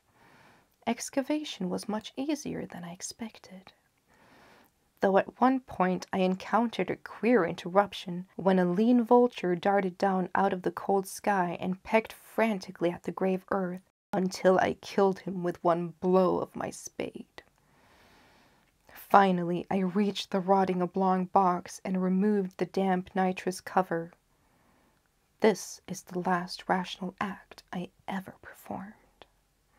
For crouched within that centuried coffin, embraced by a close-packed nightmare retinue of huge, sinewy, sleeping bats, was the bony thing my friend and I had robbed, not clean and placid as we had seen it, but covered with caked blood and shreds of alien flesh and hair, and leering sentiently at me with phosphorescent sockets and sharp and sanguine fangs, yawning twistedly in mockery of my inevitable doom. And when it gave from those grinning jaws a deep, sardonic bay as of some gigantic hound, I saw that it held in its gory, filthy claws the lost and faithful amulet of green jade. I merely screamed and ran idiotically, my screams soon dissolving into peals of hysterical laughter.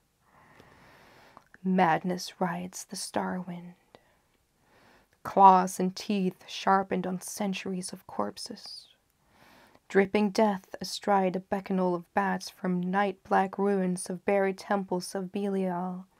Now as the baying of the dead fleshless monstrosity grows louder and louder, and the stealthy whirring and flapping of those accursed web wings closer and closer, I shall seek with my revolver the oblivion which is my only refuge from the unnamed and unnameable. The end. Amelia B. Edwards, The Phantom Coach. The circumstances which I am going to relate to you have truth to recommend them. They happened to myself, and my recollection of them is as vivid as if they had taken place only yesterday. 20 years, however, has gone by since that night. During those 20 years, I have told the story to but one other person. I tell it now with a reluctance which I find it difficult to overcome.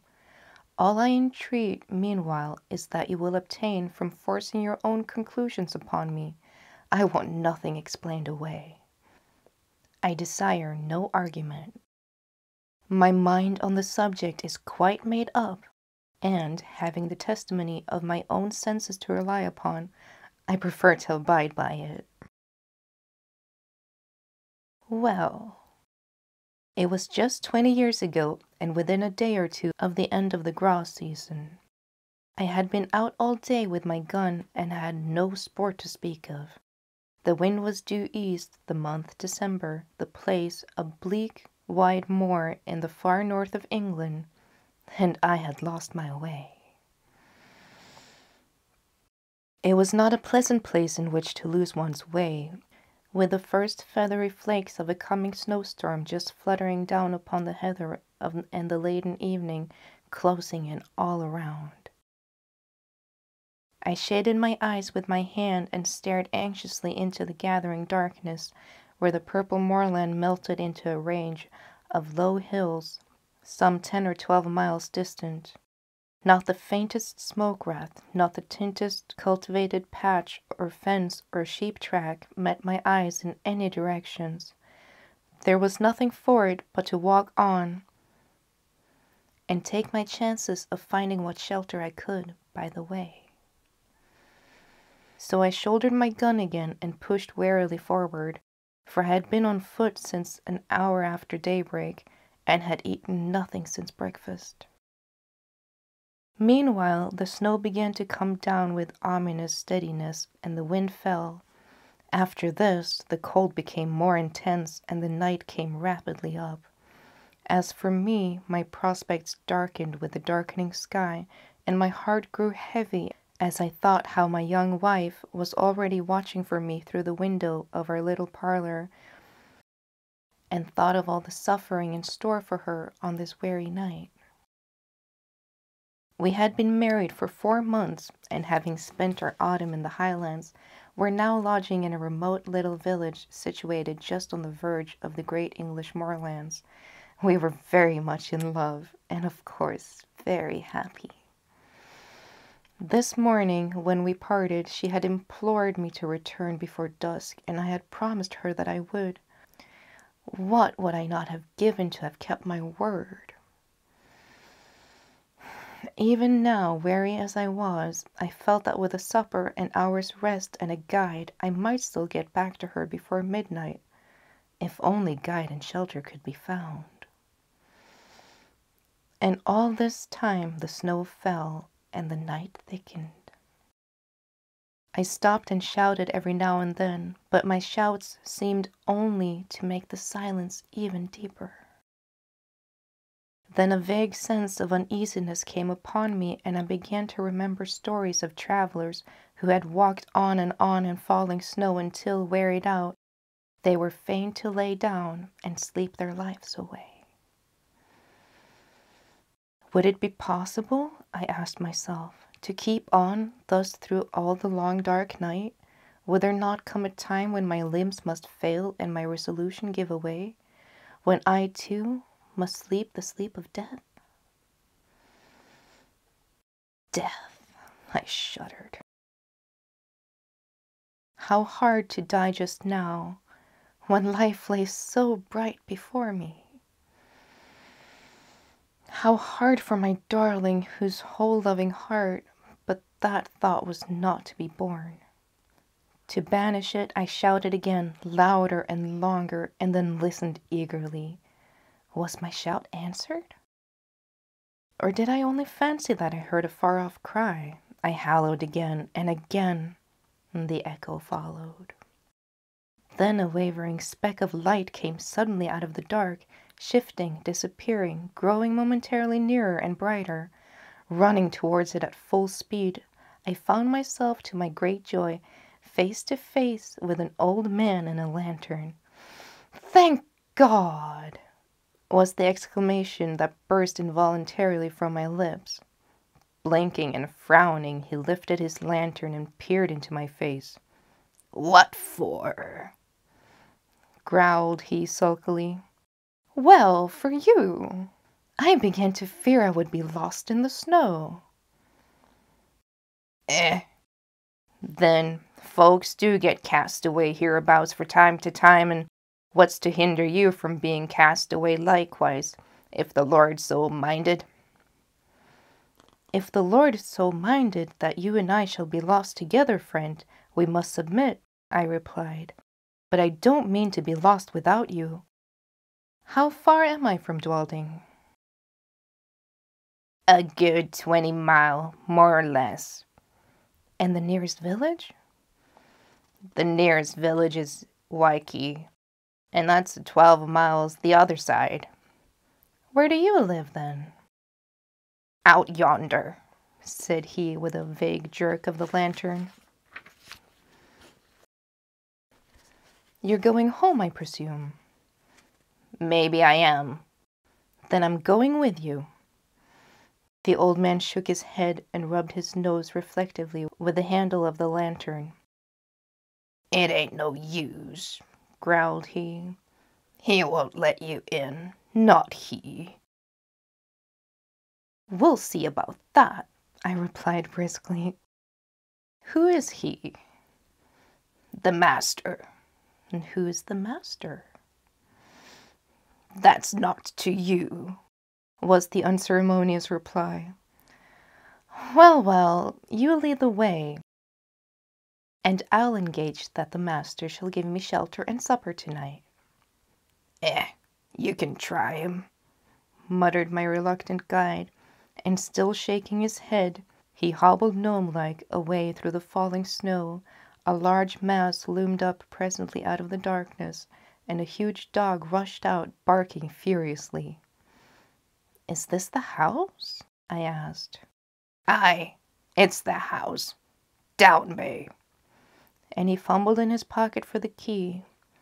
I drew up close behind him, preparing to lose no chance of entrance, and saw in the little circle of light shed by the lantern that the door was heavily studded with iron nails, like the door of a prison. In another minute he had turned the key, and I had pushed past him into the house. Once inside, I looked round with curiosity and found myself in a great rafted hall, which served apparently a variety of uses. One end was piled to the roof with corn like a barn, the other was stored with flour sacks, agricultural implements, casks, and all kind of miscellaneous lumber, while from the beams overhead hung rows of ham, flitches, and bunches of dried herbs for winter use. In the center of the floor stood some huge object, gauntly dressed in a dingy wrapping cloth. and reaching halfway to the rafters. Lifting a corner of this cloth, I saw to my surprise a telescope of very considerable size. Mounted on a rude movable platform with 4 small wheels, the tube was made of painted wood, bound round with bands of metal rudely fashioned. The speculum, so far as I could estimate its size in the dim light, measured at least 15 inches in diameter. While I was yet examining the instrument and asking myself whether it was not the work of some self-taught optician, a bell rang sharply. "That's for you," said my guide with a malicious grin. "Yonder is the room." He pointed to a low black door at the opposite side of the hall. I crossed over, rapped somewhat loudly, and went in, without waiting for an invitation. A huge white-haired old man rose from a table covered with books and papers and confronted me sternly. "Who are you? How came you here? What do you want?" "James Murray, barrister at law, on foot across the moor. Meat, drink, and sleep." He bent his bushy brows into a pretentious frown. "Mine is not the house of entertainment," he said hotly. "Jacob, how dare you admit the stranger?" "I didn't admit him," grumbled the old man. "He followed me over the muir and shouldered his way in before me. I'm no match for 6'2". "And pray, sir, by what right have you forced an entrance into my house?" "The same by which I should have clung to your boat if I was drowning. The right of self-preservation." "Self-preservation?" "There is an inch of snow on the ground already," I replied briefly, "and it would be deep enough to cover my body by daybreak." He strode to the window, pulled aside a heavy black curtain, and looked out. "It is true," he said. "You can stay if you choose till morning. Jacob, serve the supper." With this, he waved me to a seat, resumed his own, and became at once absorbed in the studies from which I had disturbed him. I placed my gun in a corner, drew a chair to the hearth, and examined my quarters at leisure. Smaller and less incongruous in its arrangements than the hall, this room contained, nevertheless, much to awaken my curiosity. The whitewashed walls were in part scrawled over with strange diagrams, and in other covered with shelves crowded with philosophical instruments, the uses of many which was unknown to me. On one other side of the fireplace stood a bookcase filled with dingy folios, on the other a small organ, fantastically decorated with painted carvings of medieval saints and devils. Through the half-open door of the cupboard of the further end of the room, I saw a long array of geological specimens, surgical preparations, retorts and jars of chemicals, while on the mantel-shelf beside me, amid a number of small objects, stood a model of the solar system, a small galvanic battery, and a microscope. Every chair had its burden. Every corner was heaped high with books. The very floor was littered over with maps, casts, papers, tracings, and learned lumber of all conceivable kinds. I stared about me with an amazement increased by every fresh object upon which my eyes chanced to rest. So strange a room I had never seen, yet seemed it stranger still to find such a room in a lone farmhouse amid those wild and solitary moors. Over and over again I looked from my host to his surroundings, and from his surroundings back to my host, asking myself who and what he could be. His head was singularly fine, but it was more the head of a poet than of a philosopher, broad in the temples, prominent over the eyes, and cloth with raw profusion of perfectly white hair. It had all the ideality and much of the roughness that characterizes the head of Ludwig van Beethoven. There were the same deep lines about the mouth and the same stern furrows on the brow. There were the same concentration of expression. While I was yet observing him, the door opened and Jacob brought in the supper. His master then closed his book, rose, and with more courtesy of manner than he had yet shown, invited me to the table. A dish of ham and eggs, a loaf of brown bread, and a bottle of admirable sherry were placed before me. "I have but the humblest farmhouse fare to offer you, sir," said my entertainer. "Your appetite, I trust, will make up for the deficiency of our larder." I had already fallen upon the veins and now protested, with the enthusiasm of a starving sportsman, that I had never eaten anything so delicious. He bowed stiffly and sat down to his own supper, which consisted primitively of a jug of milk and a basin of porridge. We ate in silence, and when we had done, Jacob removed the tray. I then drew my chair back to the fireside. My host, somewhat to my surprise, did the same thing, and turning abruptly towards me, said, "Sir, I have lived here in strict retirement for the past 23 years. During that time I have not seen as many strange faces, and I have not read a single newspaper. You are the first stranger to have crossed my threshold for over 4 years. Will you favor me with a few words of information respecting that outer world, from which I have parted company for so long?" "Pray, interrogate me," I replied. "I am heartily at your service." He bent his head in acknowledgment, leaned forward with his elbows resting on his knees and his chin supported in the palms of his hands, stared fixedly into the fire, and proceeded to question me. His inquiries related chiefly to scientific matters, with the latter process of which, as applied to the practical purpose of life, he was almost wholly unacquainted. "No student of science myself," I replied as well as my slight information permitted, but the task was far from easy, and I was much relieved when, passing from interrogation to discussion, he began pouring forth with his own conclusions upon the fact which I had attempted to place before him. He talked, and I listened spellbound. He talked till I believe he almost forgot my presence and only thought out loud, "I had never heard anything like it then, and never heard anything like it since." Familiar with all systems of all philosophies, subtle in analysis, bold in generalization, he poured forth his thoughts in an uninterrupted stream, and, still leaning forward in the same moody attitude with his eyes fixed upon the fire, wandered from topic to topic, from speculation to speculation, like an inspired dreamer.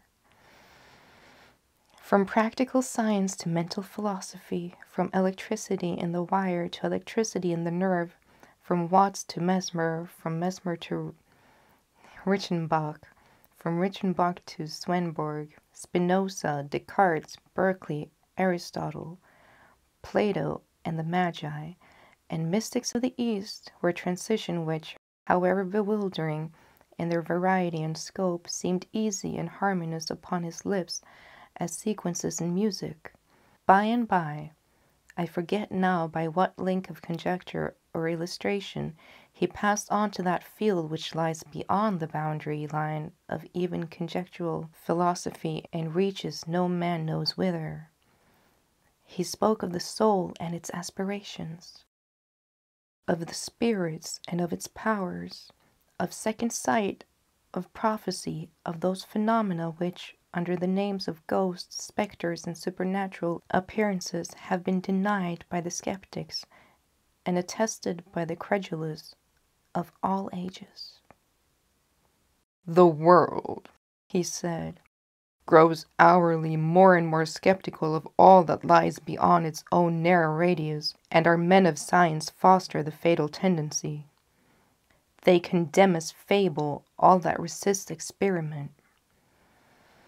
They reject as false all that cannot be brought to the test of the laboratory or the dissecting room. Against what superstition have they waged so long and obstinate a war as against the belief in apparitions? And yet what superstition has maintained its hold upon the minds of men so long and so firmly?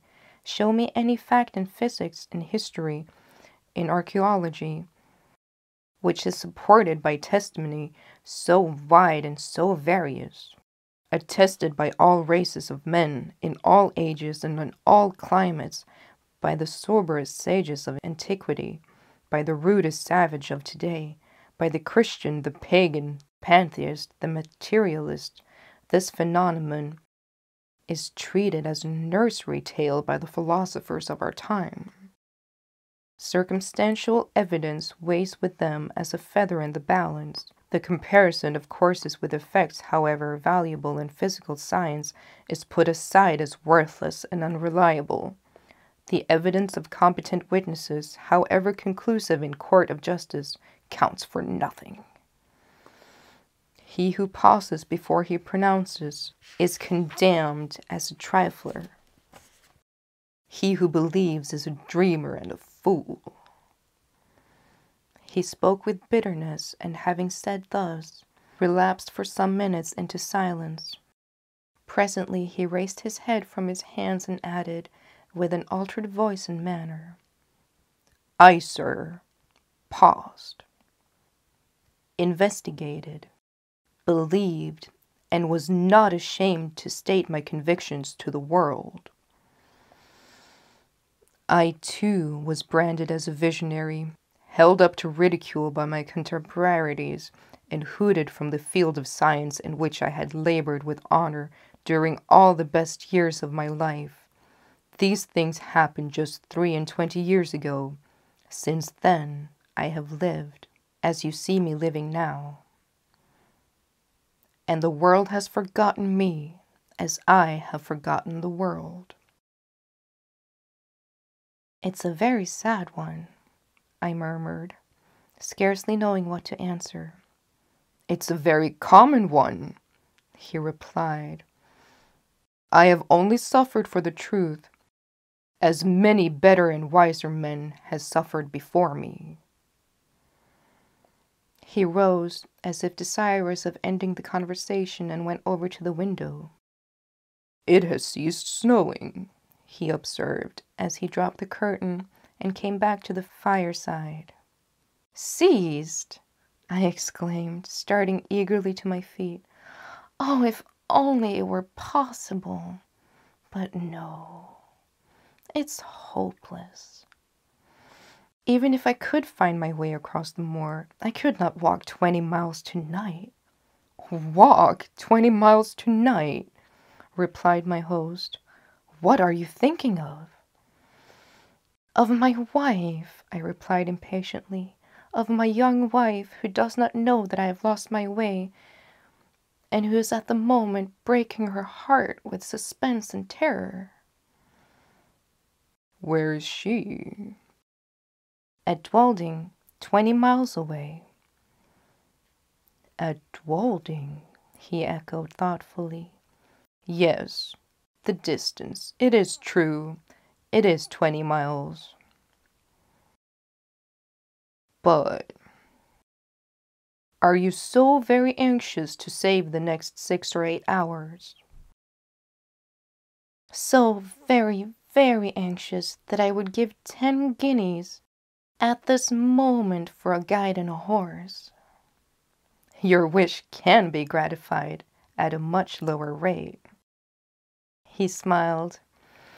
"The night mail from the north, which changes horses at Dwalding, passes within 5 miles of the spot, and will be due at a certain crossroad in about an hour and a quarter. If Jacob were to go with you across the moor and put you into the old coach road, you could find your way, I suppose, to where it joins the new one." Easily, gladly. He smiled again, rang the bell, gave the old servant his directions, and, taking a bottle of whiskey and a wine-glass from the cupboards in which he kept his chemicals, said, "The snow lies deep, and it will be difficult walking tonight on the moor. A glass of usquebeau before you start?" I would have denied the spirit, but he pressed it on me and I drank it. It went down my throat like liquid flames and almost took my breath away. "It is strong," he said, "but it will help keep out the cold. And now you have no moments to spare. Good night." I thanked him for his hospitality and would have shaken hands, but that he had turned away before I could finish my sentence. In another minute I had traversed the hall, Jacob had locked the outer door behind me, and we were out on the wide white moor. Although the wind had fallen, it was still bitterly cold. Not a star glimmered in the black vault overhead, not a sound, save the rapid crunching of the snow beneath our feet, disturbed the heavy silence of the night. Jacob, not too well pleased with his mission, shambled on before in sullen silence, his lantern in his hand and his shadow at his feet. I followed, with my gun over my shoulder, as little inclined for conversation as himself. My thought was full of my late host. His voice yet rang in my ears. His eloquence yet held my imagination captive. I remember to this day with surprise how my overexcited brain retained whole sentences and parts of sentences, troops of brilliant images and fragments of splendid reasoning in the very words in which he had uttered them. Musing thus over what I had heard, and striving to recall a lost link here and there, I strode on at the heels of my guide, absorbed and unobservant. Presently, at the end, as it seemed to me, for only a few minutes, he came to a sudden halt and said, "Yon's your road. Keep the stone fence to your right hand, and you can't fail off the way." "This, then, is the old coach road?" "Aye, 'tis the old coach road." "And how far do I go before I reach the crossroads?" "Nine upon 3 mile." I pulled out my purse, and he became more communicative. "The road's a fair road enough," said he, "for foot passengers, but 'twas over steep and narrow for northern traffic. You'll mind where the parapet's broken away, close again the signpost. It's never been mended since the accident." "What accident?" The night mail pinched right over into the valley below, a good 15 feet and more, just at the worst bit of road in the whole country." "Horrible! Were many lives lost?" "All. 4 were found dead, and 2 other died the next morning." "How long is it since this happened?" "Just 9 years." "Near the signpost, you say? I will bear it in mind. Good night." "Good night, sir, and thank ye." Jacob pocketed his half-crown, made a faint pretence of touching his hat, and trudged back the way he had come. I watched the light of his lantern until it quite disappeared, and then turned to pursue my way alone. This was no longer matter of the slightest difficulty, for, in spite of the dead darkness overhead, the line of stone fence showed distinctly enough against the pale gleam of the snow. How silent it seemed now, with only my footsteps to listen to! How silent and how solitary! A strange, disagreeable sense of loneliness stole over me, and I walked faster. I hummed a fragment of a tune, I cast up enormous sums in my head and accumulated them at compound interest. I did my best, in short, to forget the startling speculations to which I had just been listening to, and to some extent I succeeded. Meanwhile, the night air seemed to become colder and colder, and though I walked fast, I found it impossible to keep myself warm. My feet were like ice. I lost sensation in my hands and grasped my gun mechanically. I even breathed with difficulty, as though instead of traversing a quiet North Country highway, I was scaling the uppermost heights of some gigantic Alp. This last symptom became presently so distressing that I was forced to stop for a few minutes and lean against the stone fence. As I did so, I chanced to look back on the road, and there, to my infinite relief, I saw a distant point of light like the gleam of an approaching lantern.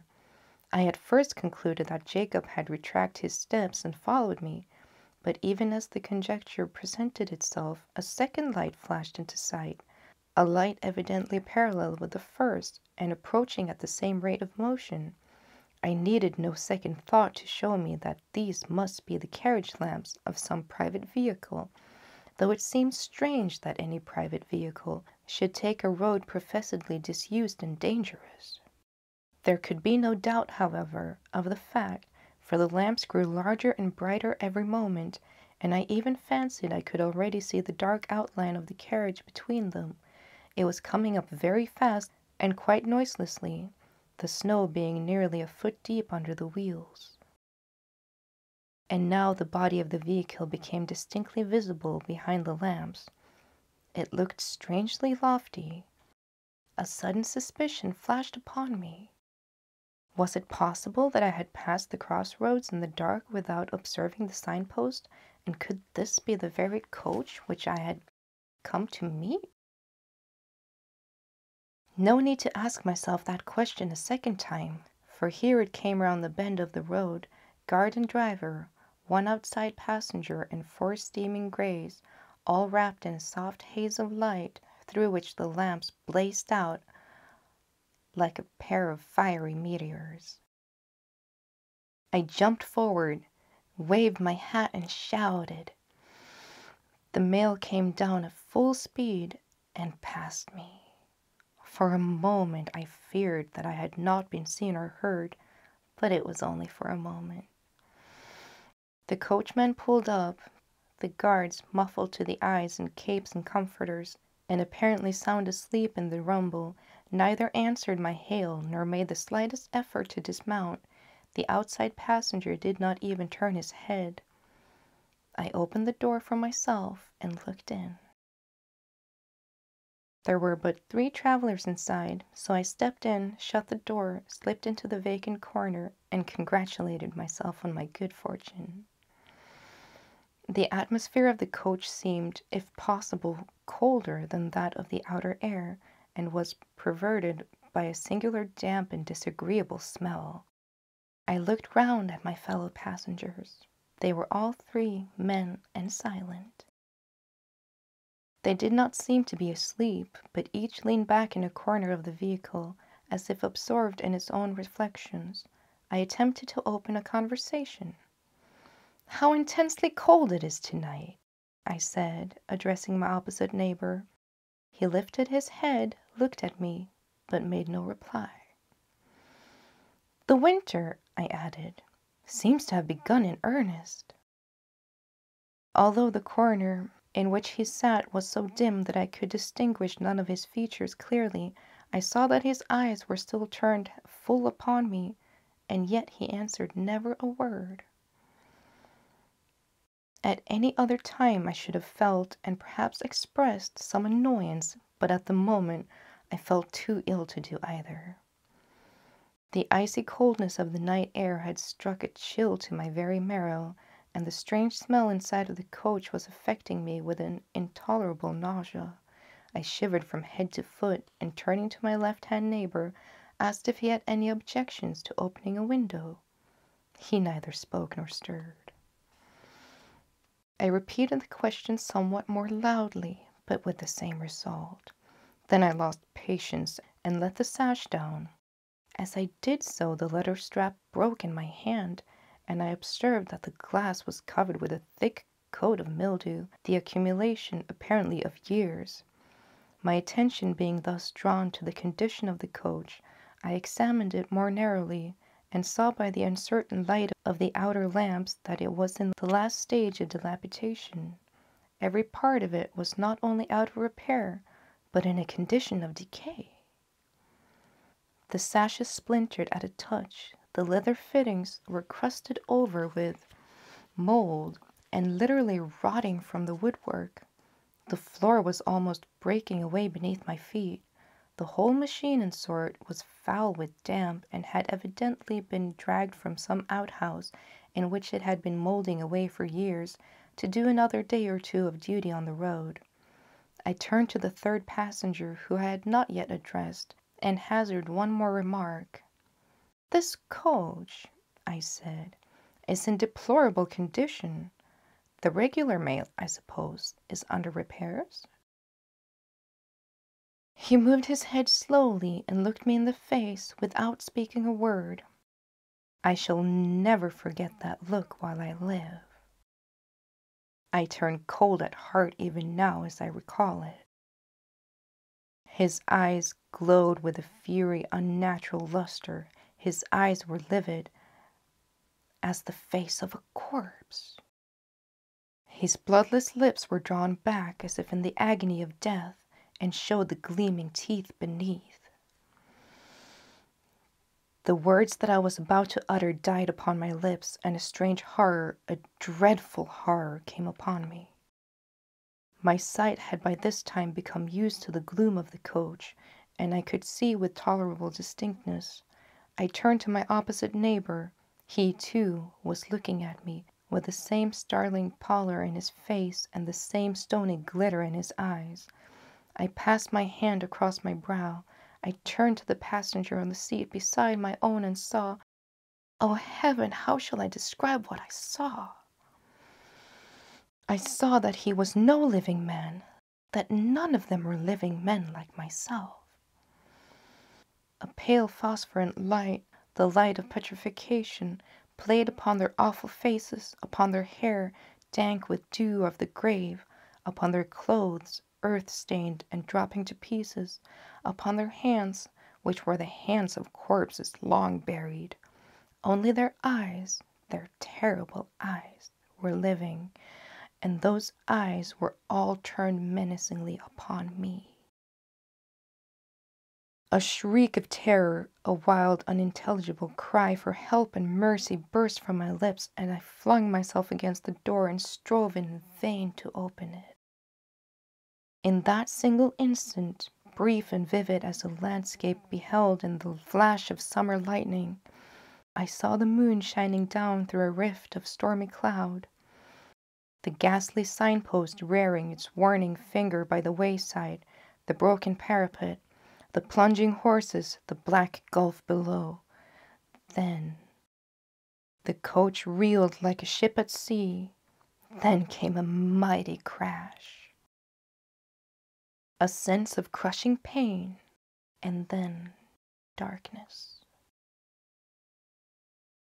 It seemed as if years had gone by when I awoke one morning from a deep sleep and found my wife watching by my bedside.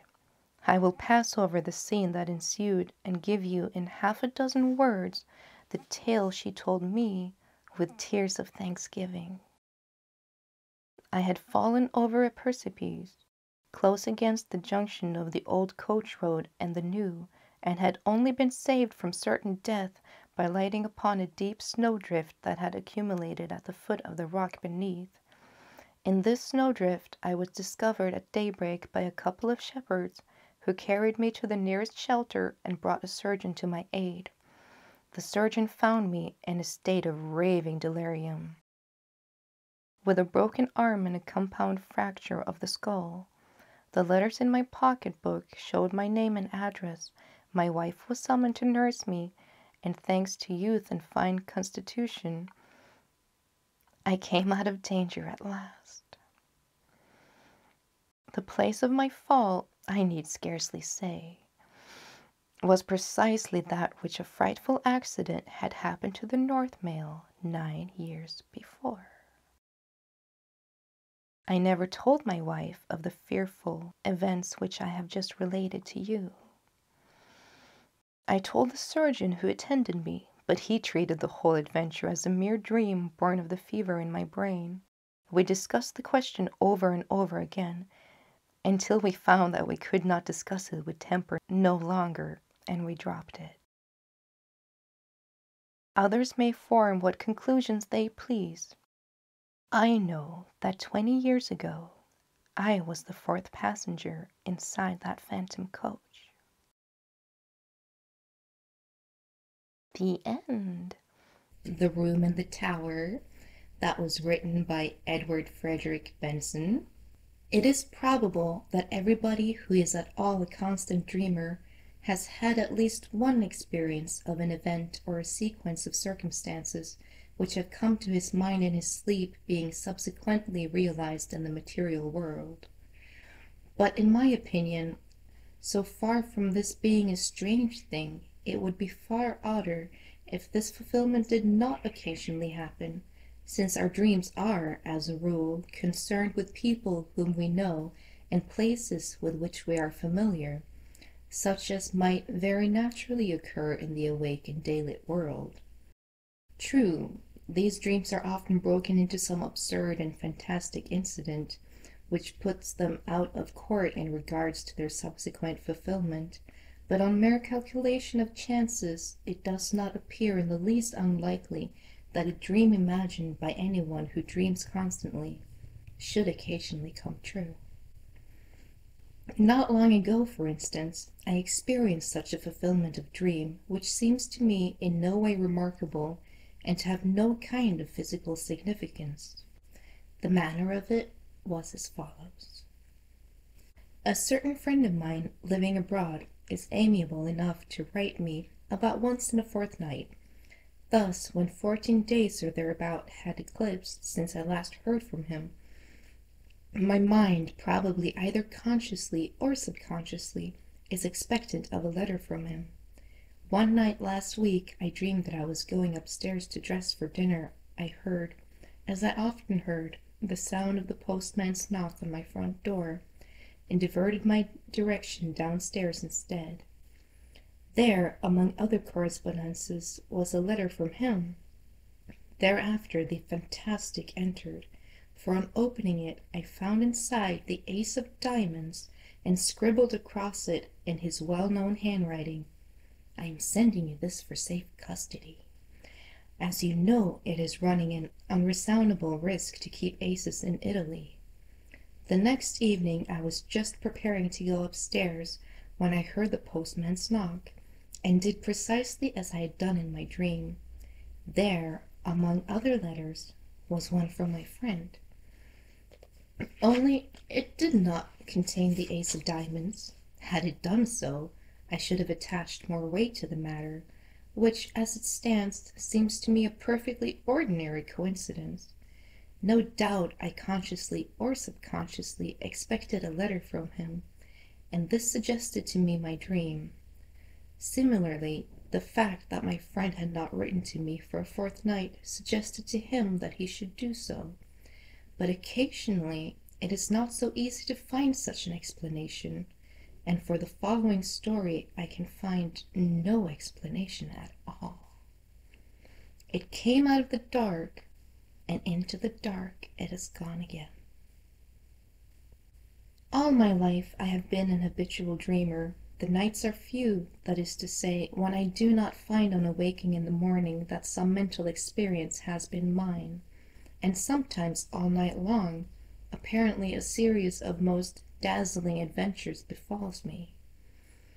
Almost without expectation, these adventures are pleasant, though often merely trivial. It is of an exception I am going to speak. It was when I was about 16 that a certain dream first came to me, and this is how it befell. It opened with my being set down at the door of a big red brick house where I understood I was going to stay. The servants who opened the door told me that tea was being served in the garden, and led me through a low, dark paneled hall, with a large open fireplace, onto a cheerful green lawn set round with flower beds. There were grouped about the tea table a small party of people, but they were all strangers to me except one, who was a schoolfellow called Jack Stone. clearly the son of the house, and he introduced me to his mother and father and a couple of sisters.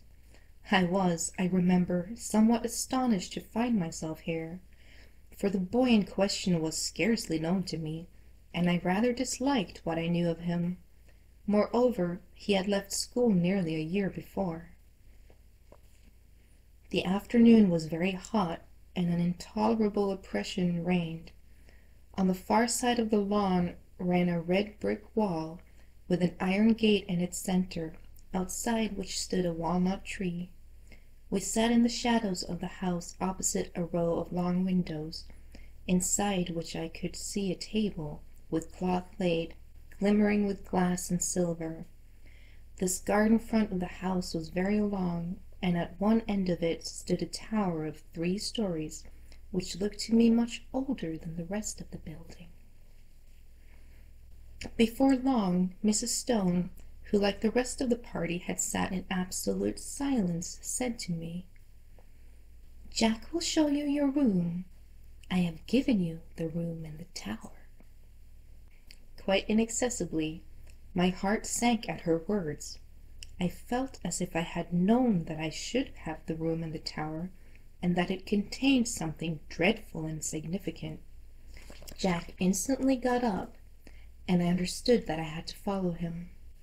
In silence we passed through the hall, and mounted a great oak staircase with many corners, and arrived at the small landing with 2 doors set in it.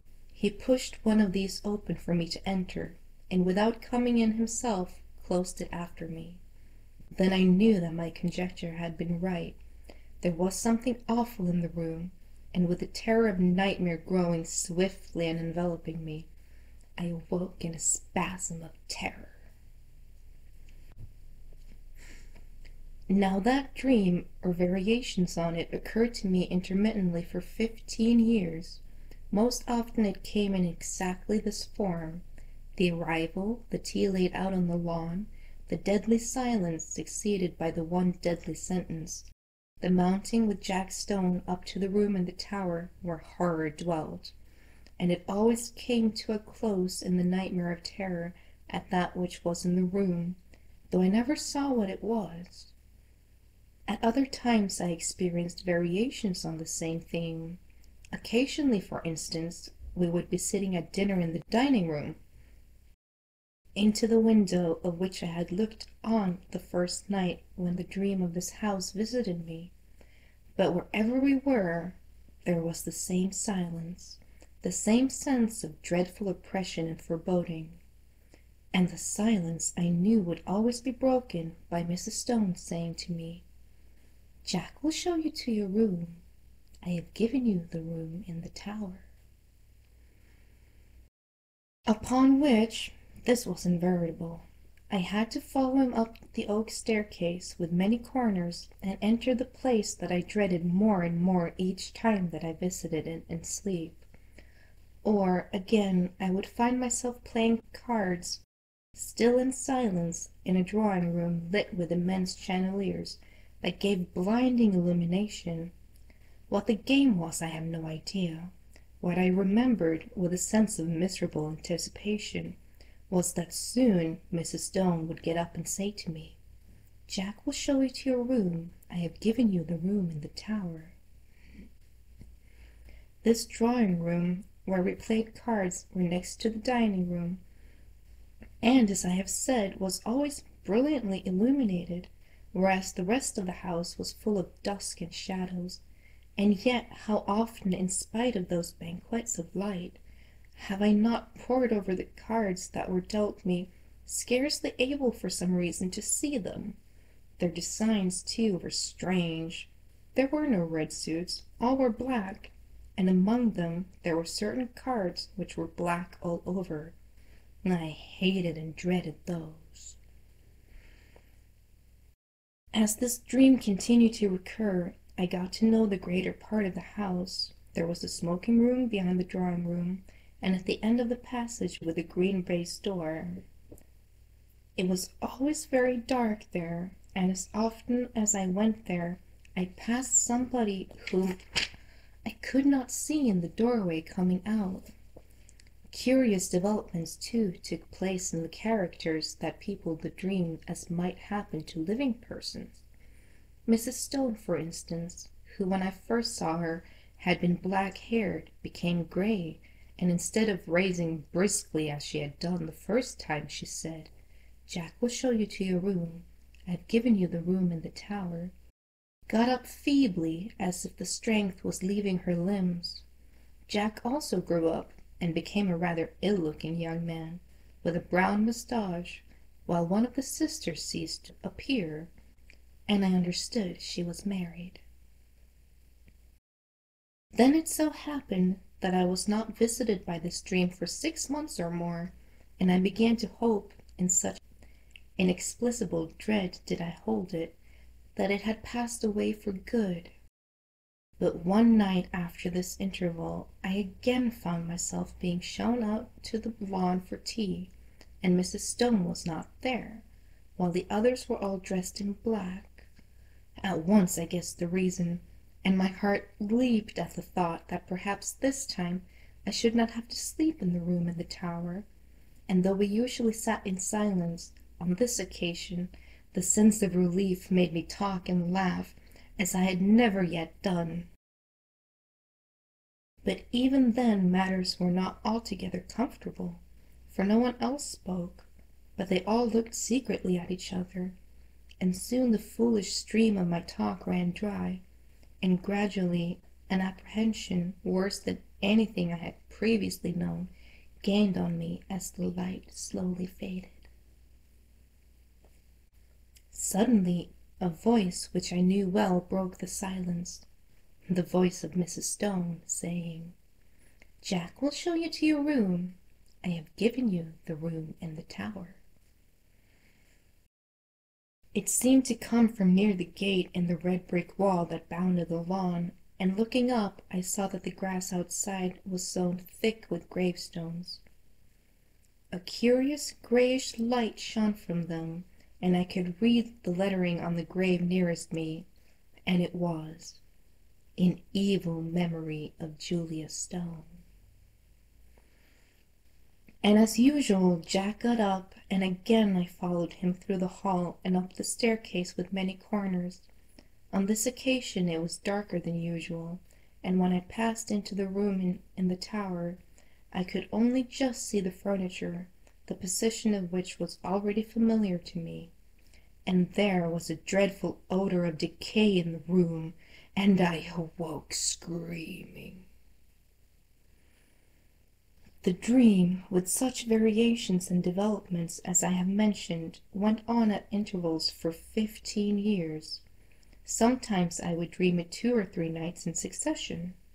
Once, as I have said, there was an intermission of 6 months, but taking a reasonable average, I should say that I dreamed it quite as often as once in a month. It had, as is plain, something of a nightmare about it, since it always ended in that same appalling terror, which so far from getting less, seemed to me to gather fresh fear every time that I experienced it. There was, too, a strange dreadful consistency about it. The characters in it, as I have mentioned, got regularly older. Death and marriage visited the silent family, and I never in the dream, after Mrs. Stone had died, set eyes on her again. But it was always her voice that told me that the room in the tower was prepared for me, and whether we had tea out on the lawn, or the scene was laid in the room overlooking it, I could always see her gravestone standing just outside the iron gate. It was the same, too, with the married daughter. Usually she was not present, but once or twice she returned in company with a man, whom I took to be her husband. He too, like the rest of them, was always silent, but owing to the constant repetition of the dream, I had ceased to attach, in my waking hours, any significance to it. I never met Jack Stone again during all those years, nor did I ever see a house that resembled this dark house in my dream. And then something happened. I had been in London this year, up till the end of July, and during the first week in August went down to stay with a friend in a house he had taken for the summer months in the Ashton Forest of the district of Sussex. I left London early, for John Clinton was to meet me at Forest Row Station, and we were going to spend the day golfing and go to his house in the evening. He had his motor with him, and we set off about 5 of the afternoon, after a thoroughly delightful day, for the drive, the distance being of some 10 miles. As it was still so early, we did not have tea at the clubhouse, but waited till we should get home. As we drove, the weather, which up until then had been, though hot, deliciously fresh, seemed to me to alter in quality and became very stagnant and oppressive, and I felt that indefinable sense of ominous apparition that I am accustomed to before thunder. John, however, did not share my views, attributing my loss of lightness to the fact that I had lost both my matches. Events proved, however, that I was right, though I do not think that the thunderstorm that broke that night was the sole cause of my depression. Our way lay through deep high-banked lanes, and before we had gone very far I fell asleep, and was only awakened by the stopping of the motor, and with a sudden thrill, partly of fear but chiefly of curiosity, I found myself standing in the doorway of my house of dream. We went, I half wondering whether or not I was dreaming still, through a low oak-panelled hall and out onto the lawn, where tea was laid in the shadow of the house. It was set in flower beds, a red brick wall with a gate in it bounded one side, and out beyond that was a space of raw grass with a walnut tree. The facade of the house was very long, and at the end stood a 3-storied tower, markedly older than the rest. Here for the moment all resemblance to the repeated dream ceased. There was no silent and somehow terrible family, but a large assembly of exceedingly cheerful persons, all of whom were known to me, and in spite of the horror with which the dream itself had always filled me, I felt nothing of it now that the scene of it was thus reproduced before me, but I felt intense curiosity as to what was going to happen. Tea pursued its cheerful course, and before long Mrs. Clinton got up, and at that moment I think I knew what she was going to say. She spoke to me, and what she said was, "Jack will show you your room. I have given you the room in the tower." At that, for half a second, the horror of the dream took hold of me again. But it quickly passed, and again I felt nothing more than the most intense curiosity. It was not very long before I was amply satisfied. John turned to me. "Right up the top of the house," he said, "but I think you'll be comfortable. We're absolutely full up. Would you like to go and see it now? By Jove, I believe that you are right, and we are going to have a thunderstorm. How dark it has become." I got up and followed him. We passed through the hall and up the perfectly familiar staircase. Then he opened the door, and I went in. And at that moment, sheer unresounding terror again possessed me. I did not know what I feared. I simply feared. Then, like a sudden recollection, when one remembers a name which has long escaped the memory, I knew what I feared. I feared Mrs. Stone, whose grave with the sinister inscription, "In evil memory," I had so often seen in my dream, just beyond the lawn which lay below my window. And then, once more the fear passed so completely that I wondered what there was to fear, and I found myself sober and quiet and sane in the room in the tower, the same of which I had so often heard in my dream, and in the scene of which was so familiar. I looked round it with a certain sense of proprietorship, and found that nothing had been changed from the dreaming nights in which I knew it so well. Just to the left of the door was the bed, lengthwise along the wall, with the head of it in the angle. In a line with it was the fireplace and a small bookcase.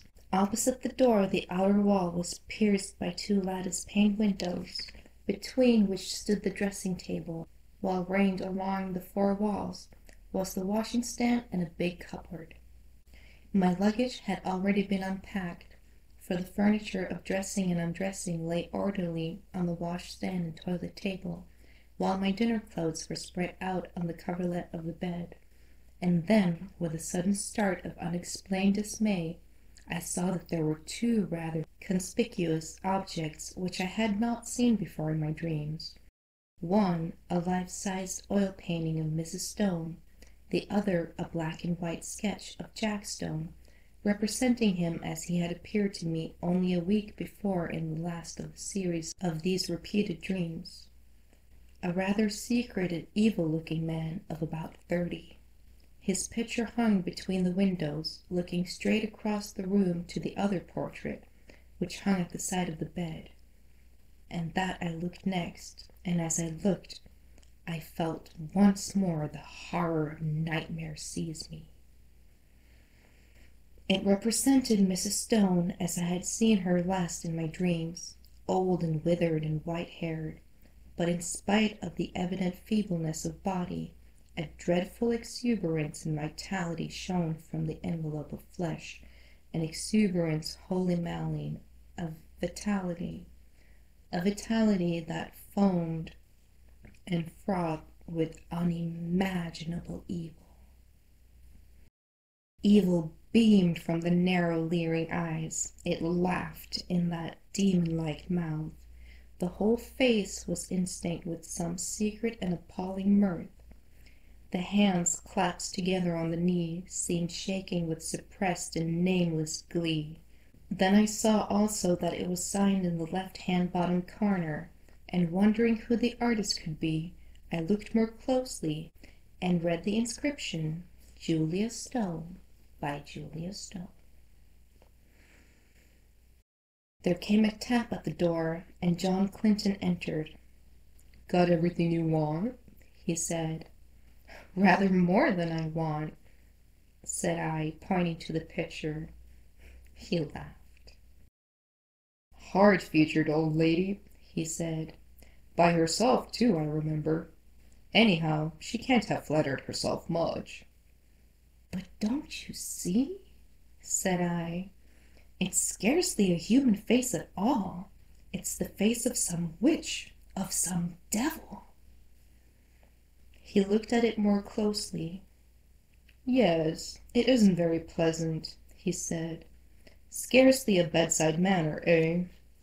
Yes, I can imagine getting the nightmare if I went to sleep with that close to my bed. I'll have it taken down if you like." "I really wish you would," said I. He rang the bell, and with the help of a servant, we detached the picture and carried it out to the landing and put it with its face to the wall. "By Jove, the old lady is awake," said John, mopping his forehead. "I wonder if she had something on her mind." The extraordinary weight of the picture had struck me too. I was about to reply when I caught sight of my own hand. There was blood on it, in considerable quantities, covering the whole palm. "I've cut myself somehow," said I. John gave a little startled exclamation. "Why, I have too," he said. Simultaneously the footman took out his handkerchief and wiped his hand with it. I saw that there was blood also on his handkerchief. John and I went back into the tower room and washed the blood off, but neither on his hand nor on mine was there the slightest trace of a scratch or cut. It seemed to me that, having ascertained this, we both, by a sort of tacit consent, did not allude to it again. Something in my case had dimly occurred to me that I did not wish to think about. It was but a conjecture, but I fancied that I knew the same thing had occurred to him. The heat and oppression of the air, for the storm we had expected was still undischarged, increased very much after dinner, and for some time most of the party, among whom were John Clinton and myself, sat outside on the path bounding the lawn where we had had tea. The night was absolutely dark, and no twinkle of star or moon ray would penetrate the hall of cloud that overset the sky. By degrees our assembly thinned.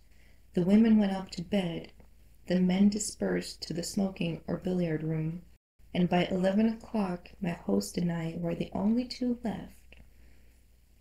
All the evening I thought that he had something on his mind, and as soon as we were alone, he spoke. "The man who helped us with the pitcher had blood on his hands too. Did you notice?" he said. "I asked him just now if he had cut himself, and he said he supposed he had, but that he could find no mark of it. Now, where did that blood come from?" By dint of telling myself that I was not going to think about it, I had succeeded in not doing so, and I did not want, especially just at bedtime, to be reminded of it. "I don't know," said I, "and I don't really care so long as the picture of Mrs. Stone is not by my bed." He got up. "But it's odd," he said. "Huh, now you'll see another odd thing." A dog of his, an Irish terrier by breed, had come out of the house as we talked. The door behind us into the hall was open, and a bright oblong of light shone through the lawn to its iron gate, which led to the raw grass outside, where the walnut tree stood. I saw that the dog had his hackles up, bristling with rage and fright. His lips were curled back from his teeth, as if he was ready to spring at something, and he was growling to himself. He took not the slightest notice of his master or me, but stiffly and tensely walked across the grass to the iron gate. There he stood for a moment, looking through the bars and still growling. Then of a sudden his courage seemed to desert him. He gave one long howl and scuttled back to the house with a curious crouching sort of movement. "He does that half a dozen times a day," said John. "He sees something which he both hates and fears." I walked to the gate and looked over it. Something was moving on the grass outside, and soon a sound which I could not instantly identify came to my ears. Then I remembered what it was. It was the purring of a cat. I lit a match and saw the purrer, a big blue Persian, walking round and round in a little circle just outside the gate, stepping high and ecstatically, with tail carried aloft like a banner. Its eyes were bright and shining, and every now and then it put its head down and sniffed at the grass. I laughed. "The end of that mystery, I'm afraid," I said. "Here's a large cat having Walpurgis night all alone." "Yes, that's Darius," said John. "He spends half the day and all night there, but that's not the end of the dog mystery, for Toby and he are the best of friends. But the beginning of the cat mystery. What's the cat doing there? And why is Darius pleased, while Toby is terror-stricken?" At that moment I remembered the rather horrible detail of my dreams when I saw through the gate, just where the cat was now, the white tombstone with the sinister inscription. But before I could answer, the rain began, as suddenly and heavily as if a tap had been turned on, and simultaneously the big cat squeezed through the bars of the gate and came leaping across the lawn to the house for shelter. Then it sat in the doorway, looking out eagerly into the dark.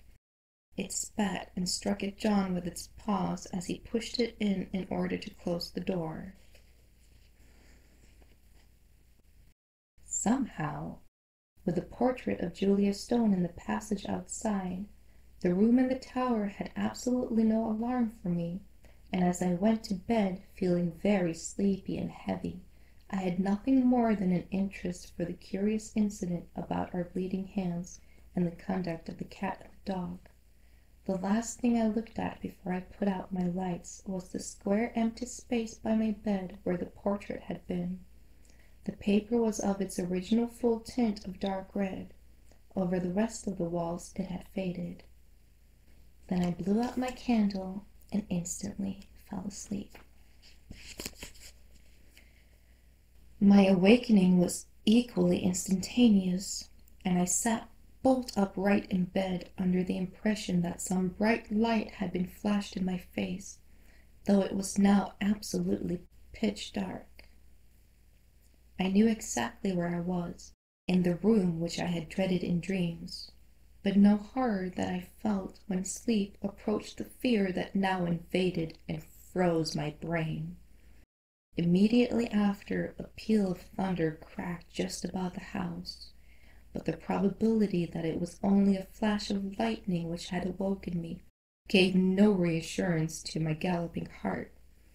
Something I knew was in the room with me, and instinctively I put out my right hand, which was nearest the wall to me, to keep it away, and my hand touched the edge of a picture frame hanging close by me. I sprang out of bed, upsetting the small table that stood by it, and I heard my watch, candle, and matches clatter onto the floor.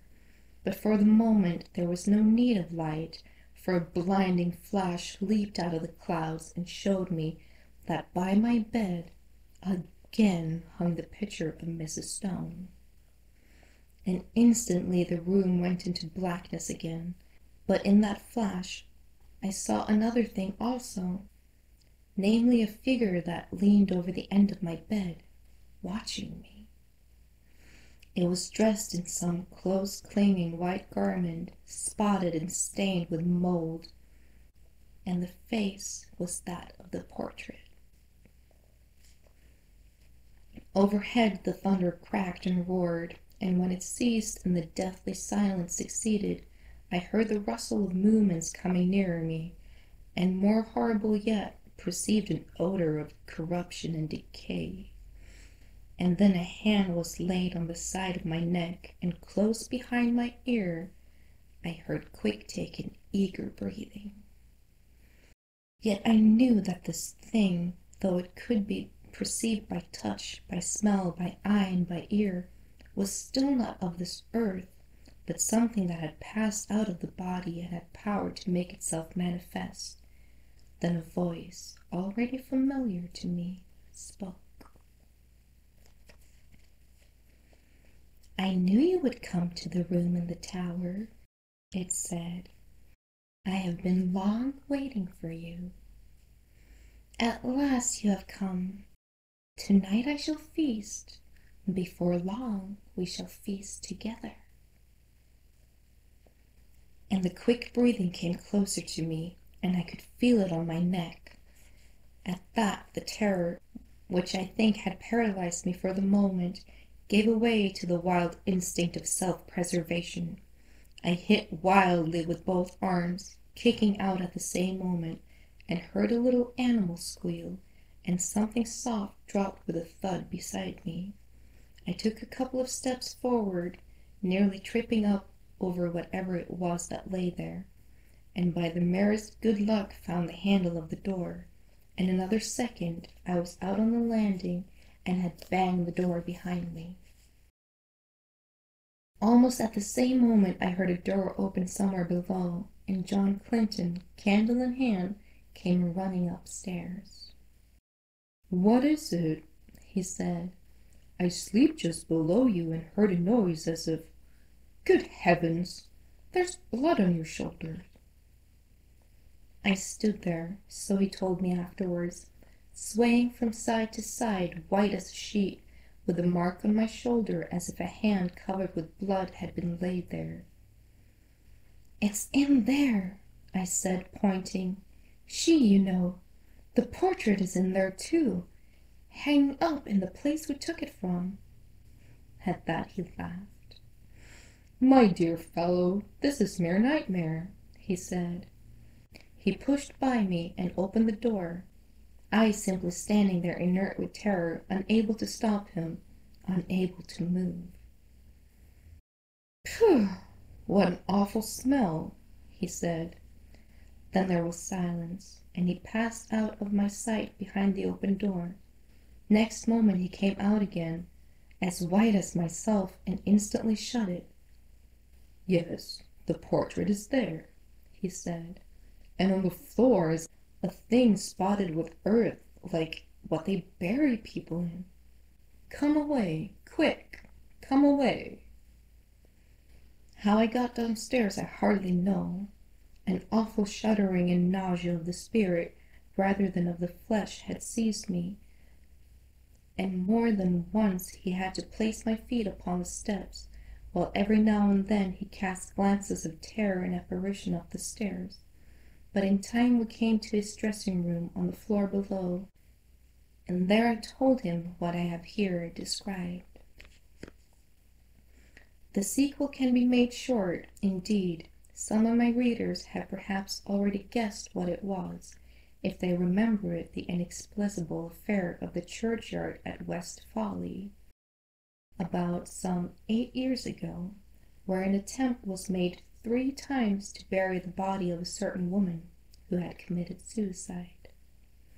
On each occasion the coffin was found in the course of a few days again protruding from the ground. After the 3rd attempt, in order that the thing should not be talked about, the body was buried elsewhere in unconsecrated ground. Where it was buried was just outside the iron gate of the garden belonging to the house where this woman had lived. She had committed suicide in the room at the top of the tower in that house, and her name was Julia Stone. Subsequently, the body was again secretly dug up, and the coffin was found to be full of blood. The end. Wilkie Collins, The Terribly Strange Bed. Shortly after my education at college was finished, I happened to be staying at Paris with an English friend.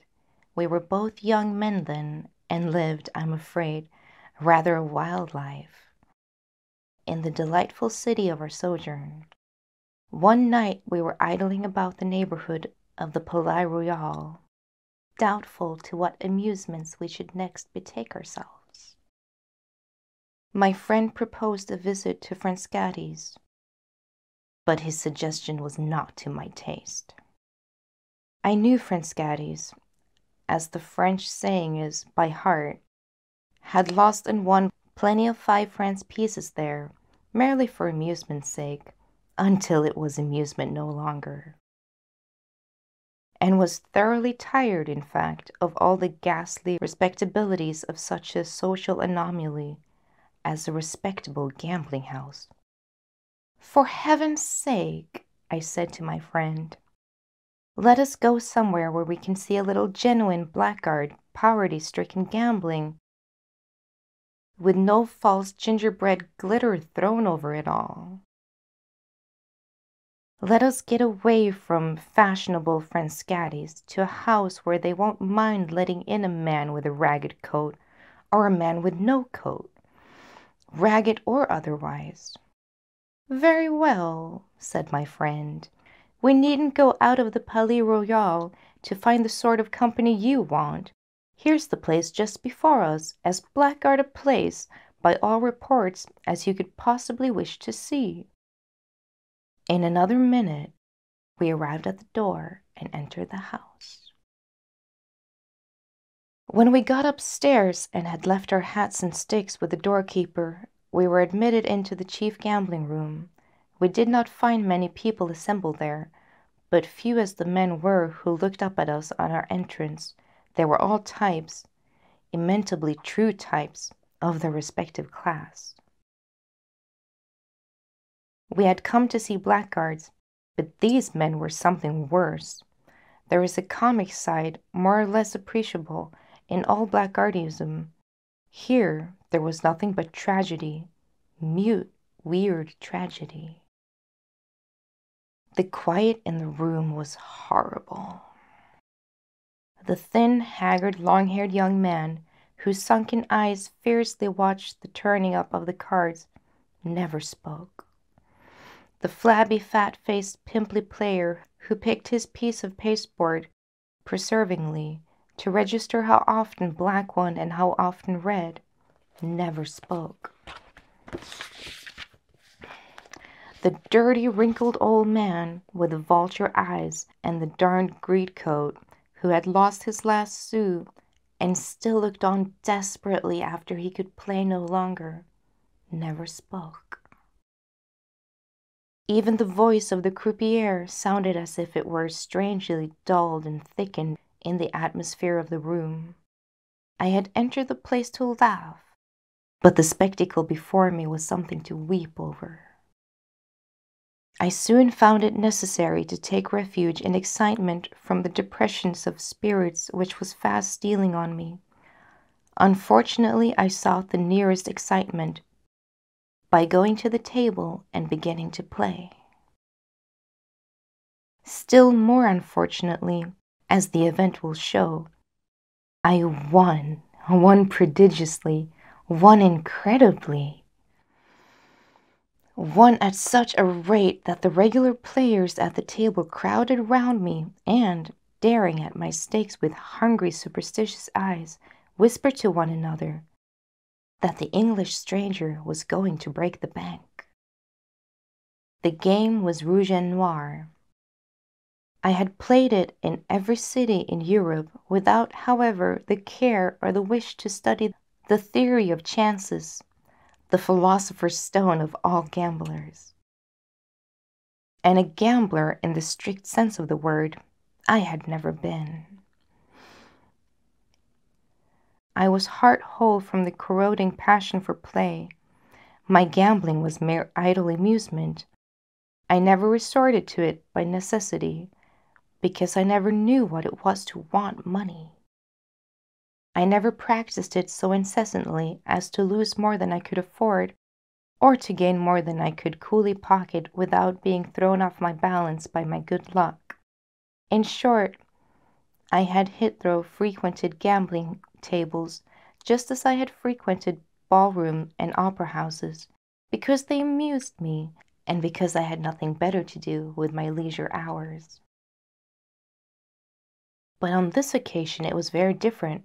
Now, for the first time in my life, I felt what the passion for play really was. My success first bewildered, and then, in the most literal meaning of the word, intoxicated me.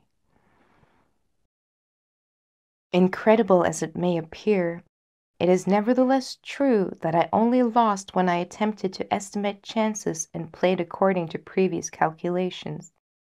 If I left everything to luck and stalked without any care of consideration, I was sure to win in the face of every recognized probability in favor of the bank.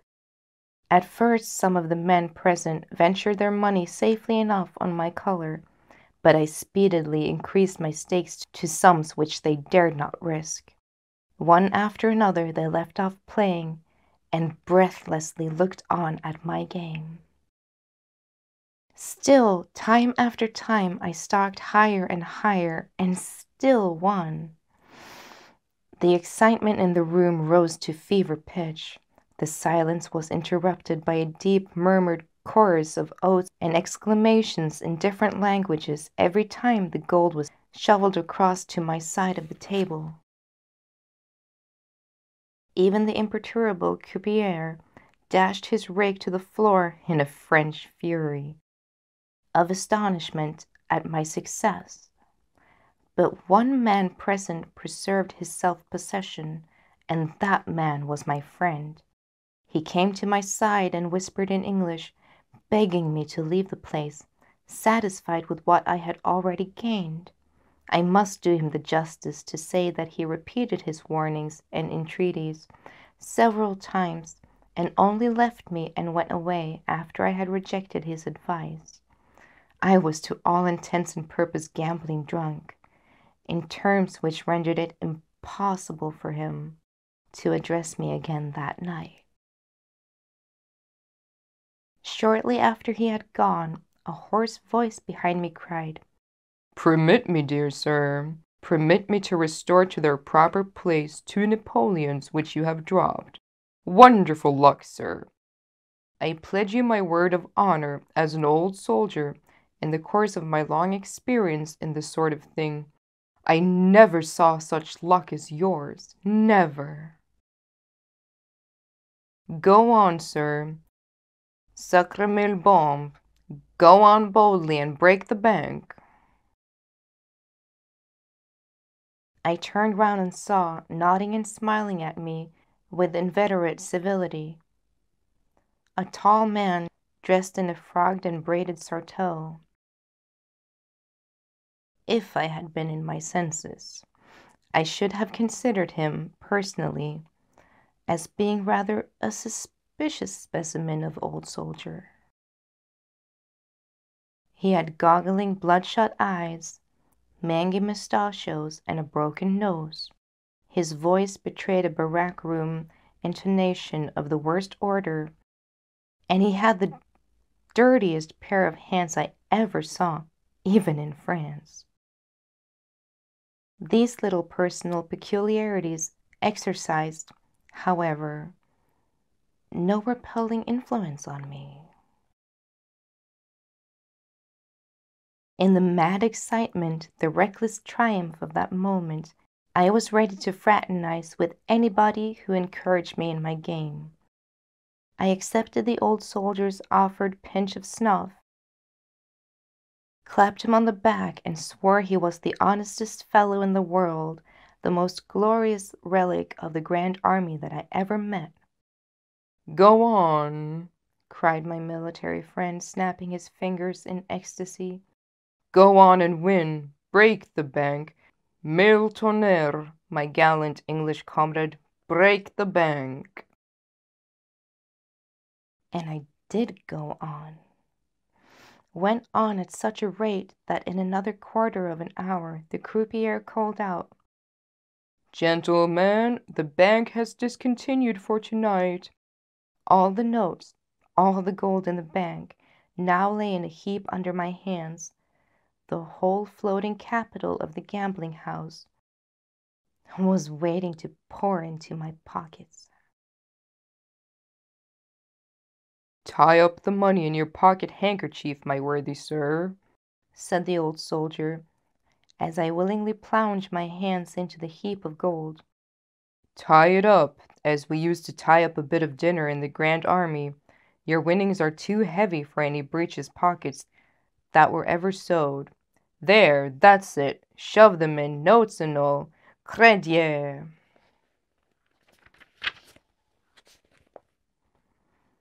What luck! Stop! Another Napoleon on the floor. Ah, sacre petit, pour les zones de Napoleon. Have I found 3 at last? Now then, sir, 2 tight double knots each way with your honorable permission, and the money's safe. Feel it, fortunate sir. Hard and round as a cannonball. Ah, bah! If they only had fired such cannonballs at us at Austerlitz. Nom d'une pipe, if they only had. And now, as an ancient grenadier of an ex-brave of the French army, what remains for me to do? I ask what? Simply this, to entreat my valued English friend to drink a bottle of champagne with me and toast to the goddess Fortune in foaming goblets before we part. Excellent ex-brave, convivial ancient grenadier, champagne by all means, an English cheer for an old soldier. Hurrah, hurrah! Another English cheer for the goddess Fortune. Hurrah, hurrah, hurrah! Bravo, the Englishmen, the amiable, gracious Englishmen, in whose veins circulate the vivacious blood of France. Another glass? A Bah, the bottle is empty. Never mind, viva la vin. I, the old soldier, order another bottle, and half a pound of bonbons with it. No, no, ex-brave. Never, ancient grandier. Your bottle last time, my bottle this. Behold it, toast away, the French army, the great Napoleon, the present company, the croupier, the honest croupier's wife and daughter, if he has any, the ladies generally, everybody in the world. By the time the second bottle of champagne was emptied, I felt as if I had been drinking liquid fire. My brain seemed all aflame. No excess in wine had ever had this effect on me before in my life. Was it the result of a stimulant acting upon my system when I was in a highly excited state? Was my stomach in particularly disordered condition? Or was the champagne amazingly strong? Ex-brave of the French army, cried I, in a mad state of exhilaration. I am on fire. How are you? Let us have a third bottle of champagne to put the fire out. The soldier wagged his head, rolled his goggle eyes, until I expected to see them slip out of their sockets, placed his dirty forefinger by the side of his broken nose, solemnly ejaculated, Coffee! and immediately ran off into an inner room. The word pronounced by the eccentric veteran seemed to have a magical effect on the rest of the company present. With one accord, they all rose to depart. Probably they had expected to profit by my intoxication, but finding that my new friend was benevolently bent on preventing me from getting dead drunk, had now abandoned all hope of thriving pleasantly on my winnings. Whatever their motive might be, at any rate they went away in a body. When the old soldier returned and sat down again opposite to me at the table, we had the room to ourselves. I could see the croupier in a sort of vestibule which opened out of it, eating his supper in solitude. The silence was now deeper than ever. A sudden change, too, had come over the ex-brave. He assumed a pretentiously solemn look, and, when he spoke to me again, his speech was ornamented by no oaths, enforced by no finger-snapping, evidenced by no apostrophes or exclamation. Listen, my dear sir, said he, in mysterious confidential tones. Listen to an old soldier's advice. I have been to the mistress of the house, a very charming woman with a genius for cookery, to impress on her the necessity of making us some particularly strong and good coffee. You must drain this coffee in order to get rid of your little amiable exaltation of spirits before you think of going home. You must, my good and gracious friend. With all that money to take home tonight, it is a sacred duty to yourself to have your wits about you. You are known to be a winner to an enormous extent by several gentlemen present tonight, who, in a certain point of view, are very worthy and excellent fellows. But they are mortal men, my dear sir, and they have their amiable weaknesses. Need I say more? Oh, no, no, you understand me. Now this is what you must do. Send for a cabriolet when you feel quite well again. Draw up all the windows when you get into it, and tell the driver to take you home only through the large and well-lit thoroughfares. Do this, and you and your money will be safe. Do this, and you will thank an old soldier for giving you a word of honest advice. Just as the ex-brave ended his oration, in very lachrymose tones, the coffee came in, ready poured into 2 cups. My attentive friend handed me one of the cups with a bow. I was parched with thirst and drank it off at a draught. Almost instantly afterwards I was seized with a fit of giddiness and felt more completely intoxicated than ever. The room whirled round and round furiously. The old soldier seemed to be regularly bobbing up and down before me like the piston of a steam engine. I was half deafened by a violent singing in my ears. A feeling of utter bewilderness, helplessness, idiocy overcame me. I rose from my chair, holding on by the table to keep my balance, and stammered out that I felt dreadfully unwell. So unwell that I did not know how I was to get home. My dear friend, Answered the old soldier, and even his voice seemed to be bobbing up and down as he spoke. my dear friend, it would be madness to go home in your state.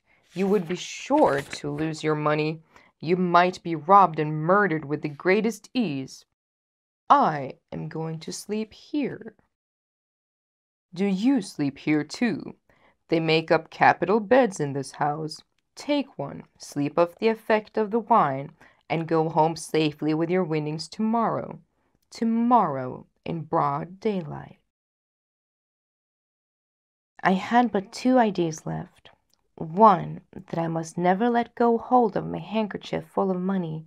The other, that I must lie down somewhere immediately and fall into comfortable sleep. So I agreed to the proposal about the bed and took the offered arm of the old soldier, carrying my money with my disengaged hand. Preceded by the croupier, we passed along some passages and up a flight of stairs into the bedroom which I was to occupy. The ex-brave shook me warmly by the hand, proposed that we should breakfast together, and then, followed by the croupier, left me for the night. I ran to the wash-hand stand, drank some of the water in my jug, poured the rest out and plunged my face into it, and then sat down in a chair and tried to compose myself. I soon felt better. The change for my lungs from the fetid atmosphere of the gambling room to the cool air of the apartment I now occupied, the almost equally refreshing change for my eyes from the glaring gaslight of the salon of the dim, quiet flicker of one bedroom candle, aided wonderfully the restorative effects of the cold water. The giddiness left me, and I began to feel a bit like a reasonable being again. My first thought was of the risk of sleeping all night in a gambling house. My second of the still greater risk of trying to get out after the house was closed, and of going home alone at night through the streets of Paris with a large sum of money about me. I had slept on worse places than this on my travels, so I determined to lock, bolt, and barricade my door, and take my chances till next morning.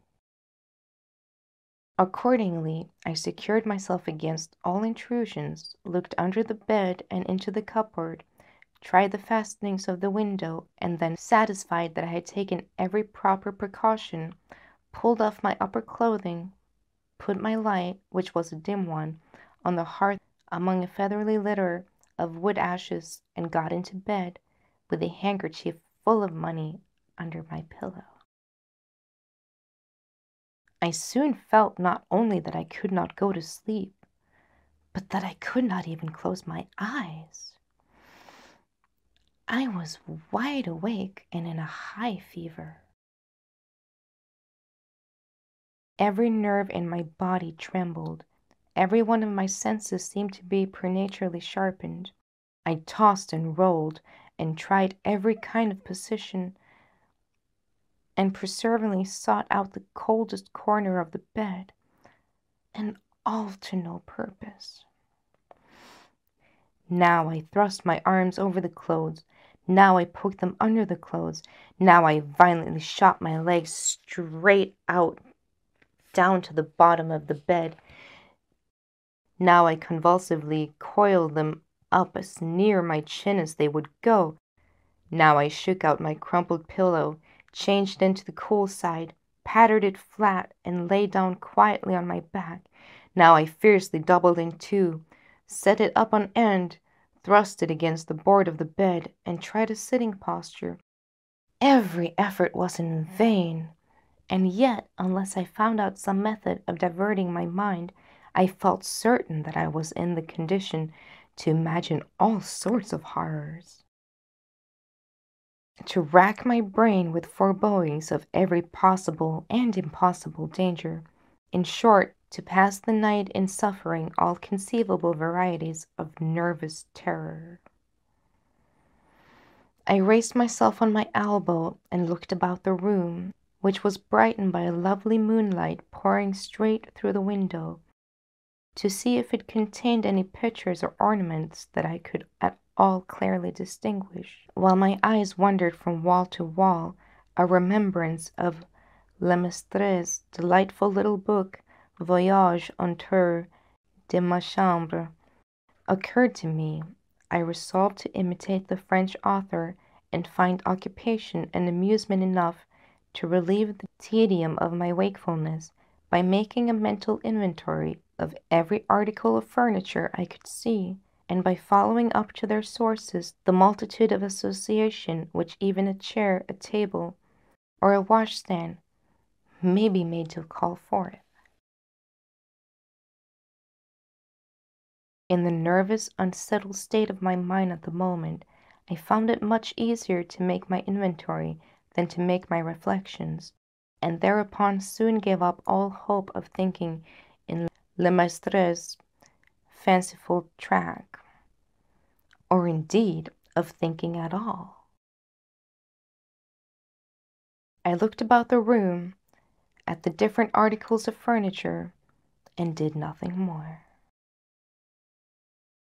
There was first the bed I was lying in, a four-poster bed, of all things in the world to meet in Paris. Yes, a thoroughly clumsy British four-poster, with the regular top lined with chintz, the regular fringed valance all around, the regular stifling unwholesome curtains, which I remembered having mechanically drawn back against the posts, without particularly noticing the bed when I first got into the room. Then there was the marble-topped washstand, from which the water I had spilled in my hurry to pour it out was still dripping, slowly and more slowly, onto the brick floor. Then two small chairs, with my coat, waistcoat, and trousers flung on them. Then a large elbow chair covered with dirty white dimity, with my cravat and shirt collar thrown over the back. Then a chest of drawers with two of the brass handles off and troddy, broken china inkstand placed on it, by way of ornament on the top.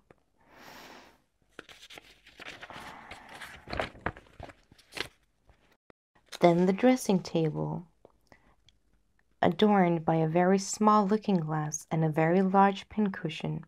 Then the window, an unusually large window. Then a dark old picture, which the feeble candle dimly showed me. It was the picture of a fellow in a high Spanish hat, crowned with a plume of towering feathers, a swarthy, sinister ruffian, looking upward, shading his eyes with his hand and looking intensely upward. It may be at some tall gallows at which he was going to be hanged. At any rate, he had the appearance of thoroughly deserving it. This picture put a kind of constraint upon me to look upward to, at the top of the bed. It was a gloomy and not an interesting object, and I looked back at the picture. I counted the feathers in the man's hat. They stood out in relief. 3 white, 2 green. I observed the crown of his hat, which was a conical shape according to the fashion supposed to have been favored by Guido Fawkes. I wondered what he was looking up at. It couldn't be at the stars. Such a desperado was neither astrologer nor astronomer. It must be at the high gallows, and he was going to be hanged presently. Would the executioner come in possession of his cornicle-crowned hat and plume of feathers? I counted the feathers again, 3 white and 2 green. While I still lingered over this very improving intellectual employment, my thoughts insensibly began to wander. The moonlight shining into the room reminded me of a certain moonlit night in England, the night after a picnic party in a Welsh valley. Every incident of the drive homeward through lovely scenery, which the moonlight made lovelier than ever, came back to my remembrance. Though I had never given the picnic a thought for years, though if I had tried to recollect it, I could certainly have recalled little or nothing of that scene long past, of all the wonderful faculties that help to tell us we are immortal, which speaks the sublime truth more eloquently than memory. Here was I in a strange house of the most suspicious character, in a situation of uncertainty and even of peril, which might seem to make the cool exercise of my recollection almost out of the question, nevertheless remembering, quite involuntary, places, people, conversations, minute circumstances of every kind which I had thought forgotten forever, which I could not possibly have recollected at will, even under the most favorable aspires. And what cause had produced in a moment the whole of this strange, complicated, mysterious effect? Nothing but some rays of moonlight shining in through my bedroom window. I was still thinking of the picnic and of our merriment, of the drive home, of the sentimental young lady who would quote Childe Harold because it was moonlight. I was absorbed by these past scenes and past amusements, when in an instant the thread on which my memories hung snapped asunder. My attention immediately came back to present things more vividly than ever, and I found myself, I neither knew why nor wherefore, looking hard at the picture again. Looking for what? Good God! The man had pulled his hat down on his brows. No, the hat itself was gone. Where was the conical crown? Where the feathers, 3 white, 2 green? Not there. In the place of the hat and feathers, what dusky object was it now that hid his forehead, his eyes, his shading hand? Was the bed moving? I turned on my back and looked up. Was I mad, drunk, insane? Giddy again? Or was the top of the bed really moving down, sinking slowly, regularly, silently, horribly, right down throughout the whole of its length and breadth, right down upon me as I lay underneath? My blood seemed to stand still. A deadly paralyzing coldness stole all over me as I turned my head round on the pillow and determined to test whether the bed top was really moving or not by keeping my eye on the man in the picture. The next look in that direction was enough. The dull black frosy outline of the valance above me was within an inch of being parallel with his waist. I still looked on breathlessly. And steadily and slowly, very slowly, I saw the figure and the line of frame below the figure vanish as the valance moved down before it. I am constitutionally anything but timid. I have been on more than one occasion in peril of my life, and have not lost my self-possession for an instant. But when the conviction first settled on my mind that the bed top was really moving, was steadily and continuously sinking down upon me, I looked up shuddering, helpless, panic-stricken. beneath the hideous machinery for murder which was advancing closer and closer to suffocate me where I lay. I looked up, motionless, speechless, breathless. The candle, fully spent, went out, but the moonlight still brightened the room. Down and down, without pausing and without sounding, came the bed top, and still my panic terror seemed to bind me faster and faster to the mattress on which I lay. Down and down it sank, till the dusty odor from the linen of the canopy came stealing into my nostrils. At that final moment, the instinct of self-preservation startled me out of my trance, and I moved at last. There was just room for me to roll myself sideways off the bed. As I dropped noiselessly to the floor, the edge of the murderous canopy touched me on my shoulder. Without stopping to draw my breath, without wiping the cold sweat from my face, I rose instantly on my knees to watch the bed top. I was literally spellbound by it. If I had heard footsteps behind me, I could not have turned round. If a means of escape had been miraculously provided for me, I could not have moved to take advantage of it. The whole life in me was, at that moment, concentrated in my eyes. It descended, the whole canopy, with a fringe round it, came down, down, closed down. So close that there was no room now to squeeze my fingers between the bed top and the bed. I felt at the sides and discovered that what had appeared to me from beneath to be the ordinary light canopy of a four-poster bed was in reality a thick, broad mattress, the substance of which was concealed by the valance and its fringe. I looked up and saw the four-post rising, hideously bare.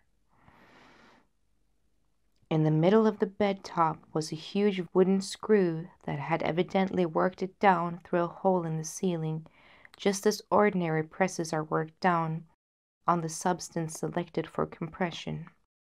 A frightful apparatus moved without making the faintest noise. There had been no creaking as it came down. There was now not the faintest sound from the room above. Amid a dead and awful silence, I beheld before me, in the 19th century, and in the civilized capital of France, such a machine for secret murder by suffocation as might have existed in the worst days of the Inquisition. In the lonely inns amongst the Harz Mountains and the mysterious tribunals of Westphalia, still, as I looked on it, I could not move. I could hardly breathe, but I began to recover the power of thinking, and in a moment I discovered the murderous conspiracy framed against me in all its horror. My cup of coffee had been drugged, and drugged too strongly. I had been saved from being smothered by having taken an overdose of some narcotic. How I had chafed and fretted at the fever fit which had preserved my life by keeping me awake. How recklessly I had confided myself to the two wretches who had led me into this room, determined, for the sake of my winnings, to kill me in my sleep by the surest and most horrible contrivance for secretly accomplishing my destruction. How many men, winners like me, had slept as I had proposed to sleep in that bed, and had never been seen or heard from no more. I shuddered at the bare idea of it. But ere long, all thought was again suspended by the sight of the murderous canopy moving once more. After it had remained on the bed, as nearly as I could guess, about 10 minutes, it began to move up again.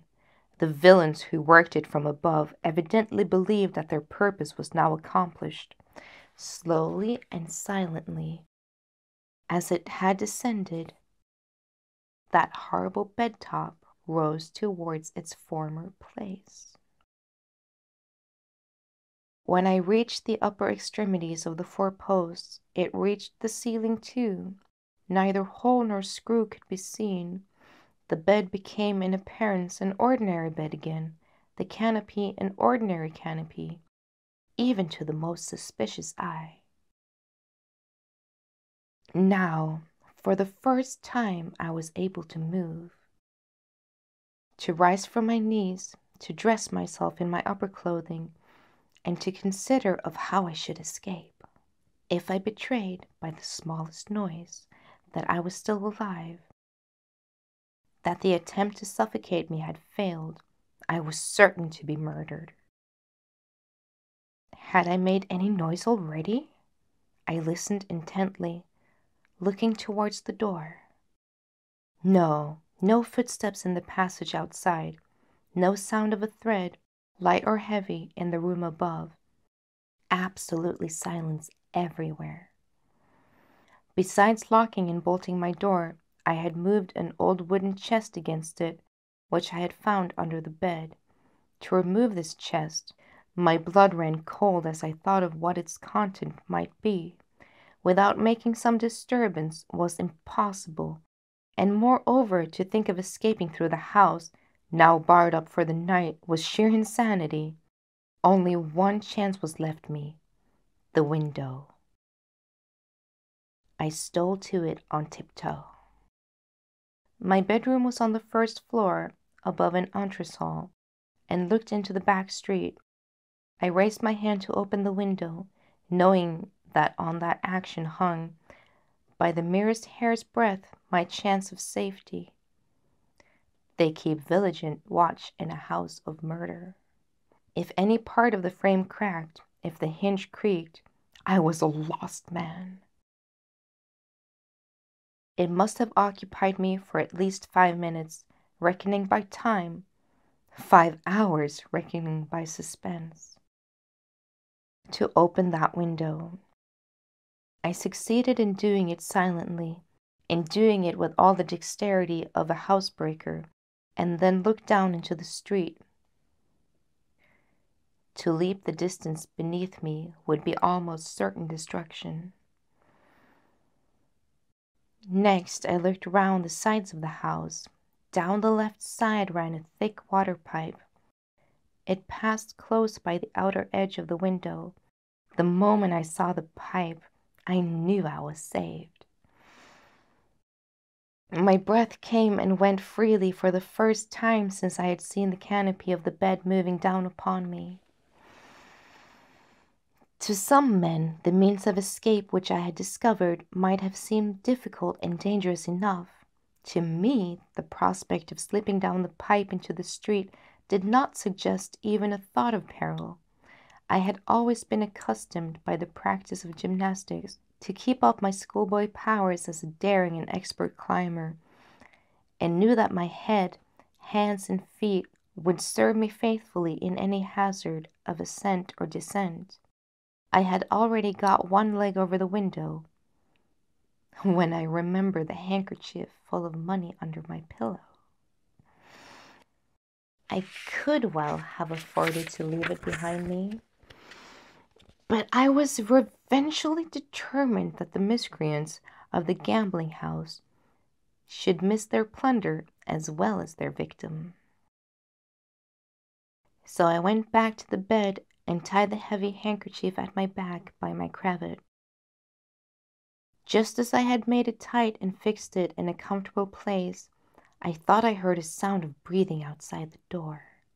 The chill feeling of horror ran through me again as I listened. No, dead silence still in the passage. I had only heard the night air blowing softly into the room. The next moment I was on the window-sill, and the next I had a firm grip on the water pipe with hands and knees. I slid down into the street easily and quietly, as I thought I should, and immediately set off at the top of my speed to a branch prefecture of police, which I knew was situated in the immediate neighborhood.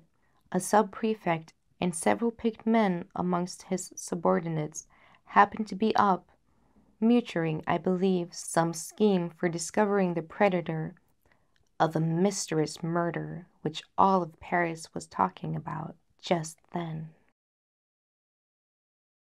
When I began my story in a breathless hurry in very bad French, I could see that the sub-prefect suspected me of being a drunken Englishman who had robbed somebody. But he soon altered his opinion as I went on.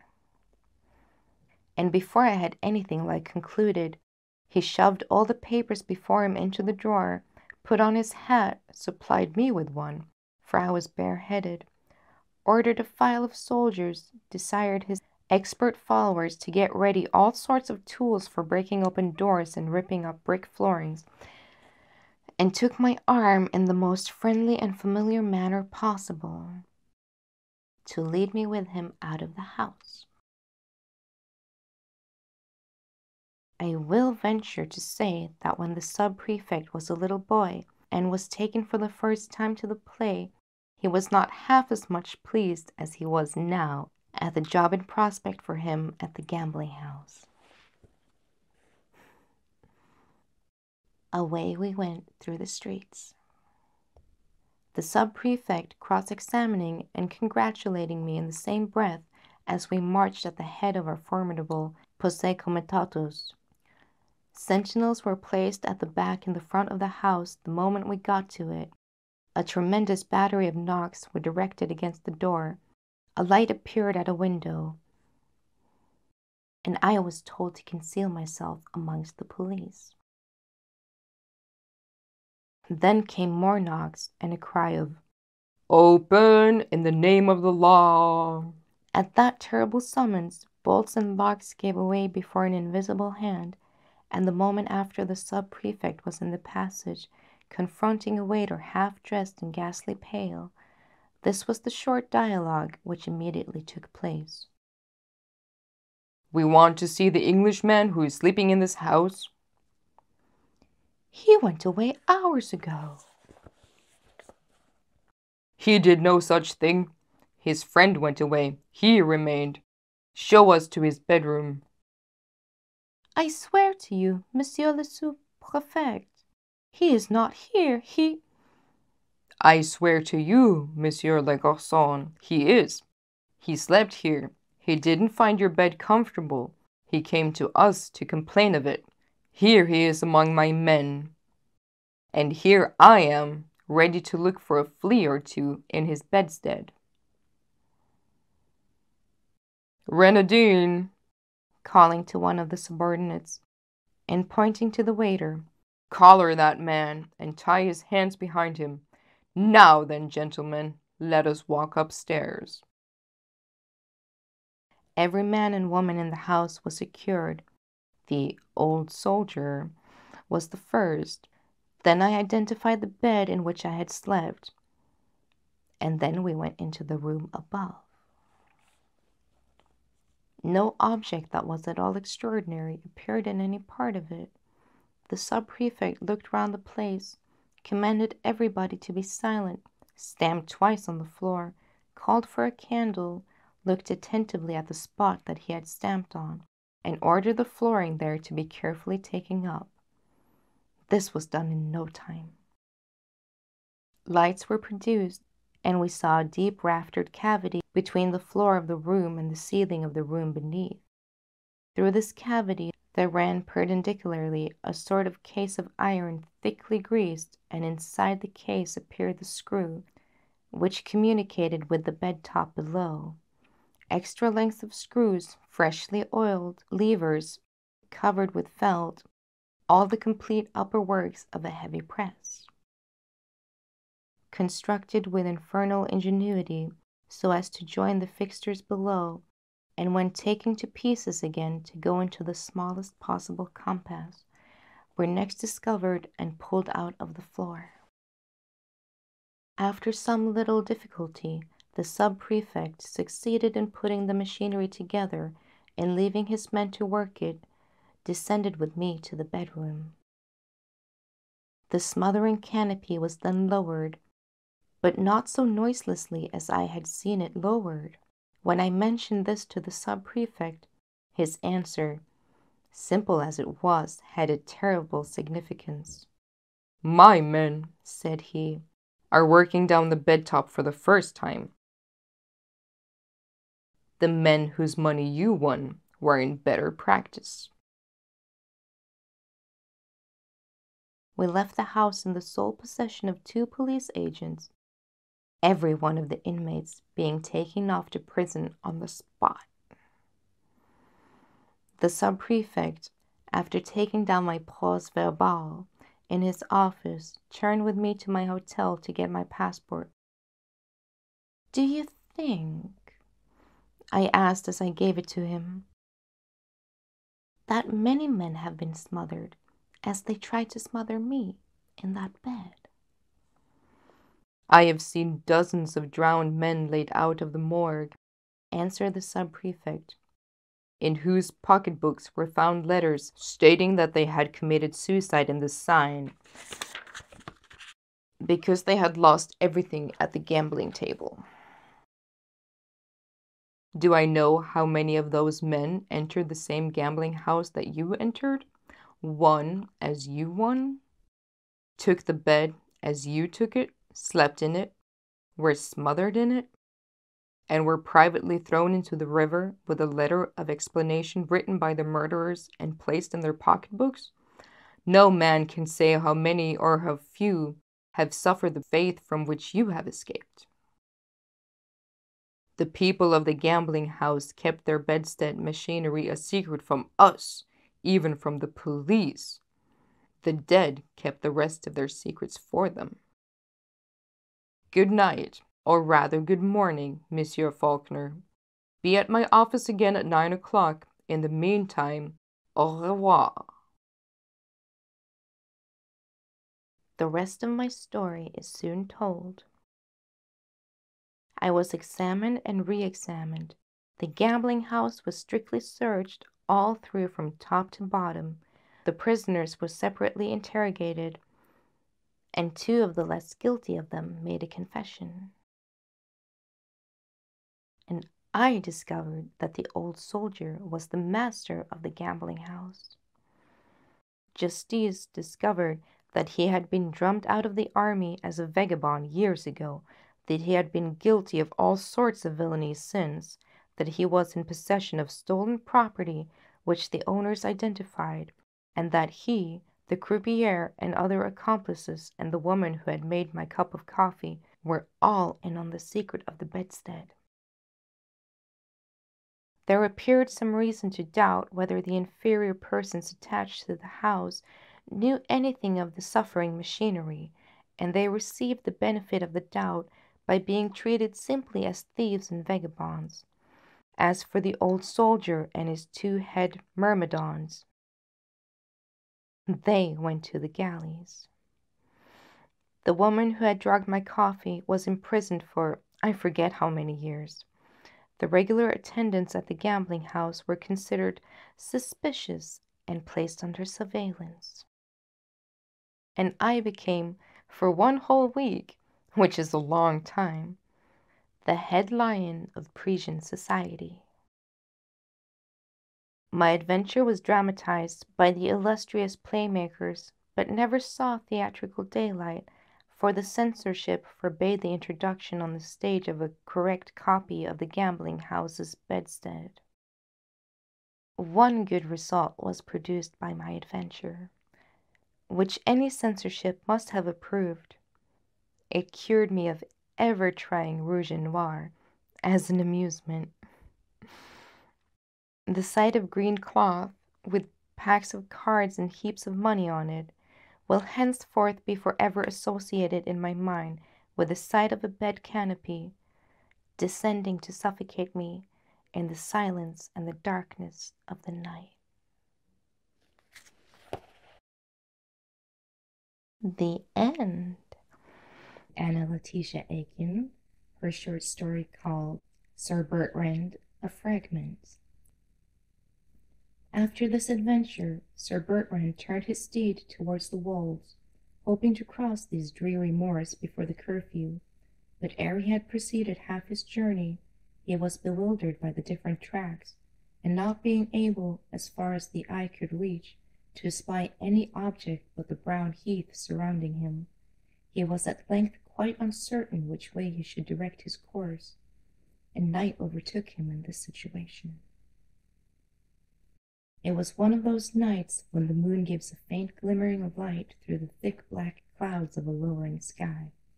Now and then she suddenly emerged in full splendor from her veil, and then instantly retired behind it, having just served to give the forlorn Sir Bertrand a wide extended prospect over the desolate waste.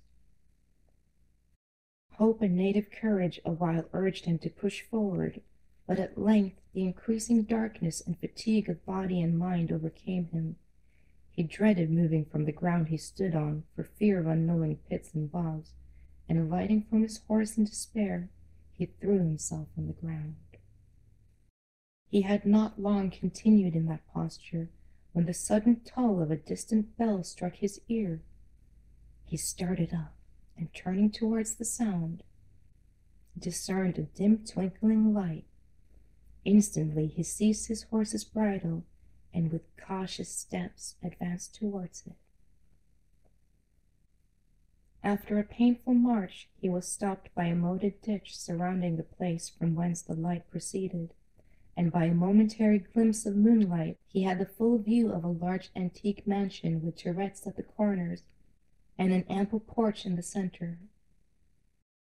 The injuries of time were strongly marked on everything about it. The roof in various places was fallen in, the battlements were half demolished, and the windows broken and dismantled. A drawbridge with a ruinous gateway at each end led to the court before the building. He entered, and instantly the light, which proceeded from a window in one of the turrets, glided along and vanished. At the same moment the moon sank beneath a black cloud, and the night was darker than ever, and all was silent. Sir Bertrand fastened his steed under a shed, and approaching the house,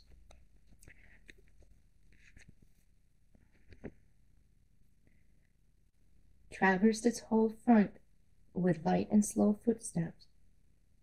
All was still as death. He looked in at the lower windows, but could not distinguish a single object through the impenetrable gloom. After a short parley with himself, he entered the porch and, seizing a massy iron knocker at the gate, lifted it up, and hesitating, at length struck a loud stroke. The noise resounded through the whole mansion with hollow echoes. All was still again. He repeated the strokes more boldly and louder. Another interval of silence ensued. A third time he knocked, and a third time all was still. He then fell back to some distance, that he might discern whether any light could be seen in the whole front. It again appeared in the same place, and quickly glided away as before. At the same instant a deep sullen toll sounded from the turret.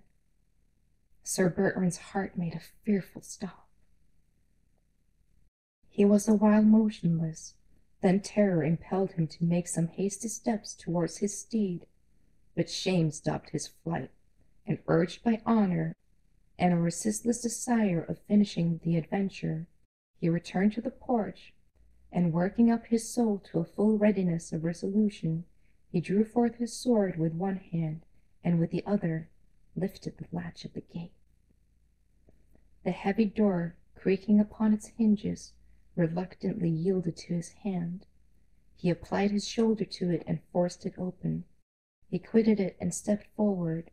The door instantly shut with a thunderous clap. Sir Bertrand's blood was chilled. He turned back to find the door, and it was long ere his trembling hands could seize it, but his utmost strength could not open it again.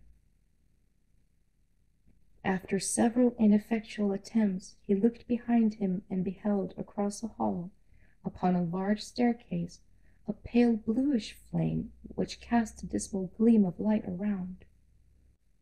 He again summoned forth his courage and advanced towards it. It retired.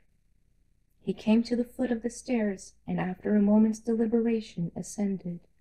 He went slowly up, the flame retiring before him, till he came to a wide gallery. The flame proceeded along it, and he followed it in silent horror, treading lightly, for the echoes of his footsteps startled him. It led him to the foot of another staircase, and then vanished. At the same time, another toll sounded from the turret. Sir Bertrand felt it strike upon his heart.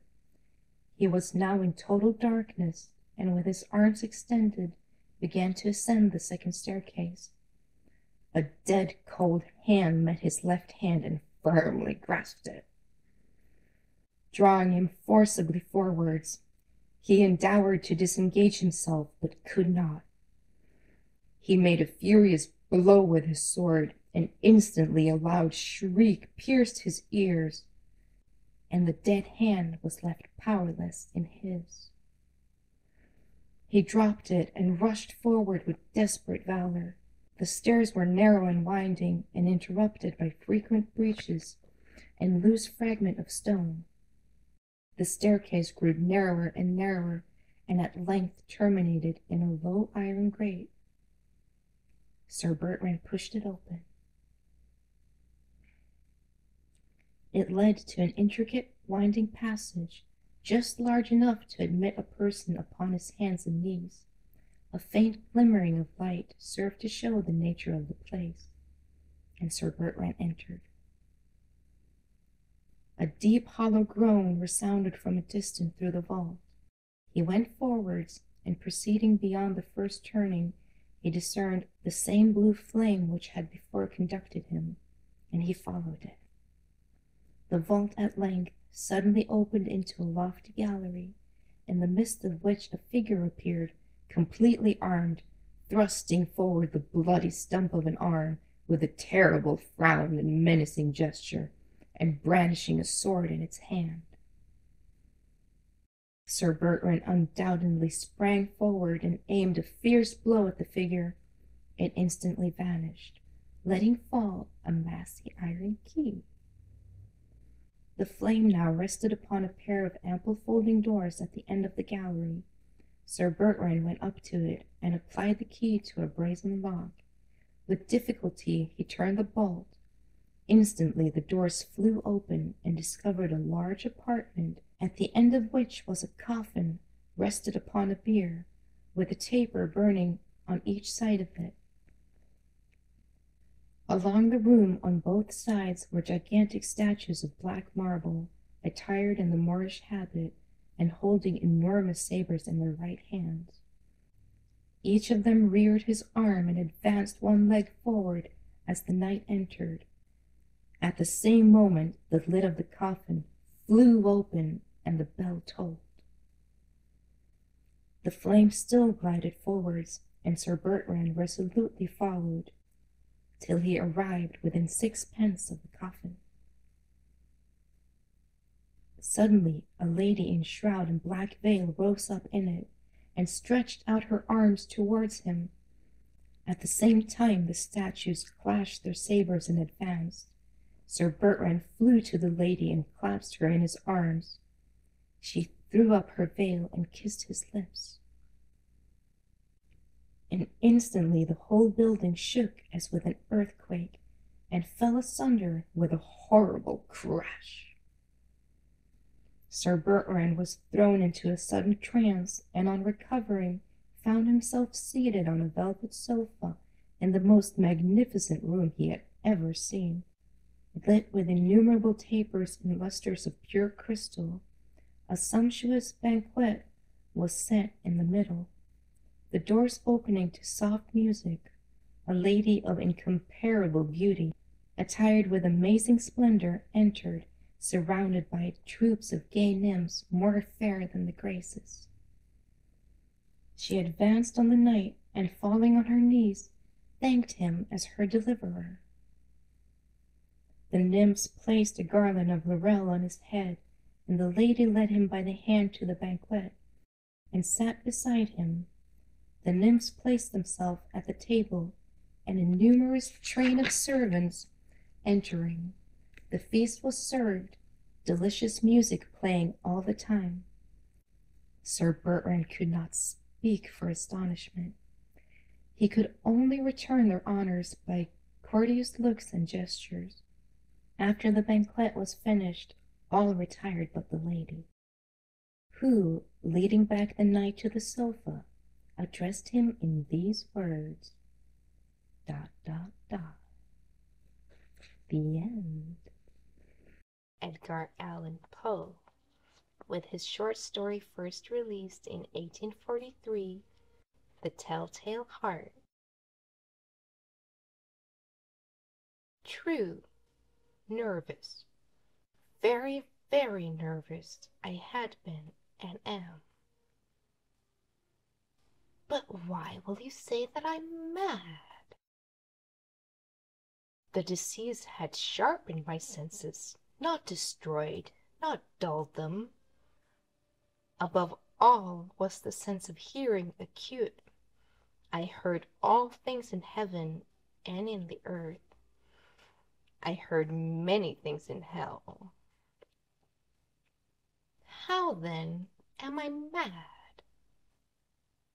Hearken and observe how healthily, how calmly I can tell you the whole story. It is impossible to say how first the idea entered my brain, but once convinced, it haunted me day and night. Object there was none, passion there was none. I loved the old man. He had never wronged me, he had never given me insult. For his gold I had no desire. I think it was his eye. Yes, it was this. One of his eyes resembled that of a vulture, a pale blue eye with a film over it. Whenever it fell upon me, my blood ran cold, and so by degrees, very gradually, I made up my mind to take the life of the old man, and thus rid myself of the eye forever. Now this is the point. You fancy me mad. Madmen know nothing. But you should have seen me. You should have seen how wisely I proceeded, with what caution, with what foresight, with what dissimulation I went to work. I was never kinder to the old man than during the whole week before I killed him, and every night about midnight I turned the latch of his door and opened it, oh, so gently. And then, when I had made an opening sufficient for my head, I put in a dark lantern, all closed, so that no light shone out, and then I thrust in my head. Oh, you would have laughed to see how cunningly I thrust it in. I moved it slowly, very, very slowly, so that I might not disturb the old man's sleep.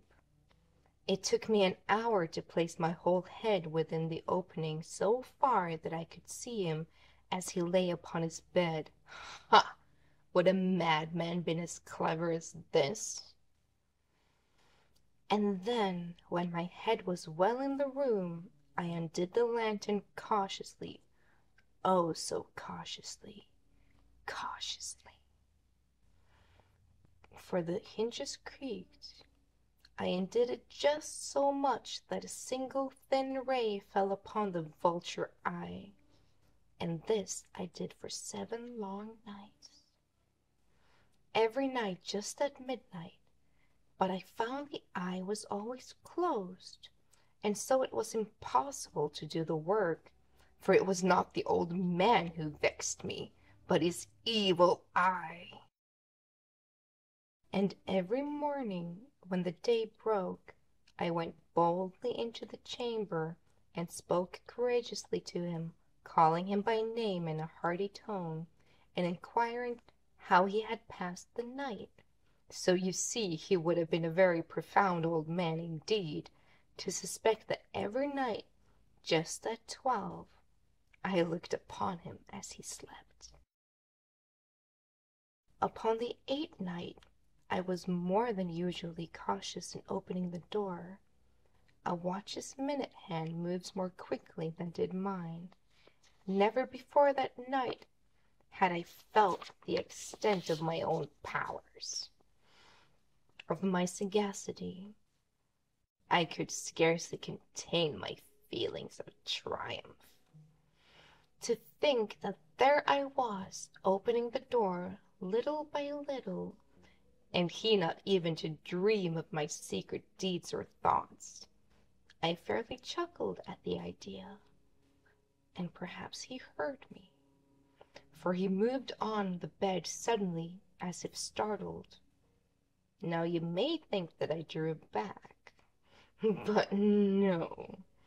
His room was as black as pitch with thick darkness, for the shutters were close fastened through fear of robbers. So I knew that he could not see the opening of the door, and I kept pushing it on steadily, steadily. I had my head in, and was about to open the lantern, when my thumb slipped upon the thin fastening, and the old man sprang up in bed, crying out, "Who's there?" I kept quite still and said nothing. For a whole hour I did not move a muscle, and in the meantime I did not hear him lie down. He was still sitting up in the bed listening, just as I have done, night after night, hearkening to the death watches in the wall.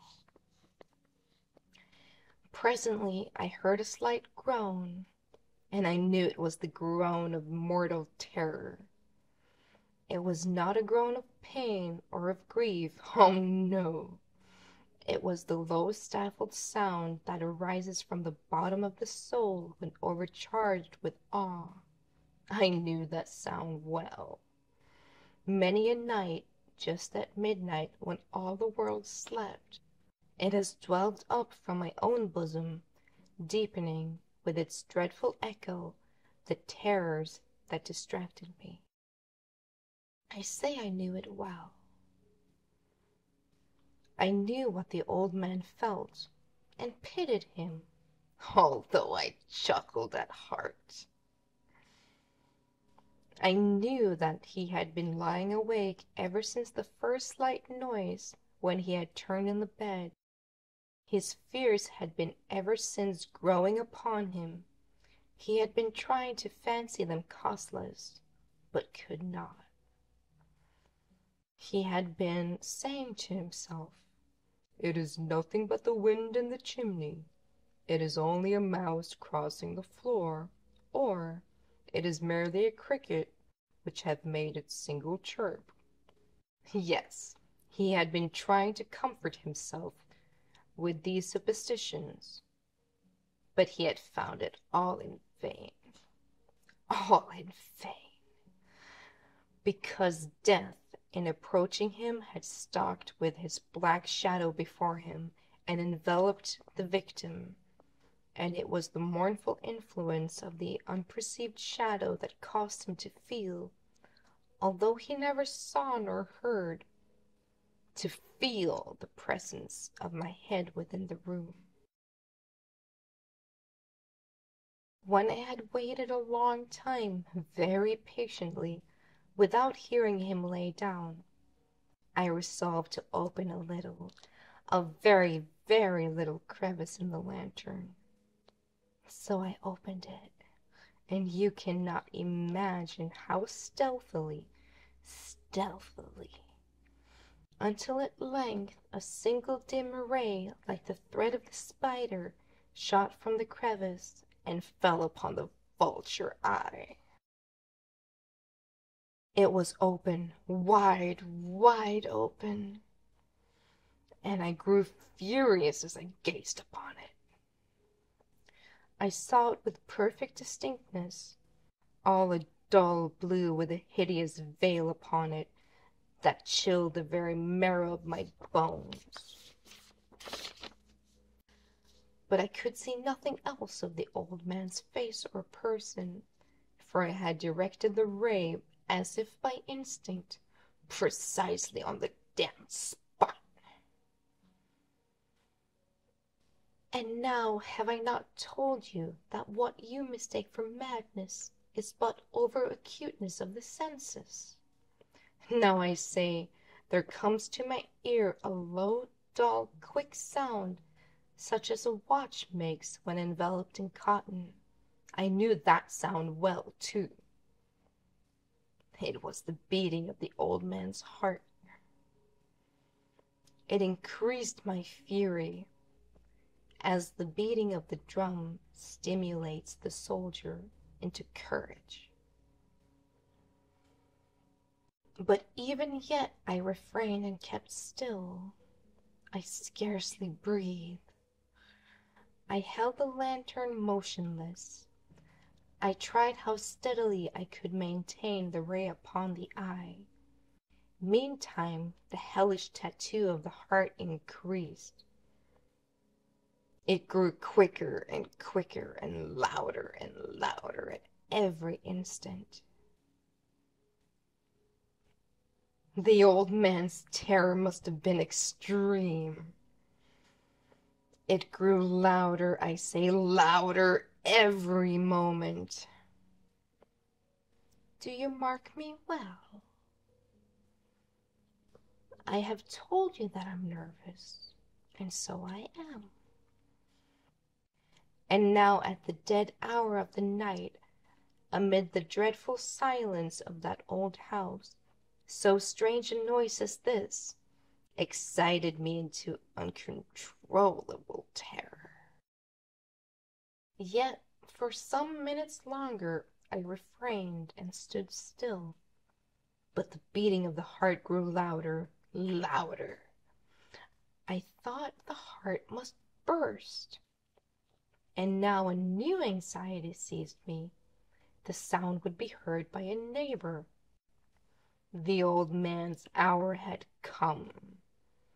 With a loud yell, I threw open the lantern and leaped into the room. He shrieked once, and once only. In an instant, I dragged him to the floor and pulled the heavy bed over him. I then smiled gaily to find the deed so far done. But for many minutes the heart beat on with a muffled sound. This, however, did not vex me. It would not be heard through the wall. At length it ceased. The old man was dead. I removed the bed and examined the corpse. Yes, he was stone dead. I placed my hand upon the heart and held it there many minutes. There was no pulsation. He was stone dead. His eye would trouble me no more. If you still think me mad, you will think so no longer when I describe the wise precautions I took for the concealment of the body. The night waned, and I worked hastily, but in silence. First of all, I dismembered the corpse. I cut off the head, the arms, and the legs. I then took up 3 planks from the flooring of the chamber, and deposited all between the scantlings. I then replaced the boards so cleverly, so cunningly, that no human eye, not even his, could have detected anything wrong. There was nothing to wash out, no stain of any kind, no blood spot whatsoever. I had been too wary for that. A tub had caught all. Ha ha! When I had made an end of these labors, it was 4 o'clock, still dark as midnight. As the bell sounded the hour, there came a knocking at the street door. I went down to open it with a light heart, for what had I now to fear? There entered 3 men who introduced themselves with perfect suavity as officers of the police. A shriek had been heard by a neighbor during the night. Suspicion of foul play had been aroused. Information had been lodged at the police office, and they, the officers, had been deputed to search the premises. I smiled, for what had I to fear? I bade the gentleman welcome. The shriek, I said, was my own in a dream. The old man I mentioned was absent in the country. I took my visitors all over the house. I bade them search well. I led them at length to his chamber. I showed them his treasures, secure, undisturbed. In the enthusiasm of my confidence, I brought chairs into the room, and desired them here to rest from their fatigues, while I myself, in the wild audacity of my perfect triumph, placed my own seat upon the very spot beneath which reposed the corpse of the victim. The officers were satisfied. My manner had convinced them. I was singularly at ease. They sat, and while I answered cheerily, they chatted of familiar things. But ere long I felt myself getting pale and wished them gone. My head ached, and I fancied a ringing in my ears. But they still sat and chatted. The ringing became more distinct. It continued and became more distinct.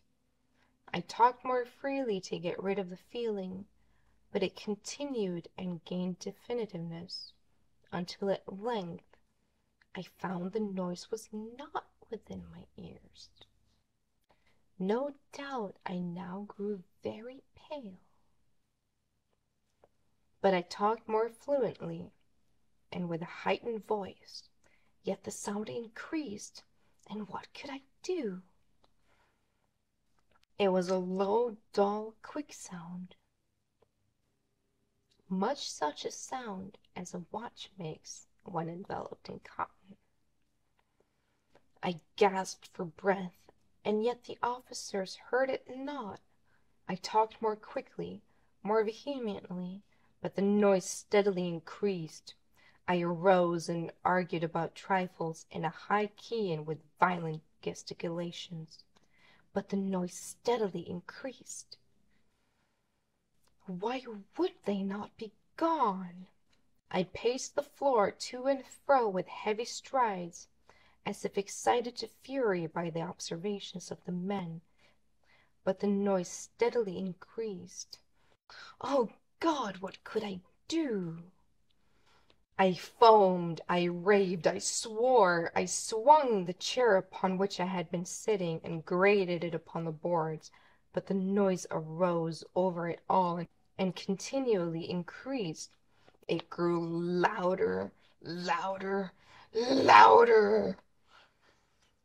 And still the man chatted pleasantly and smiled. Was it possible they heard not? Almighty God, no, no! They heard, they suspected, they knew. They were making a mockery of my terror. This I thought, and this I think. But anything was better than this agony. Anything was more tolerable than this derision. I could bear those hypocritical smiles no longer. I felt that I must scream or die. And now, again, hark, louder, louder, louder, louder. Villains! I shrieked. Dissemble no more. I admit the deed. Tear up the planks. Here, here. It is the beating of his hideous heart. The end.